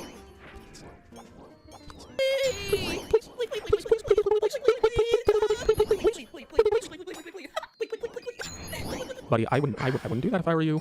Given the fact that you use ableist... Was that an example of digital blackface? I do believe it was! In the past, I wouldn't do that if I were you. It's called being a hypocrite. Did he just blame his mental illness, or mental illness in general, largely on capitalism? I have ADHD and autism because capitalism. I say every word that comes to my brain, and I get hyperfixations because capitalism. That's capitalism for you, baby! Because I can't take accountability for my own actions. Capitalism! Hell yeah, the ultimate scapegoat. That didn't sound like I like capitalism? I don't. But you get what I mean. Man, I have been waiting for this moment, because we are about to get radioactive levels of cope. All so he can defend his Discord queen, his little kitten, his wannabe girlfriend. So let's get into the next person he feels he needs to be a savior for, just to get in her pants. Bad Bunny. So his community here are implying that Sophie's relation to Kara Chat's old name Bad Bunny and another of my good friends is another reason for steering clear of her. But what exactly has Kara done? Okay, so the Kara Chat situation is a little bit different to the Sophie situation. And while I don't want to say that one form of harassment is worse than the other with this, I do want to point out that my friend Kara has had outright misogynist harassment directed towards her from huge YouTube channels such as Penguin Zo, aka Critical, the H3H3 podcast, and pretty much every single debate you can think of since 2020 and a little bit earlier I think. I've been in Kara's Twitch community. Maybe she should stop saying stupid shit. Years now. Of course, she is one of my co-hosts on Red Planet. The main issue that these huge YouTubers had with Kara is this clip that I'm sure some of you even recognize. How did my whole speech about how I need subs and keep the stream going to get the content blah, blah, blah? How that result in 0 subs? There are regulars here.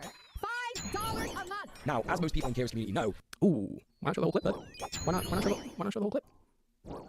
Show the whole clip. I guess I'll do it for you. Keep the stream going to get the content blah, blah, blah. How that result in 0 subs? There are regulars here. $5 a month.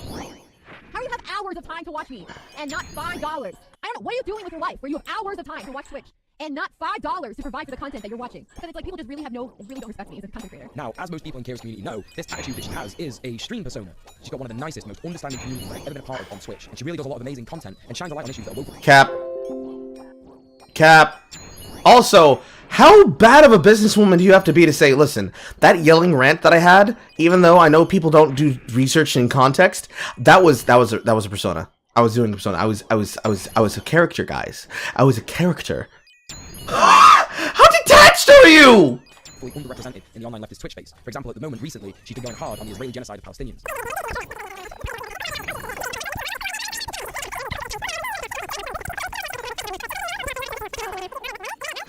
So the commentator positioning her as a clout-chasing woman who simply does things for money and not because she has any actual moral standpoints or ideology at all. So it's also worth mentioning that Kara, just like Xanderhall, had a bit of a chud phase. One that she's actually really open about and references regularly, even on her stream today, which is good to see because when people are unlearning a lot of the stuff they learned in formative years regarding politics and people's civil rights. When people say someone had a chud phase, just go ahead and disregard anything they say from that point forward. Just go ahead. Just go ahead. Just advice from me. Go ahead and just ignore any other words that come out of their mouth. Because anything else that comes out of their mouth is not going to be good. There's no such thing as a chud phase. That means chud is the word. Chud is one of the 9 words they're allowed to use as insults. It basically means loser that I don't like and want to disrespect. Just go ahead and just ignore everything that comes out of their mouth at that point. It's not going to be viable. It's not going to be valuable.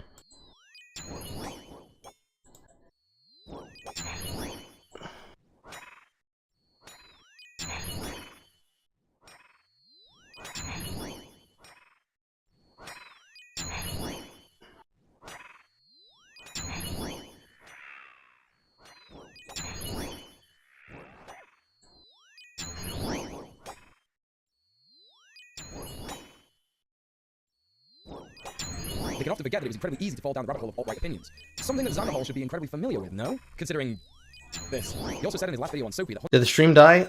No, but it does buffer a lot. I don't know why it buffers a lot, but it does.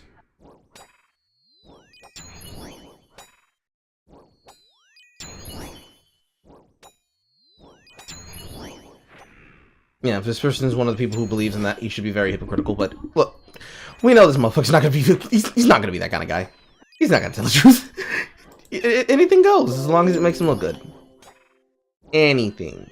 Anything and anywhere and anytime at all down here in the big blue flatfish. Hunter Avalone, who is a former right-wing Nazi white supremacist conservative, is an example of someone whose politics were bad but is a good person. But apparently that grace is not extended to Kara Chat's.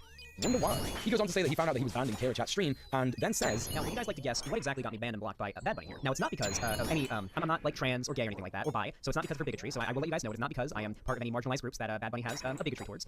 Well, I see what you've done there, Xanderhall. You have made a loaded statement. You presented our friend Kara as a bigot without actually providing any evidence that she is a bigot. Huh. I wonder why people think she's a bigot. I guess that's beyond me. I wouldn't know.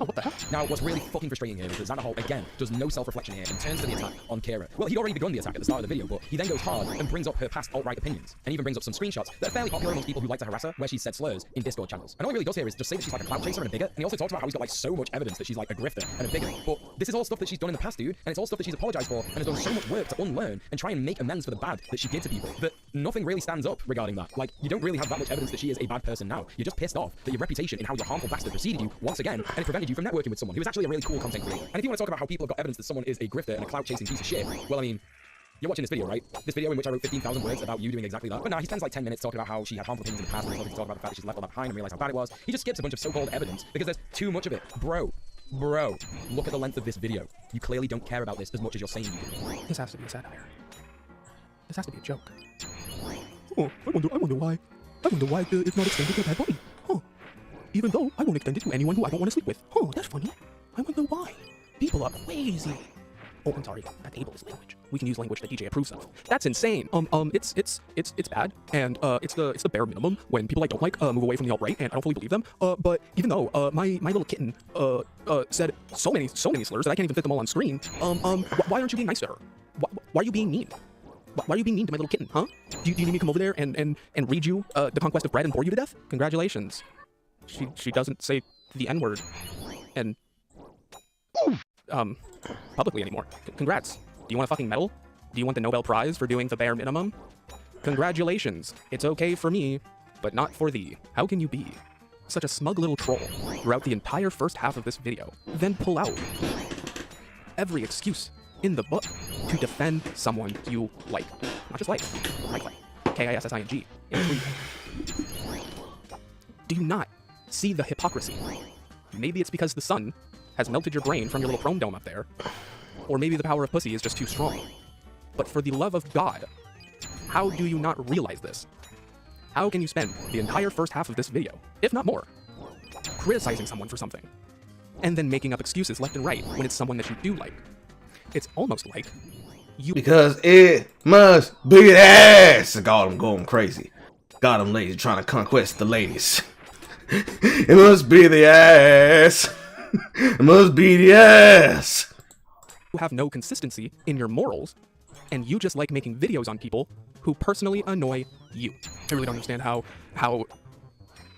you can be so manipulative, yet so smug in the same vein, and think no one's going to call you out for it. Or maybe you do, and you just don't care if people call you out for it, because you're so self-aggrandizing that you think everyone who— I don't know, what's the word? Holy shit, I can't even think of the word. Anyone who criticizes you— that's the word, I'm a fucking idiot. Anyone who criticizes you is wrong, and dumb, and bad, and you shouldn't listen to them. Which is it, DJ? Are you just a fucking idiot? Or can you not take criticism, especially from marginalized voices? Are you too busy gaslighting your audience into thinking people you personally don't like are terrible people? That you can't even see the words that are coming out of your mouth? Oh, I guarantee you if you saw that, you'd be like, no, you can't see words because they're words and you can't see them, and I don't understand words right because I am stupid. Does he not know what introspection is? Does he not realize— how can you say that in a video where you show no evidence other than small clip chimp videos that last 3 seconds? He said the word! He said the word! Huh?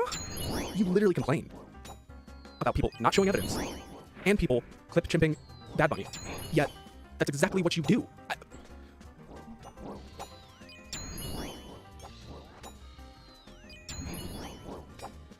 Literally, 0 levels of introspection. Like, just 0. Again, the point he tries to make here is that when people have had bad opinions in the past, you need to hold them to account forever. Despite his law of Funtime alone and other right-wingers who have denounced their alt-right past, even though the time period in which these people turned around was more recent than Kira herself. Ah, it's rewind time.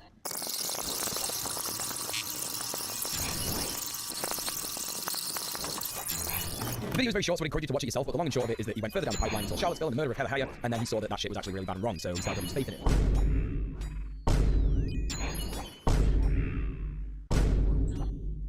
To account forever. Despite his love of Hunter alone and other right-wingers who have denounced their alt-right past, even though the time period in which these people turned around was more recent than Kira herself. What a fucking liar, dude. What a fucking Weasley little liar, dude. What a fucking Weasley little liar, dude. Holy shit, dude. Holy fucking They shit, get dude. so much mileage. Still lying to his audience. My god, they get so much mileage out of that clip from Hassan. Oh, that's wild. That's wild.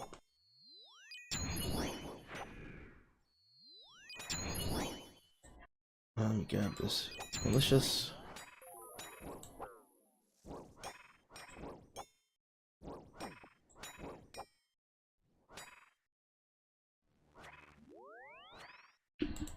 Can someone at least fucking enlighten me that he's literally lying to his audience? What a fucking piece of shit, dude. Holy fucking— He then plays an old clip in which Kira says she would not have sex with or date a bisexual guy, which is something I, as a bisexual man, am very familiar with as an opinion. If a guy's like having sex with other guys, and he's like, oh, maybe I'll try having sex with you. I'm like, Now, of course, the way that Kira says it here is problematic for many reasons, but again, we're missing the point that this is something she said in the past, and wouldn't dream of saying this nowadays because she understands the harm it would cause. And as a bi guy, I just want to say for anyone listening here, if this is something that you think, fine, I don't want to fuck or date someone who has an opinion like this anyway, and I'm not going to lose sleep about people having opinions like this when I know that there are plenty of people who want to fuck me or date me. But if you change your mind about that, and but there aren't though. Wait, but there aren't though, because you wouldn't be talking about. Hey, I know there's people who will. It's you'd be fucking them. You'd be dealing with your problem, shutting the fuck up, and going fucking them. Literally, when someone says go find someone, you would go find them. Also, I'm ready and willing to forgive you. So you're bi? Why not say pan? Are you not attracted to non-binary people? Are you saying that there's only two genders, DJ? Huh? Is that what it is? Are you saying that non-binary people aren't valid? That's not very allying of you. It's not very ally-ish. Are you a reactionary? Are you saying that there's only two genders? Or are you saying pronouns bad? I love mental gymnastics. Interesting. That's real convenient that you only put in the most defensible part of that clip. Why don't we do the rest of it together? Even black people, if you found me a black bisexual man, I might throw up in my mouth at the thought of sexual contact with him. You can't hate gay people anymore. Why not? I want to hate whoever the fuck I want to hate. I want to hate a person because they're wearing Crocs. Why can't they hate a person? I wonder why he didn't add that part. Because of whatever else Maybe it's trivial. because he feels If the that same reason way. is trivial, if I can hate a person for wearing Crocs, it's The world incredibly is a trivial reason, mystery. and then people can harp on me about how stupid it is for me to hate an entire person because of the Crocs they wear. But you see me, I will hate the fuck out of that Croc wearing freak, and I have no qualms about it. But it's fine. It happened in the past. It's okay. It happened in the past. Don't worry about it. Things that happen in the past. Now, I have to be the guy that takes the position and says here, she's allowed to not want to screw who she doesn't want to screw. You can't force her to ride the dick, bigot. You can't force her to ride the dick, bigot. She's allowed to say, I don't want to have sex with him. And she can make up any reason to do so. What is this? What are you doing? Why am I becoming the liberal in this situation? What's going on here? Why are we here? Why are we here? It don't matter anymore. It don't matter. Because it happened in the past. For me, not for thee. All these screenshots too? Oh no, it happened in the past. It was the past. She's changed. People change. It's fine. Don't worry about it. People change. You know, people grow. People change and grow. If I like them. If I don't like them, then they are all right forever. Fuck you, eat my ass. And just because you're able to excuse biphobia when it's someone you want to sleep with, doesn't mean we all feel that way. Some of us don't like biphobia apologia. Some of us don't like biphobia. It's kind of weird that you engage in abuse apologia, biphobia apologia, manipulation, gaslighting. You're really kind of starting to sound like a terrible human being. Maybe you're not a leftist. Maybe you don't know what it means to be a leftist. Maybe you're only a leftist when it's convenient for you. And a piece of shit whenever it suits him. But it's really funny how all of this is starting to add up, isn't it? Congrats on doing the bare minimum of not being an open bigot anymore. Congrats. Do you want us to give her a medal? Do you want us to nominate her for president? Congratulations.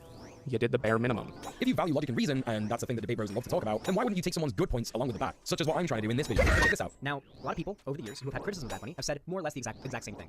And I'll admit that I made a counter-argument to this, along with people who defend Bad Bunny, that people who have this opinion are probably just being biased by the fact that she's a woman, and that when women engage in this type of humor, it comes off as being bitchy or rude or as narcissistic or whatever, but when men do it, it comes off as suave or like, oh, he's got a douchebag, but he's funny about it, so it's okay, 'cause he's a guy. He's literally correct here, so why does he go back on it? I'll tell you why he goes back on it and calls him mean, because that is what his entire channel is all about. Drama, clout, revenge, and grift content. And I can say with 10,000% certainty that Kira is not this evil, mean monster that Zan is making her out to be. I've been in hours and hours of Discord calls with her, personal calls, meetings, DMs, and she is one of the sweetest, most lovely people that you could ever meet. This is a character assassination video, and it is inexcusable. Exactly the same as the one made about Sophie. Also, I make a big point here that Kira's harassment has been so intense that she has lost a lot of her viewers on Twitch and YouTube. Despite the constant and that's her fault.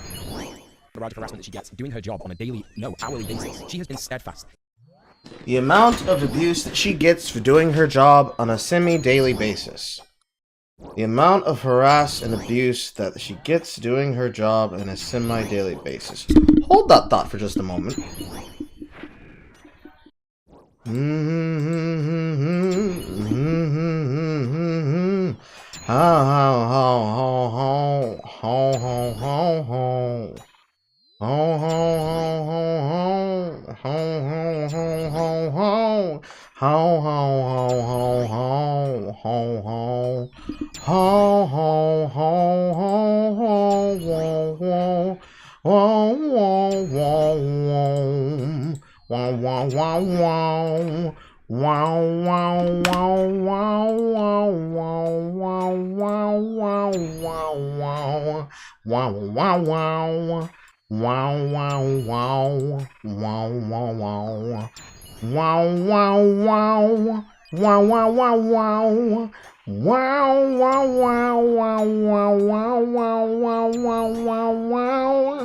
Wow, wow, wow, wow, wow, wow, wow, wow, wow, wow, wow, wow, wow, wow, wow, wow, wow.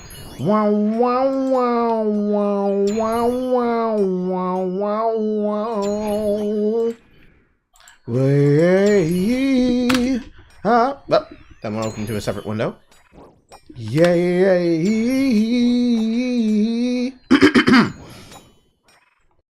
So, let me get this straight. Let's make sure we have this accountable to the right amount of shit.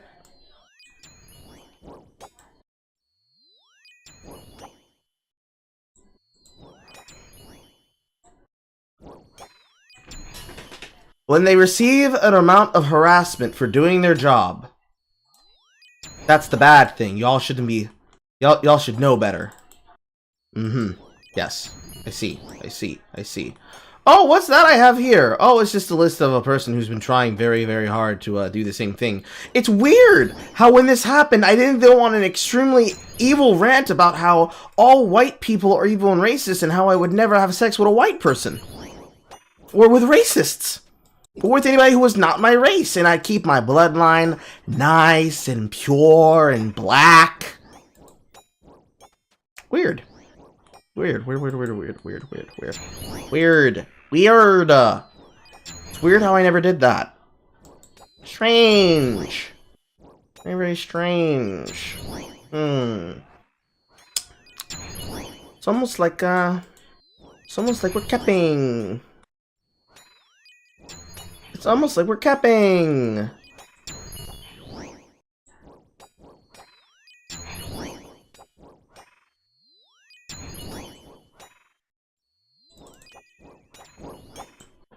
In case somebody wanted to see, it's not just one post.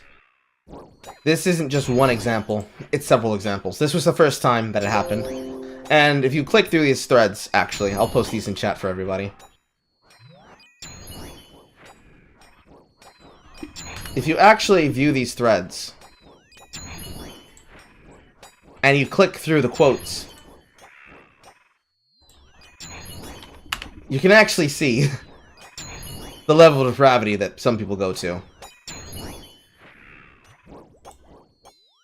But yeah, that's an interesting, very interesting take. Very interesting take there. Very interesting. Very interesting. It's a very shit take, but very interesting take nonetheless.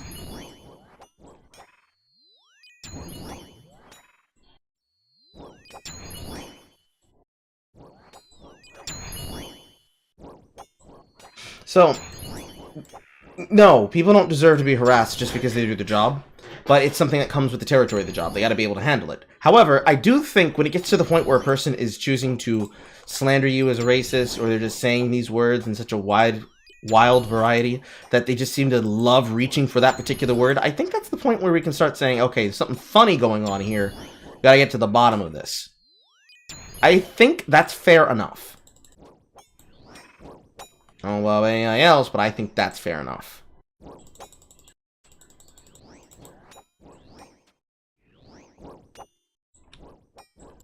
In her left-wing opinions, and she is always doing her best to unlearn the harmful behaviors that she had in the past. And she does all this despite the drop in clout that she is supposedly farming from having pretend opinions on the internet. I mean, come on, people, you can clearly see that this is absurd and has no basis in reality. It is simply the systematic destruction of a woman on the internet, simply because she chose to be outspoken. Black bisexual man, I might throw them in and make political content. Seriously, if you're watching this and you have any empathy or sympathy for Kayla's position at all, please go and show her some love. You won't regret it. She is more than worthy of your time. What's with all this civility politics all of a sudden?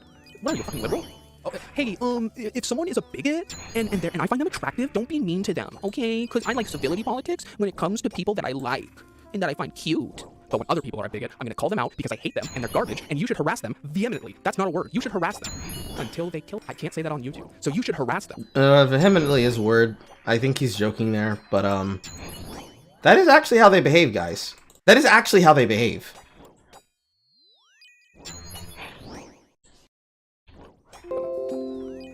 Until they Roblox themselves. Yeah, unless they're cute. Otherwise, if they're cute, my DMs are open, JK, because all of my social media is private, because I'm a coward. You can join Patreon, message me over there, slide me, be like, hey, yo, what's up? I say the N-word 4 times every hour, so you want to hook up? And DJ would be like, oh, hell yeah. Can you boost it up to 5? I love infantilizing women, and other minorities because, when she gets harassed, for being a bigot, she's just a precious little baby. She doesn't deserve all of this harassment because she's just a special little baby, and you shouldn't be mean to her even though she's a bigot. But she's my special little baby. He says when over half the videos on his channel are just powwows with his little e-buddies that are bigger than him, but he's not doing it for clout. He's doing it because they're friends. Okay, here we go. This is the worst part of this video. I don't say this often. I mean, he can do it for clout and he can do it because they're friends. He can do it because they're friends and because they reward him for it. That's part of why he's doing it. But,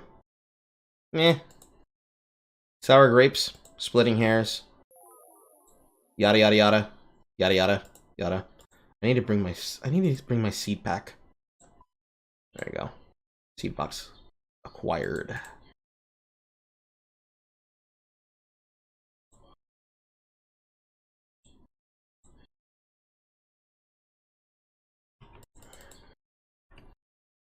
Because I feel like it's kind of overused and a little meaningless at this point, because everyone just says it about people they don't like, but this is actually really disgusting. Like, this is, to add this into your, I don't even know what this video is, but it's fucking gross, dude. Like, Jesus Christ. Oh boy.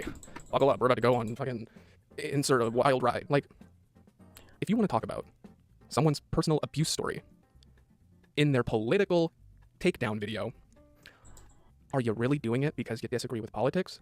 Or are you just making a character assassination video? You garbage piece of shit. So I'm just gonna let him simp for a little bit because he's just going to ramble on about what didn't happen. And he's just going to believe an abuser's lies wholeheartedly without even taking a second thought about it. So we're just gonna let him ramble for a little bit. And then we're gonna show him how he is a lying garbage human. So play the clip. So there's a little rule of 3 that I'm trying to bring into my content here, and I'm going to try and stick to that going forward. So I'm going to finish this video with a third and final, and perhaps one of the worst character assassinations that Xanderhal has done on his channel. And that is of his ex, Lonnie. Oh boy, this is a lot. Strap in, everybody. Lonnie, aka Pastor Leftist, was Xanderhal's partner for 2.5 years, according to the twitlonger she posted about him in July of this year. She describes how one day, a few weeks before the time of the twitlonger, he dumped her via text for apparently lying, stealing, and cheating on her, which is already extremely shitty behavior. Lonnie says all of this is completely untrue and has no idea where he got all this stuff from, but thinks it might be because a car was broken into one time, and all that the people who stole stuff left was his debit card, which he already had permission to use to buy groceries and stuff like that. Lonnie also goes on to say that Xanderhal refused to talk to her about any of this, and claims that she was a master manipulator, also implying that she sold all the stuff that was stolen from her car for drugs. He demanded that she come home from work and pack all of her stuff, including her 13-year-old cat, into her Ford Focus and leave immediately, which is of course an absurd thing to ask someone on such short notice. She had to move out and couch surf and sleep in a car for a few weeks before she could finally get home, when she realized her room had been trashed, and Xanderhal had left with her cat to go and live back in his mum's house. So she moved back into their old apartment and was obviously trying to deal with this sudden shake-up in her life, her happiness, her security, when Xanderman shows up without her cat and told her he was ending the tenancy on the apartment and she needed to move out and be gone the next day. Lonnie unfortunately was arrested while she was trying to find somewhere to live, as unfortunately she couldn't afford to pay the upkeep on the tags, which is vehicle registration for non-US viewers, on her car, and one of her friends had drugs on him when the cops pulled them up and she had to spend 5 days in a cell. When she made a phone call, she found out that Xanderhal and his mom had completely blocked her or were ignoring her calls. And when she got out of prison and someone managed to take her home, she found out that the locks had been changed and she had no way to get into the apartment. This meant that she was homeless and had none of her belongings. So let's recap real quick. What's vile is bringing up someone's personal abuse story and doing abuse apologia because you yourself are an abuser and a manipulator and a gaslighter. I know those are kind of the same thing, but it sounds worse when I use all of them. And, you know, he loves using inflammatory language. So, the thing about this is that it's actually scummy for you to try and use this as a slander against him while you two are using it against each other. The main reason being that that's not ultimately his fault. And people who date publicly, once you cross that barrier and threshold, your content is linked in such a way where people are going to comment about you. They're going to make comment of it. People are not stupid, they're not blind, they're going to notice some things, and it's going to become a rumor mill. You have to accept it. Does that mean that it's fair? No, it does not mean that it's fair. But it is what you signed up for when you chose to make your relationship public. That's not defending him. That's just actually explaining. You don't get to use that as a talking point to try and attack him in what effectively is a character assassination hit piece, but is a bake down and rebuttal of his behavior and actions. You're allowed to criticize him, I'm allowed to criticize you. You're both shitty for doing this. And at the same time, it's news that was made public by people who just didn't understand and still don't understand how this shit works. You don't get to make your relationships a part of your content and then say, no one can talk about this. This is unfair. How can you treat me like this? You don't get to do that. I'm sorry. I know you'll want to do that, but you don't get to do that. Accountability. Just a little bit of accountability. Just a little, not a lot. Just a little, not a lot. But you split it on the plot. Or it's going plop, plop, plop. But it goes plop, plop, plop. But no, that's too much. Too much accountability is bad for you guys. Especially when it comes to details and context.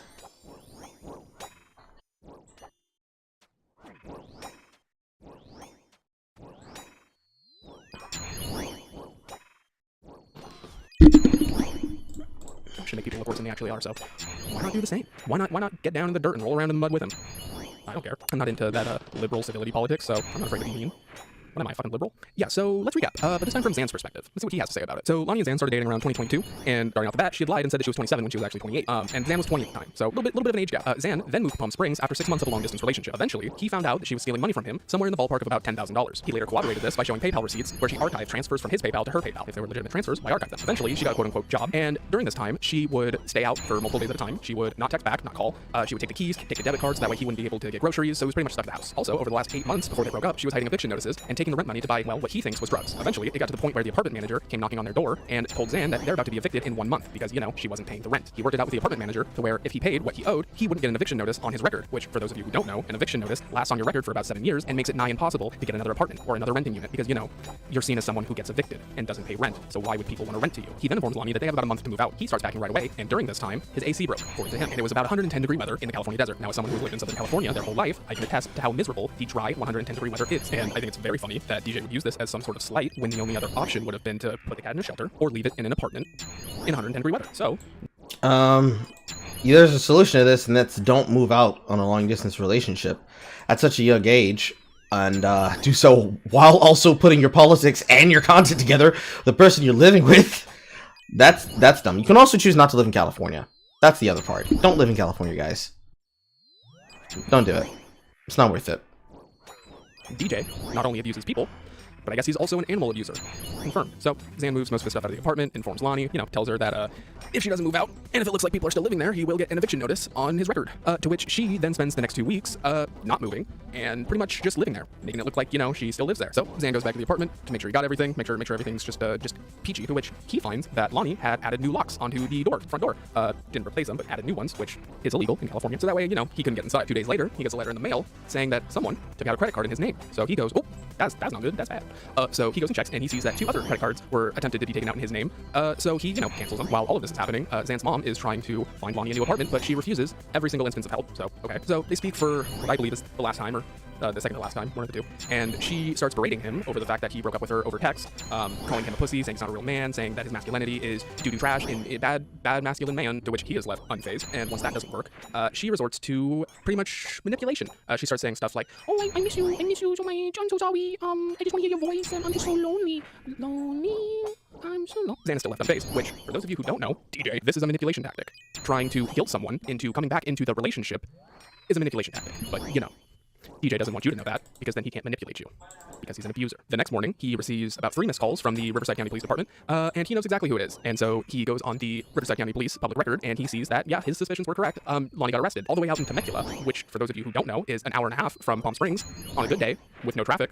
And if you know Southern California, you know you have to suck off a leprechaun to get no traffic. So, and he also sees that she was arrested for suspicious checks and narcotics, not a fucking car tag. You don't get arrested for a car tag. You get a fine. If you drive around with expired tags, you get a fine, not arrested. It may have been the reason why she got pulled over in the first place, but it's not the reason why she got arrested. Oh, and during all this time, she was hanging out with some guy who was presumably living in the apartment with her, who also had a warrant out for his arrest, so no bail for you, sir. Sorry. So, knowing that she's not in the apartment, because, you know, she's in a jail cell, he goes back and enters through the backsliding glass door, which he assumes is how Lonnie and her boy toy was getting in and out, and he finds the apartment in absolute disarray. There's food rotting in the fridge, there's food rotting on the counter, there's trash being piled up, dishes, the cat bowl has grown a colony of maggots. Yummy. So if he would have left the cat there, who knows? Could have been eating maggots. DJ doesn't care. DJ probably used to skin cats when he was a child. I don't know. It's fun making baseless allegations. You can just say whatever you want. Oh, he also finds this. Of things you can do in the apartment. I should actually say they, because it was quite obvious. This whole guy was saying in the apartment too. Now, honestly, do this. I shit you not. Literally included an item that said, buy something, I think it was called a cricket, in order to make fake IDs. I'm not kidding, by the way. They added, we're making fake IDs at the end. So he starts cleaning up, and he notices that she has done 0 packing. So he takes all... For those of you who don't know, a cricket is a do-it-yourself, I'm not actually sure how to put it together, but I'm going to go and say home crafts machine. Let's go with the phrase home crafts. It prints out programmed images that you can either make yourself or that you get on the internet to print out designs that you can then cut into. It can be used to make fake IDs if you get the right amount of gloss paper, lamination paper, seal wrap, that is part of what gives the laminated glow on material to make what you need for whatever state uses them. And is the reason why the ID system in your particular state, and at least in my state of question, has evolved over the years, requiring all these kinds of holographics. That's why. Over stuff that holds sentimental value, you know, like her mother's ashes, some pictures, some stuff that her dad made, whatever. And he puts it in a storage unit out of his own pocket, so, you know, that way it doesn't get trashed at the dump, because even through all of this, he still did that. So, he pays what he owes in the rent, drops off keys, and that's pretty much it. That's the story. So let's see how DJ recaps it. So let's recap real quick. 2.5-year relationship, the guy ends out of nowhere via text, claiming that she's doing drugs and stealing from him, literally makes her homeless, and what does he have to say for himself? That's crazy. Who would have thought that he would just lie? Just bold-faced lie. To manipulate his audience into thinking that the person that he personally doesn't like is a terrible person, and all of this is justified. Who would have thought that he would do that? Not me. I never guessed. So, I'm not saying that I, you know, believe Zan wholeheartedly just because he's the one who said it, and I hate women. That's, no. But I am a little more inclined to believe the person who has evidence and receipts, which apparently DJ is allergic to, so birds of a feather, I guess, over a twit bomb. Just words from a person. So, DJ would much rather believe an abuser on their word with no evidence over someone who has evidence of their abuser. The power of pussy has a stranglehold on this man. He needs help. So not only is he doing abuse apologia, but he's calling the victim of abuse a liar, saying that his abuse isn't real, and saying that his abuser is the one who's the victim. All in your takedown video of another YouTuber. Yeah, that's pretty gross. From what I'm getting, DJ does not believe that men can be abused, especially if it's a man that he does not like, that personally annoys him. So, hey, if you're friends with DJ in his personal life, and you're a victim of abuse and you're a man, you better tell him on a good day, because if you tell him when he's just a little bit cranky, he will not believe you, and he will call you a liar, and he will say that you're actually the abuser, so stay safe out there, guys. First things first, gang. I just want to say that making content about your breakup is an extremely ghoulish thing to do. Okay, like making a tweet, going off on a Facebook post, or even an Instagram story is kind of a normal human thing to do. But a 50-minute YouTube video.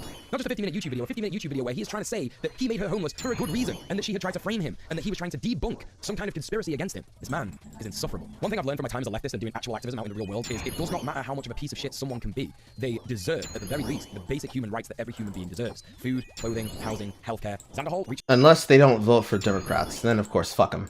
so far into the depths of his cruelty to render his partner homeless is just something that is so sickening to me from so many different angles. It was genuinely hard for me to go through this video, just seeing how smug and comfortable he is, all the while safe in the knowledge that he is going to be fine, and his ex-partner is going through one of the worst times of her life. No. Good. She shouldn't have been doing that shit. No, actually. She should have been faithful. When you're a public figure, it's kind of the thing to do to refute the allegations against you. I love how he's trying to use the 50-minute video as some kind of, you know, gotcha, as if it was like made for padding and didn't have evidence and wasn't just him telling a story, and claims that he did it for money, even though his editor came out and said that the video wasn't even monetized. Research is hard. Also, I heard that DJ spent like a month on this video, so the fact that it's fucking... Hey, bud, instead of making a 90-minute video, why didn't you just make a tweet thread? Why didn't you just make a Reddit post? Why didn't you just make a post to your blog on Tumblr? What, you were scared it wouldn't get as much attention? You wouldn't get as much clout? Why wouldn't you just make a tweet thread about it? You probably would have had just as much evidence. No, actually, what's ghoulish is using someone's personal story of abuse in a takedown video, and then pretty much saying that, no, your abuser is the victim. Because apparently he doesn't believe that men can be victims of abuse. What's ghoulish is abuse apologia. But again, DJ doesn't give a shit. Because he lacks empathy. He lacks morals. He lacks sympathy. He lacks basic human empathy. I think I already said that. He lacks, literally, any good human characteristics. He's just a garbage human. I guarantee you, if the roles were reversed, and some guy was taking the keys, not coming home at night, not answering his phone, and taking the debit card, he would not be saying this, and he would throw the biggest bitch fit in the world. But since he has no consistency in his politics, and he doesn't care about male abuse victims, he just, you know, resorts to abuse apologia to try and get some cheap dunk. Because that's all he cares about. Cheap dunks. Not being a human, not having sympathy. All he cares about is his cheap dunks so he can get some internet clout. He starts off in this video by saying that early in the relationship, when he moved in with her, they had a TradCon relationship. Now, for those of you that don't know what this means that this is where the man does all the money making, and the woman does all the chores around the house, the cooking, the cleaning, something that's known as reproductive labor. That is not what TradCon means. TradCon actually means she is doing literally no work at all as a stay-at-home mom or stay-at-home girlfriend. And he does everything at all, and does it in the most conservative way possible, to the point that it might as well be Amish society. That is what that means.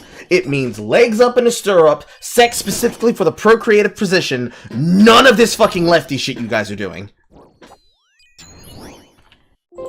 because it's normally women in society that have done this thanks to the patriarchy. This is just like a kind of gross dynamic where he has all the power to begin with, but I gotta say, if a couple consents to this and it's something that they're both happy with, then... And no, it doesn't mean he has all the power, especially considering that they're fucking public figures. It means that they work together, he takes charge in certain things, she takes charge in certain things, and they cooperate. Because that's what actual tradcons do. They cooperate as a unit. Not as two separate individuals that are combining their joint income so they can be rich commies on the internet. Fine, like if you have a tradcon relationship like this and you're both safe in the knowledge that you are fine with it and you do not feel oppressed by this, cool, go for it, go for your life. Who am I to say what's right and wrong in a person's relationship? If that works for you, cool. But it does not sound like Xanderhal had very good knowledge of boundaries and consent when it came to this kind of relationship. He says one of the first things that he noticed when he moved out is that he wasn't seeing as much money coming in as he thought he should be, which is like a very normal thing to happen when you first move out with your parents' gap and go to live on your own somewhere, or even with a couple. This is called the material conditions of the working class under capitalism, Xanderhal, and I advise you to do some research on it. Of course, it's an incredibly upsetting reality check that someone like Lani understood a lot more than Xanderhal because she has more life experience than him, being an older person than him. So of course, when she explains that to him, that makes a lot of sense as to why she'd say that. But no, of course, Xanderhal is implying here that she is covering up for something, that this is all part of the conspiracy against him. And here we have another instance of, oh, I'm going to say this thing is okay, except for when you do it, because I'm a fucking idiot. Hey, if two consenting adults are okay doing this thing, then that's fine. Except when you do it, you human garbage piece of shit, you're just playing into the patriarchy. Fucking grow up. Jesus Christ. You're like 40 years old, dude. Grow up. Act like a fucking adult. Literally, how do you put those two sentences next to each other without realizing it? You either have to be subhumanly moronic or just willingly manipulating your audience. Actually, the 10K that I stole from you is actually because of capitalism, and the only reason why I was doing meth was because of capitalism, because I blame capitalism on literally everything, because I don't know how to take accountability for myself. Capitalism gave me OCD, capitalism made me steal $10,000 from you, capitalism made me whip out my penis in front of those children, because capitalism bad. Have you read Marx? Have you read Marx on stream? Capitalism, cap. I just love LARPing as a leftist without actually knowing what any of the words that I'm saying means. I just love using lefty aesthetic to get inside people's pants, because I have no redeeming qualities otherwise, so, you know, how else am I gonna morally grandstand and self-aggrandize? I don't know how to have basic empathy, I don't know how to be a good person, so lefty politics aesthetic it is. You do know what conspiracy is, right? It's between two people, so by definition, it can't be a conspiracy. They're allegations. I love how DJ turns lying and gaslighting into a conspiracy. It's funny how that works, isn't it? So it kind of sounds like they came across a very normal problem that happens in relationships that's basically down to toxic masculinity preventing men from asking for their needs directly. What is a little bit more sickening in this situation, though, is that he says the only reason that he moved in with Lani was to escape a living situation with his parents. My living situation with my parents eventually just got too toxic for me to continue being happy and making content, and I decided that my best course of action was to move away. And so I did. I moved all the way across the country to Palm Springs, California with Lani. Which is, and I will die on this hill, a fucking terrible reason to move in with someone. It's a great reason to move out on your own, absolutely, but you should not be moving in with someone else just because of that. When you move in with someone that you love, that you're in a romantic or sexual relationship with, you do it because you love them and you care for them, and you decide to face this life together, not to escape another shitty living situation. Maybe. Now, hear me out. Actually, that's the way that a lot of people do it. A lot of people move into living situations that come about because they're in a dire place and they find themselves in a dire place. And here's this guy or this girl that helps make things better. And so they move in with them because what else can they do? Why wouldn't they move with them? They're already fucking. I literally have a partner that has this scenario. It's a bit fucked up, but it's a thing that is happening. This is and has happened. This is gonna sound crazy. This is gonna sound like a conspiracy, but hear me out. Maybe, just maybe, Zan wanted to move out, and it kind of just worked out. Kind of just worked that way. Funny how that worked. Maybe things just kind of worked out that way. But you know, of course, he has to frame it in the worst way possible to try and convince you that Xanderhal is a terrible person. Why? Who knows? Who knows? Oh, I remember why. It's because he's biased against debate pros. Doy. That's why he's doing it. It's so simple. So because of that, he needs to gaslight his audience into thinking that they're all terrible people, you know, because all DJ cares about is pushing an agenda. Not truth, not having morals, not being consistent. All he cares about is pushing his agenda and showing his queens that he'd make a good boyfriend, actually. Maybe. Here's another conspiracy. Maybe, but I'm tinfoil hats for this one. Maybe. He physically cannot say the word gaslighting because then his audience will understand that that's what he's doing to them. It all makes sense now. Abuse apologia in 3, 2, 1, roll it. Which, in all honesty, doesn't actually sound like that bad of a situation because his parents took him in straight away after things went wrong with Lani. Your past living situation, probably wasn't all that bad because, your mom took you back in. I've never experienced abuse, but that doesn't sound like abuse, so, I get it. This guy has 0 real-world experience. I get it. This guy has never experienced abuse. Only inflicted it. Maybe. Just maybe. A type of abuse is a parent having full control over their child's life. So taking them back in would be easy to understand. That shit, like I really gotta hand it to Xanderhal. Of all the things that he does wrong that I talked about in this video, this really takes the cake. While my suspicions became ever increasing, Lonnie was offered a job cleaning Airbnbs by a friend of hers. She took it, claiming she wanted to be able to get out of the house and make some friends and help make ends meet financially. Lonnie was now spending most of her time out of the house. In some cases, she would go more than a day without responding to me, and eventually it started not coming home. When I questioned her about it, she'd actually respond. Her reasoning was that she was spending the night on her friend Sarah's couch because they worked together and they were carpooling to save money on gas. I didn't buy it, and the first night that she didn't come home, I started to consider the relationship over. Like, to consider the relationship over the second that your partner does something that you don't like is so weak, dude. Like, you utter waste, man. I couldn't. Well, when you're talking about a relationship with a person that you're living with, and you literally have to ask them the conspiracy of why aren't you coming home at night, and they say to you things like, well, I was sleeping on a friend's couch because, like, we are doing a bunch of shit together, and, like, it's just boring stuff, you wouldn't care. And you guys are supposed to have the ability to live together in a place that you both pay for. On to the point that you are doing shit that just doesn't make sense. Not even in the context of a modern relationship. You're gonna have questions. You're gonna have doubts. And those questions and doubts deserve to be answered immediately. Not whenever they feel like it. Because that's what adults do. Think of a situation that is more childish, ridiculous, and self-serving than a man not even attempting to fix his relationship when his partner is trying to make herself happy on her own. Everything he talks about next, where he says that she wasn't answering his frankly ridiculous text demanding to know where she is. He mentions that Lonnie shuts him down, saying that he's being controlling. And like, yeah, dude, that's because you were being controlling. Demanding to know where your partner is all the time, that's extremely controlling behavior. Again, why are you not doing any self-reflection here, dude? Being completely overbearing in how you smother a partner is... Ignoring the context of him looking into what is her stealing money from him, being worried about him, not being worried about her, you're framing as a negative in your hit piece. But that's what a normal boyfriend would do. If he was aloof and didn't ask questions, then he would be evil if he didn't do that. You're damned if you do and damned if you don't.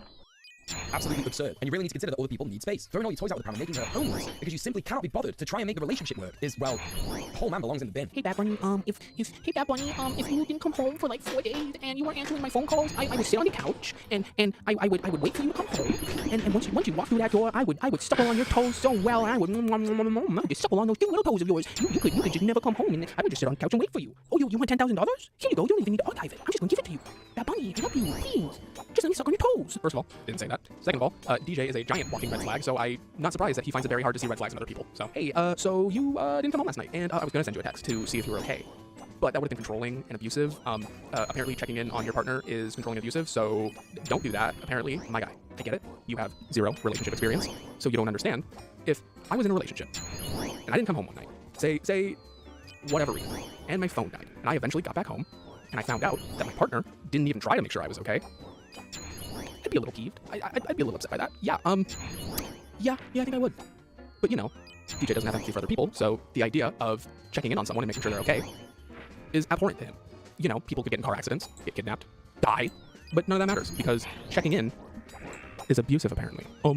Checking in on your partner, is abusive, and toxic masculinity, patriarchy, controlling, buzzword, toxic masculinity again, buzzword, playing into the patriarchy, mansplaining, conquest of bread. Oh, and don't forget gender roles. Does he not know that if someone doesn't show up at night and doesn't answer calls or texts, you can file a missing persons report? He does know that that's a thing, right? He also complained that Lonnie took the keys with her every time that she went out, and that meant that he couldn't go out and do stuff, and it just makes me think, dude, are you an actual amoeba? Just get some more keys cut. Speak to the property manager. Like, what do you fucking want, dude? How could he have made a spare key if she took the keys? How could he have asked the landlord for spare keys if it's illegal for a landlord to have spare keys unless specifically outlined in your tenant agreement and agreed to by both parties? How about the fact that, while not illegal, it could be stated in your lease agreement that you can't make spares? I get it. The tenant union you claim to be in is just you giving $50 to your mom so you can stay in the basement. But maybe, just maybe, you could do 5 minutes of research before you make a dog shit video. I get it. You ask mommy for new keys, and you think it just magically pops out of her ass. But that's not how the real world works. Maybe if you had some life experience, maybe if you acted like an adult, you would know that. But instead, you choose to whine like a child online. So, L for you, I guess. I don't know if this next clip is projection or armchair psychology. Either one. Really fucking weird to add into your video. But okay, sure, go on. And that is that he wasn't looking for a partner, he was looking for a mother. It kind of makes sense when Xanderhal talks about the stresses that he had living with his mum. I can actually relate to it a lot, and I did used to exhibit a lot of the same harmful behaviors that he did, in like overbearing, needing to know where your partner is all the time, thinking that they're like lying and cheating on you and stuff like that. But my dude, that is a trauma response. And to be fair to myself, I never fucking made anyone homeless. I never made a fucking 50-minute rant video on why doing that was a good thing to do. That's just fucking weird. Oh my god. He stays winning. It's a clean sweep. Freud's back at it again. God damn it! God damn it! This man just stays winning!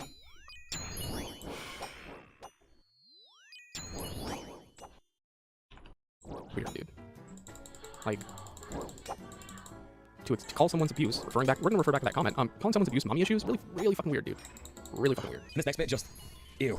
She would constantly use my card to order Grubhub and Uber Eats to places she was cleaning for lunch instead of packing some of the fresh food that she'd bought that was in our fridge and going bad. She'd also constantly leave half-eaten food just sitting on the counter to go bad. She wouldn't even bother just throwing it in the fridge to let it be good for later. I can't stand people who call themselves leftists and do not understand that people do not want to do reproductive labor. Like, cooking is a whole ass thing, dude. Lots of people get Uber Eats. I'm gonna be getting an Uber Eats after I've recorded this video because I've got no energy to cook. So the thing about buying food, even though I did that today, is that the amount of money that you could spend ordering a delivery, over $150 of that money could have been better spent in groceries that would then be better managed. I have 2 refrigerators, right? Inside and outside. The outside refrigerator is the refrigerator from my last home. The inside refrigerator is the refrigerator that the original homeowners that built and owned this house until we purchased it from them left behind with them.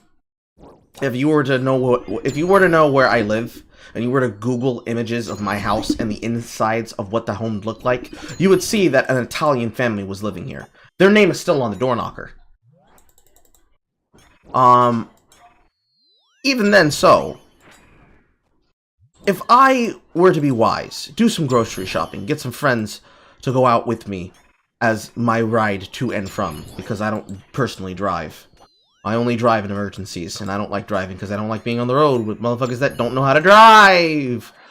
If you were to see how I managed my food, you would see that on top of the food deliveries that are sent for my mother, specifically by her medical team, if I ever try to order food, I always do so after planning out what I'm going to eat for that week. It is why I choose to take businesses at fast food services, because eating food at work is better for me if I can do so, because that saves me on food costs.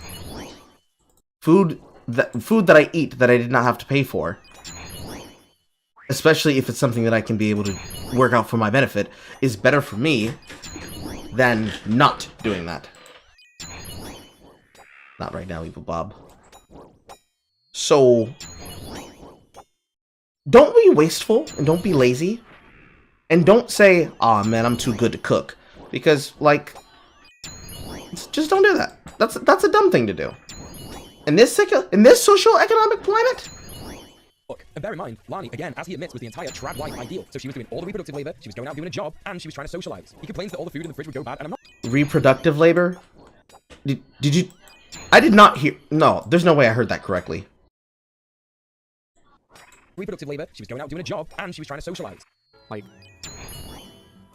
to call someone's abuse, we're gonna refer back to that comment. Calling someone's abuse mommy issues, really fucking weird, dude. Really fucking weird. And this next bit just, ew. She would constantly use my card to order Grubhub and Uber Eats to places she was cleaning for lunch instead of packing some of the fresh food that she'd bought that was in our fridge and going bad. She'd also constantly leave half-eaten food just sitting on the counter to go bad. She wouldn't even bother just throwing it in the fridge to let it be good for later. I can't stand people who call themselves leftists and do not understand that people do not want to do reproductive labor. Like, cooking is a whole ass thing, dude. Lots of people get Uber Eats. I'm gonna be getting an Uber Eats. I don't think I would call house cleaning duties, upkeep and housekeeping, reproductive labor. Productive labor, maybe. Reproductive labor? That's so confusing, because what I heard was she didn't want to do the reproductive labor of being a girlfriend. It's like, what the fuck are you saying? Because what I heard and what you said is not what you just said. After I've recorded this video, because I've got no energy to cook. And bear in mind, Lani, again, as he admits, was the entire trad wife ideal. So she was doing all the reproductive labor, she was going out doing a job, and she was trying to socialize. He complains that all the food in the fridge would go bad, and I'm not being funny, man, but like, Sanderhol, have you never been in control of a fridge in your entire life? First of all, I know you just learned that word yesterday on r/Stalin did nothing wrong, but cleaning up after yourself is not reproductive labor. It's called not being fucking disgusting. I don't know if you just live in filth. I don't know if it's like hard for you to shower and to put dishes in the dishwasher or to just do a load of laundry, but it's called not being fucking disgusting. Also, how are you going to call yourself a leftist and not care about food waste? Why open up a food bank if you're just going to give them food for them to go home and cook? Isn't that forcing reproductive labor on them? Why don't you just open up a food bank and Uber Eats for everyone? Why don't you just Uber Eats for every homeless person you see on the street? Make sure no one does any reproductive labor, since you're so against cooking, apparently, or cleaning up after yourself, you fucking slob.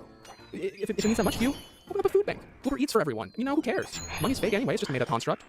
Who cares? It's not like you're doing this for money or clout anyway, so what does it matter, you know? Since you're such an activist, it would make sense, unless, you know, you only use leftism as an aesthetic. and you don't actually care about the things that you say. I just love how he calls literally basic housework, reproductive labor, and somehow ties just basic housework back to capitalism. Everything is capitalism's fault. I live in my own shit because capitalism. Yeah, brother. It happens all the time, because unfortunately capitalism doesn't allow us a lot of time to actually address things like that. Plus, if you've got ADHD like me, planning and cooking is such a drama. When I'm hearing this, I can't help but go back to this clip that I played you earlier.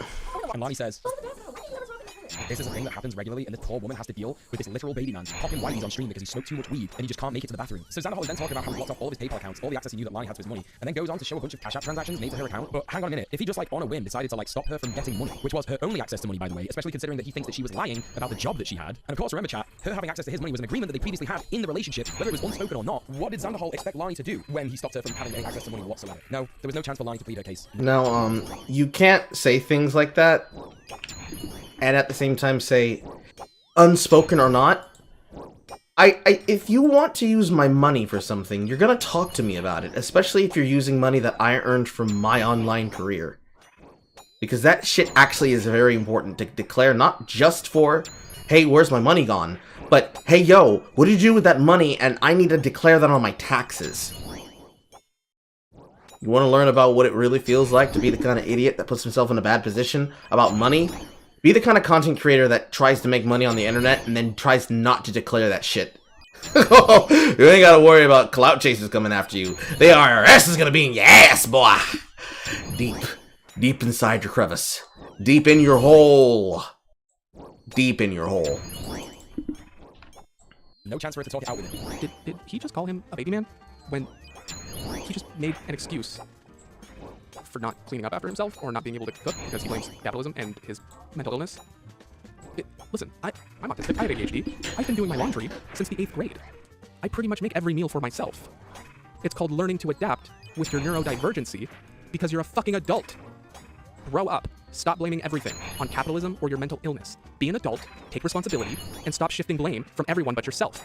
It's called being an adult. Do you remember earlier how I said I don't know if this mommy thing is projection or not? Yeah, I'm doubling down. This is absolutely projection because he can't be fucked to do basic housework, so I guess he needs a woman around, aka a mommy, to do all the work for him because baby man can't stop making excuses for himself. Baby man can't stop blaming everyone but himself, so he needs a mommy to help clean up the place. He needs a mommy to do his laundry, to cook for him because he can't be fucked to do it himself. Fucking weirdo, dude. Please, for the love of God, stop making fucking excuses for everything. Jesus Christ. Xanderhal exacted the same state violence that any sheriff or landlord would do on someone who has not been paying their bills on time. It appears that the same day he did all this and stopped her from having access to money was also the same day that he kicked her out of the apartment. He didn't confront her with the information that he now had, nor did he give her any kind of grace period to find somewhere else to live. He just acted like the most disgusting, entitled, well, he did, though. baron that you could possibly consider. What? Also, this part of the video where he scrolls through the transactions of varying amounts that absolutely can be explained away mostly by the fact that, as he admits earlier in the video, he was the sole breadwinner and gave her free reign of his debit card with this absurd epic music like he just solved the mystery of the century as well. It's gross. There's no other way to put it. It's sick. He's a sick misogynist that treats women like shit on and offline. Larp, larp, larp, larp, larp, larp, larp, larp, larp, larp, larp. I am leftist. I am so smart. I know words. Larp, larp. I don't know the definition, but I've heard them before. Larp, larp, larp, larp, larp, larp, larp, fart, fart, fart, fart. If your significant other is stealing 10K from you and using rent money to buy meth to the point where she didn't get kicked out, but you both got evicted, that's like state violence. That's like police. Cop bad. Cop landlord bad. Landlord cop bad. Tenants can't be blamed for not paying rent because I make excuses and don't take accountability. So why should anyone else? Larp, larp. Cop bad. Landlord bad. Landlord bad. Actually, landlady. Because we're inclusive and I only care about women. Landlady because she's probably hot and I want to sleep with her. Landlady. Also, again, she got kicked out. How'd you go back there and live there for another 2 weeks and add new locks on there? Really makes you think, huh? It's almost like DJ. Just lies about shit. Just whenever he feels like it. Just lies. If they were legit transactions, why would you have to archive them? Why would you have to hide them? They were legit, why would you have to hide them? When Zan talks about Emily, the friend that Lonnie had who fell out with her and apparently exposed her gambling and meth problem, I'm skeptical at best. This is a man who's shown his ass regarding how he makes things up about women who he doesn't like so often that you'd have to forgive me. I'm doubtful, even in the existence of this person. But let's do a debate bro classic and play devil's advocate. I'm sure all of them that are here, 1 hour and 7 minutes into the video, yep, they're all gonna love this shit. Let's say that this Emily person does exist, and then Xanderhal's right about how Lonnie stole money off him and that she's got a gambling problem and she's addicted to meth. So, you see what these leftists in Xanderhal's community who have, for example, demanded Lonnie do drug tests, harassed her, accused her of grooming him, even though the power balance is in Xanderhal's favor in every single instance of the relationship, and made her online life a living hell after this video's publishing don't understand. And again, this is the fault of Xanderhal and other debate nerds, is that punitive justice, especially financial violence, aka making someone homeless, is not justice. You don't just become a cop when someone has issues like that. You know better than any fucking cop in the police forces of America or the justice system. Holy fucking shit, touch grass, the lot of you. I swear to God. Apparently this Emily also accuses Lonnie of getting her ex-boyfriend evicted by not paying the rent on time. This man calls himself a leftist. A leftist. Oh, so now we're playing devil's advocate after we spent the last 1 hour and 7 minutes poisoning the well and engaging in abuse apologia. Now all of a sudden we're gonna play devil's advocate. What's the point? To make yourself feel better, and then literally the next sentence you continue to rail on it. Literally you can't even have consistency sentence to sentence. What is the point of saying things if you're not gonna like follow through with them? What is the point? Also, you claim to be in a tenant union, aka paying your mom $50 every month, and yet you don't understand how paying rent works. Yeah, it's a shitty system, but it's a system you fucking live in, and if you want to larp about a utopia all day, cool, do it. I live in the real world though. So Either learn how the real world works, or shut up. Only cops and landlords can evict you for not paying rent. Only cops and landlords can evict you, but it's never the tenant's fault for not paying rent. If you don't pay rent, you should be able to live there forever. No rent equals live forever. Live, rent. I am so smart. I use leftist words even though I don't know what I'm saying. Fucking moron. I get it. Landlord bad, cop bad. But please, join the rest of us in the real world. Because you sound like a moron. He goes on a lengthy diatribe now about credit scores and his hopes and dreams of being able to move to Seattle. And honestly, I just kind of fucking tuned out at this point. It was like 3 a.m. when I was doing this bit in the script. And after everything that he has done to his ex, I honestly do not care, dude. Like, this guy is so focused on, like, not getting an eviction because it would harm his credit score. I'm just like, bro, you made someone homeless. You made someone homeless and removed access to their money so that they got arrested because they couldn't afford the upkeep on their registration. And now they have a criminal record. What the fuck do you think that does to someone's credit score? What do you think that does to someone's life? Well, I'm glad he admitted to the fact that he puts literally no... That's wild. Maybe she shouldn't have stolen money from him. But women can do nothing wrong. Effort into this. Congratulations, you actually did the bare minimum. Literally, actually did the bare minimum. Oh god, are we almost done? Please be almost done. Again, how'd Dan make her homeless if he had to move out too? It's almost like they're being evicted because of her. Okay, no, you don't get arrested for tags. Let's build a timeline. Okay, so Lonnie and Zan broke up here. Okay, so let's be charitable and say that her tags expired on that day. Okay, cool. So she got arrested here. This was 3 weeks. A 3-week timeline. So do you know what happens if you drive around with expired tags for a month? You get a fine. Wow, you get a fine. You don't get arrested. And you want to know what happens when you don't pay the fine? You have 6 months, half of a year, before anything else happens. And you want to know what happens after 6 months? Your car, no, my vehicle, beep, beep, beep, gets impounded. No. And then you want to know what happens after that? You have 30 days, that's another month for those of you in the audience who don't know, 30 days to pay everything. And then there is a chance of incarceration. But DJ wouldn't know that because he doesn't do basic research. You want to know how long it took me to find that information? One Google search. It took me 5 minutes. You want to know what I did to find it? I Googled, can you be arrested for expired tags? I know, real Einstein stuff right there. But DJ doesn't care about telling the truth. All DJ cares about is spreading his narrative and spreading his lies. Because he doesn't care about the truth. He just cares about manipulating his audience to think a certain way. All he cares about is gaslighting his audience into disliking people that he personally finds annoying. Funny how that works. So, if she did get arrested for expired tags and not the suspicious checks and methamphetamine that was on the police report, that's her fault for driving around for 7 months with expired tags. They would have been together for 6 months and a week during that time frame. If she didn't pay it, that's on her. And I guarantee you, if he knew all of that, he would make up some bullshit excuse about, capitalism makes me not pay it because capitalism gives me ADHD and I forget to pay it. So I'm a child who can't take care of himself because of capitalism. What, stinky? What, stinky? Oh, you're so stinky. So maybe she didn't get arrested for expired tags. Maybe she got arrested for suspicious checks and meth, like the police report says. Simple as. And if it seems like I'm over it, it's because I am. Yesterday, I filmed for about 3-4 hours. Made a video. It was about 108 gigs. That's not easy to move.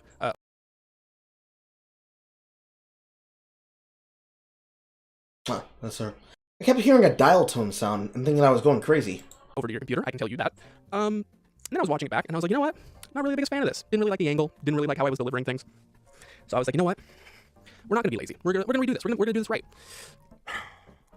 I have been filming this the next day since 3 p.m. It's currently 8:30 p.m. Along with that, not once, but twice. That's the number that comes after 1. That's double. I ran out of storage, and so it just stopped recording. So twice. I lost about 40 minutes of footage. So I had to redo about 40 minutes of footage. Then, as I was doing this, I forgot to hit record. So I was talking for like 10 minutes and wasn't recording the audio. So here we are again for the 4th time now. I'm doing great. Also, if you didn't think I would have a Red Bull in an IRL video, then you're wrong, because I have an addiction. Where were we? Oh yeah, DJ being a lying piece of shit. Wish homelessness on anyone, but it just had to happen, had to happen, had to happen, had to happen. What, all for your fucking credit scores, Ann? All because you didn't have the guts to sort out your relationship? Weak, dude. Fucking weak. One of the weirdest things to me that doesn't really add up is that Sandoval claims that there were eviction notices served to the property that apparently Lani had hid. Like, what would that have achieved? And also, why would she not have mentioned in a tweet longer that she would have been worried about getting evicted from the apartment by landlords? So she could use the money to buy meth. And because she's lying about using the money to buy meth.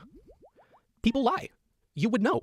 You've done it this entire video. When it came down to it, she was evicted eventually anyway. Now, in a twit longer, she claims that Alex and his mom changed the locks of the apartment so that she couldn't get in when she got out of jail. But honestly, knowing landlords as well as I know them now, with the work I've done for the tenants union, it's possible that a landlord would have just done that. Possibly because Xanderhall ended the tenancy and kind of like forced all of her stuff to get locked up. But anyway, it's by the by. To be honest, I guess it's possible. I don't know why she'd lie about this. She doesn't exactly try and vilify Xanderhall in a twit longer. In fact, at the end of it, she actually pleads with him to get in contact with her to sort all this mess out. She even says at one point, to be clear, I'm not saying all or even most of this is Alex's fault. He isn't required to help me, but it feels like he is trying to make the whole line impossible to dig my way out of. Also, what's he playing at when he shows this Instagram exchange? Does he think this makes him look like a good person? Of course, his fans don't care, they're gonna support him anyway, but damn, anyone on the outside looking in is gonna see this and be like, yikes. Xanderhall shares some more DMs with people who are like legit concerned about Lonnie's whereabouts. He underlines this one where a third party, who would be unbiased, says that she was smoking DMT in the car with someone. Xan underlines this and writes gout here, implying that he thinks that she was smoking meth. Again, let me point this out to everybody. If somebody is addicted to meth, especially if it's someone that you love, that still doesn't make everything that he's doing to her okay. He correctly points out in the video that meth and DMT need a pipe to be smoked in, a crack pipe in particular. And yeah, that's correct. But if you've ever actually been outside in your actual life, you would know that someone on crystal meth behaves extremely differently to someone who is on DMT. So I actually entirely believe that she was smoking DMT and not meth, to be honest. She had almost an entire month to move her things out, and she refused to.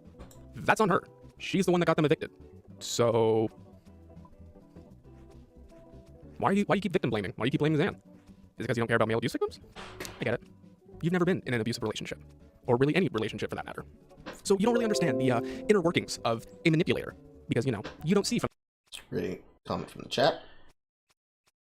Really reminds me of Johnny Depp and Amber Heard. Yes, it does. I just have to say that even though I disagree with Xander Hall's politics-wise, I still feel bad for him and what he has to deal with while dating Lonnie. No one deserves to go through that. True. From the outside in, you just do the manipulation. So you're probably blind to the fact that abusive manipulating people will beg you to come back. They will beg to hear your voice. They will try to guilt trip you into coming back. It's how manipulation works.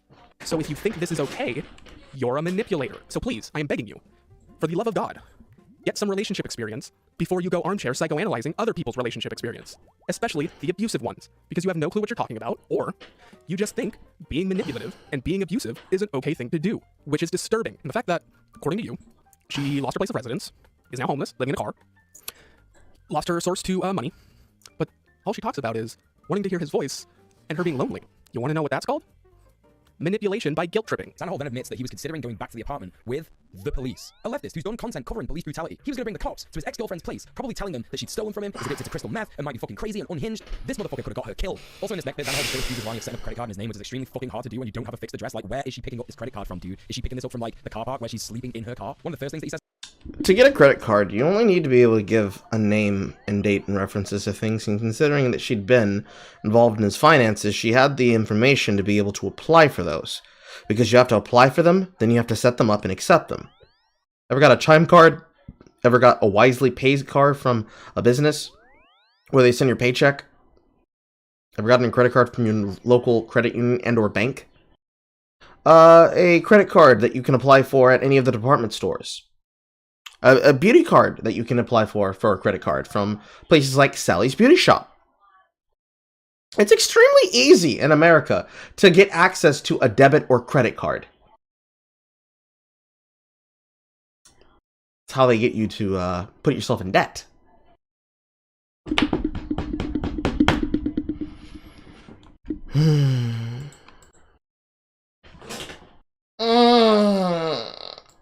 Well, it's almost over!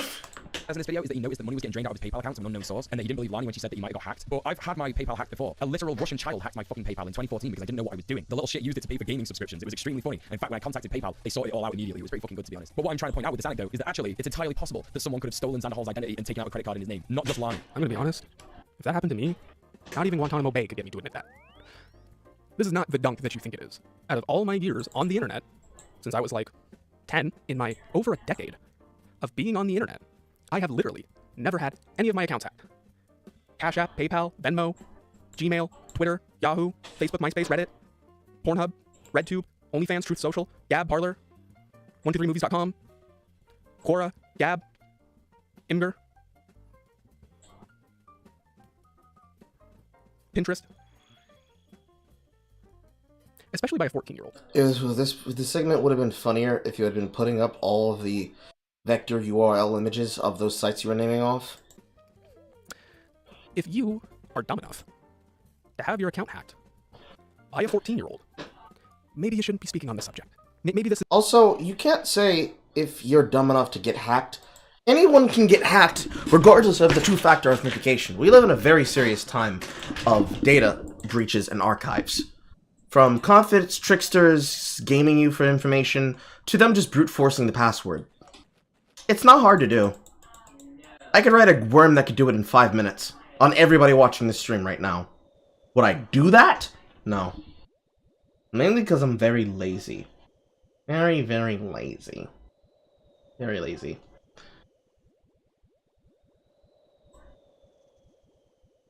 Very weird. What a weird thing to say. Very strange. This is just a little above your league, you know? Sometimes things are just out of your reach. Sometimes things are just above your IQ level. It's not my fault you are literally subhumanly stupid. But, you know, we all have our flaws, except for me. But everyone else, they have their flaws. So, let me get this straight.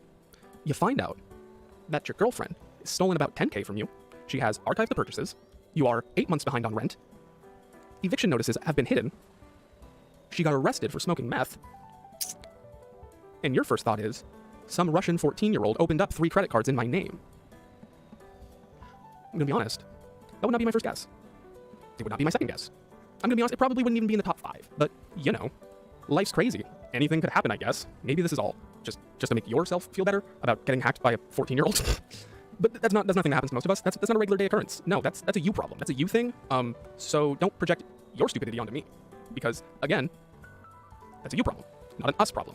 Don't drag me into it. Next is more unfounded accusations that she was done by the cops for meth. And I gotta say, sharing someone's police report, even though it is public information, as he rightly points out in the video, it's just a weird fucking thing to do. It's like being like, here's the official thing that says that my ex is a bad person. Anyway, he says that in the police report that she was definitely done for methamphetamine. Now, look at these police reports. It doesn't say anywhere here that she was done for meth. It says that she was done for being in possession of a controlled substance. You do know what a controlled substance is, don't you, Xanderhal? Many things. But no, Xander Man needs you to think that it is meth. You know, the bad drug that all the crazy, unhinged druggies do. All the crazy, unhinged druggies that steal things and hurt people and rob people and rape people. Just so they can get their fix. And making out that Lonnie is a person like that would fit his narrative pretty conveniently, wouldn't you say? No, anyway, he says in the police report that she was definitely done for methamphetamine. Look at these police reports. It doesn't say in the police report that she was definitely done for methamphetamine. Now, look at these police reports. It doesn't say anywhere here that she was done for meth. It says that she was done for being in possession of a controlled substance. You do know what a controlled substance is, don't you, Xanderhal? Many things. But no, Xander Man needs you to think that it is meth. You know, the bad drug that all the crazy, unhinged druggies do. All the crazy, unhinged druggies that steal things and hurt people and rob people and rape people. Just so they can get their fix. And making out that Lonnie is a person like that would fit his narrative pretty convenient. Oh, sorry, controlled substance. Okay, yeah. So let's see, 11,377.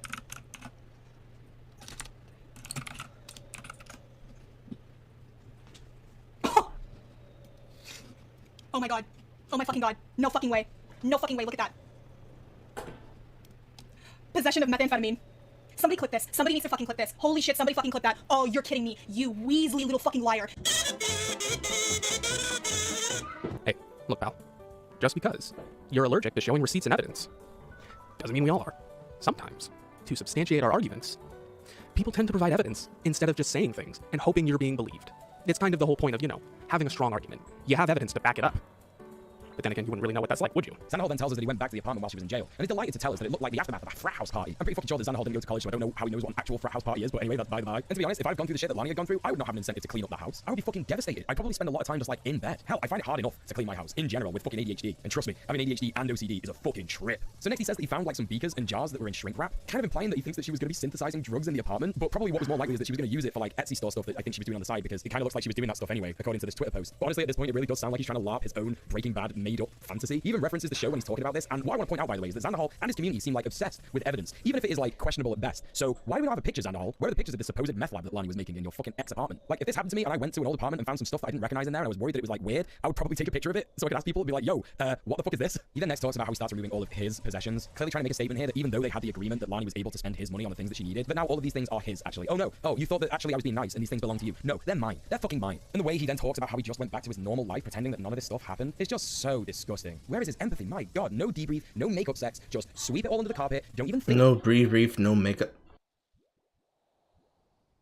Sus. Think about your poor, homeless ex-girlfriend who has no fucking money, has gone to jail, and whose life is falling apart. Just go and fucking make your YouTube videos. Complete refusal to take responsibility. Damn, she should think about that before she stole money.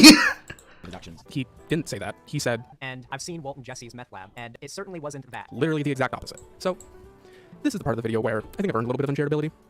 This is the part that makes me think DJ is a sex pest, and all he thinks about is sex. That's all he cares about. That's all he's after. So let's play the clip, and we can see for themselves. He then next talks about how he starts removing all of his possessions, clearly trying to make a statement here that even though they had the agreement that Lonnie was able to spend his money on the things that she needed, that now all of these things are his, actually. Oh no, oh, you thought that actually I was being nice and these things belong to you. No, they're mine. They're fucking mine. And the way he then talks about how he just went back to his normal life pretending that none of this stuff happened is just so disgusting. Where is his empathy? My god, no debrief, no makeup sex, just sweep it all under the carpet, don't even think about your poor, homeless ex-girlfriend who has no fucking money, has gone to jail, and whose life is falling apart. Just go and fucking make your YouTube videos. Complete refusal to take responsibility of his actions. He tries to cover his tracks here by saying that if she really wanted to, Lonnie could get in touch with my mum, but even if that's the the case, it is so irresponsible to cut off all communication with someone that you had been seeing for 2 years, to not even allow her to make her case. Honestly, gang, I can't get over this. Like, I've had toxic relationships that were 6 months long, where someone had been confirmed by multiple people to have been cheating on me, and I still didn't act like this. I still... That's not the... Oh, boy. That's not good. That's not good at all. Guys, if somebody is stealing money from you, do not give them an opportunity to lie about it. Get the receipts, meet them at the door, and send them the fuck on their way. And do not go back to them. There's only one rule! Don't be a cuck. Tried to sort things out with this person. I gave them way more grace than this fucking man could even conceive. Hey, hey, is this person backstabbing you and stealing money from you? Why? Just have sex with them. Sex solves everything. Duh. All I think about is sex. Sex solves all problems, especially abusive relationships, especially interpersonal problems. If you're having a problem, just have sex. Sex solves everything. Sex is all I think about. I am good sex man. Bad Bunny, please believe me. It's all I think about. Sex. Are you fucking 13? You're absolutely fucking disgusting. Sorry, not really. Just because you don't have a spine when it comes to dealing with women, and you can't stand up for yourself even when they're abusing you, because again, you don't believe males can be abused, doesn't mean we all feel that way. Hate to break it to you. Doesn't mean we're all walking doormats. Yeah, if someone was cheating on me, yeah, I think I would, if someone's cheating on me, I think I do have the right to, not really try to work that out if I don't want to, because, they kind of broke your trust. But, DJ's a liar, DJ's a manipulator, so I guess birds of a feather. I'm gonna tell a little story, all right? I'm gonna take you on a ride. Back when I was 18, 19 years old, I started dating someone. They will remain nameless. Now, we were at the point where we weren't fully together, but, it was kind of that unspoken, like, oh, we're together, but we haven't just said anything yet, whatever. One day, she decides, hey, I'm going to drive an hour and 20 minutes down to Anaheim so I can stay at some guy's house and sleep with him.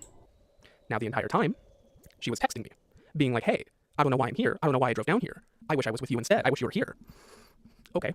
So the next day, we meet up and we talk about it. And in my mind, I'm like, you know what? I mean, we weren't together. We're not together. So what right do I have? Go have fun, queen. Go have fun. So I ignored that red flag. Ugh. So we date for about 10, 11 months. And in that time, we broke up 25 to 30 times, maybe more. 99% of the time it was her. Any little thing that I did would just set her off. And her first reaction was scream, yell, sometimes hit, and break up. One day, we were driving out in the valley. And she said, hey, are there any cars on my right?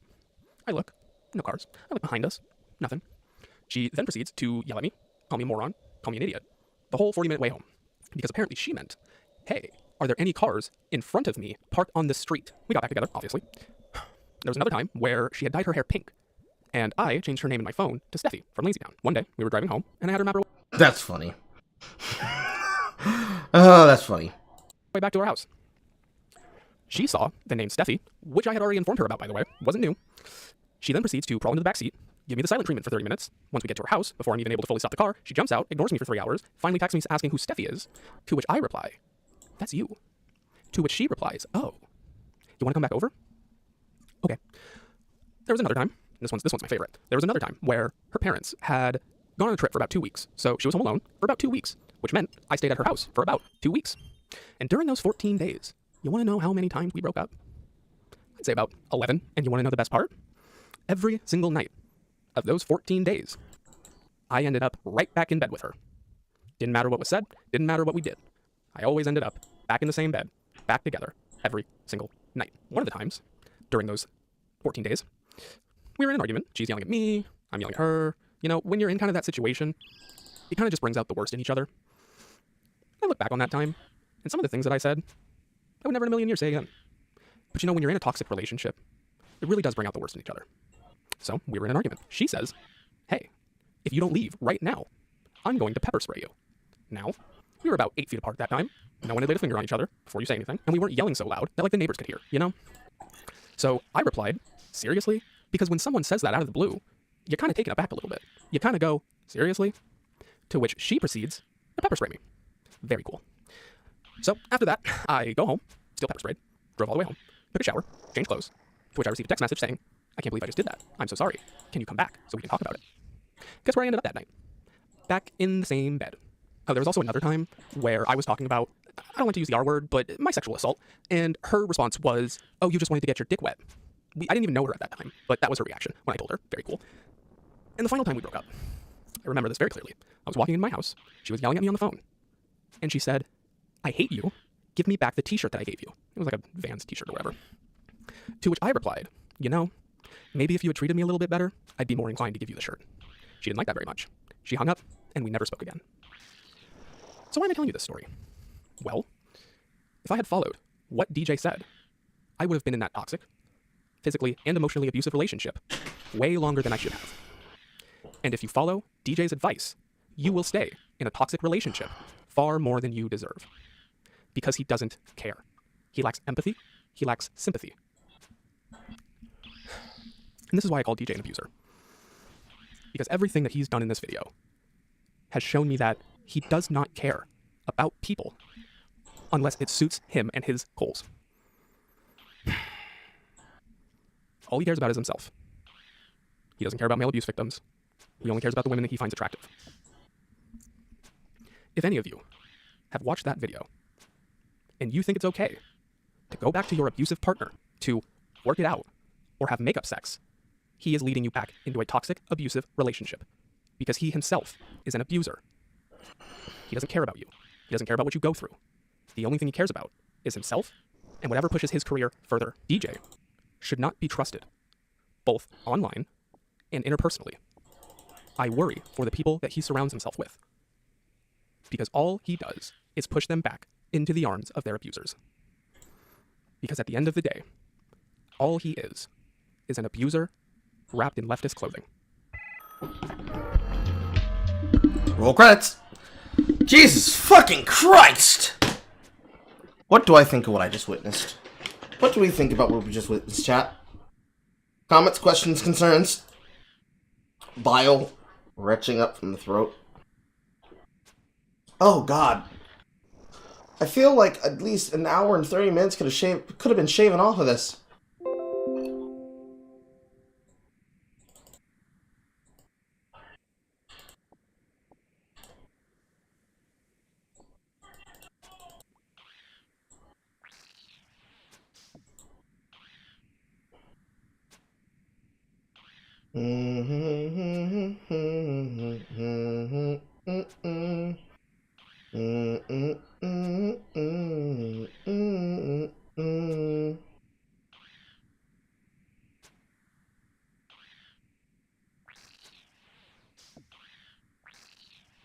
This is your opportunity to say anything, chat. No? Nothing? Okay. Sarah says, holy shit. I agree. But hey, what does one expect from a near 4-hour video? But Jesus. It does not shock me.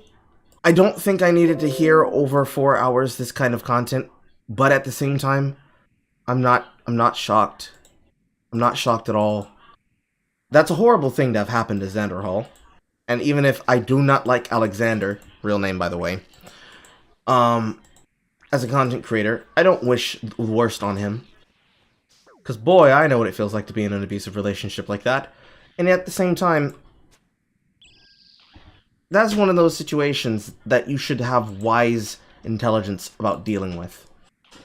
I would say chalk that up to him being youthful. He was a young man in love with a woman who was several years older than him, and he happens to make more money than her, and he didn't have the ability to put a backbone on and say, listen, I don't feel comfortable with this, we need to discuss this, we need to put some boundaries and some ground rules, da-da-da-da-da. But for somebody to come along and make a hit piece, and try to not only talk shit about Xander Hall, while doing the same shit that he is doing that all leftists do, and all breadtubers do, and all debate lords do, and all political essay hit pieces, like hit piece essayists, like Noah Samson and himself do, to be the kind of person that gives that kind of advice, to the fact that your leftists are having to excoriate you with the details and examples and arguments that you try to use on everyone else, and then you start ducking them about it. Bruh. Broham. Unfortunately, it is 8:21 p.m., and I have things that I need to record for now. I will see you all next week, next time. And who knows what we'll be watching next week, although I have a very general idea. I don't know. I will probably put up the pre-roll announcement for it on Monday night, and then we'll have the rest of the week to prepare for it.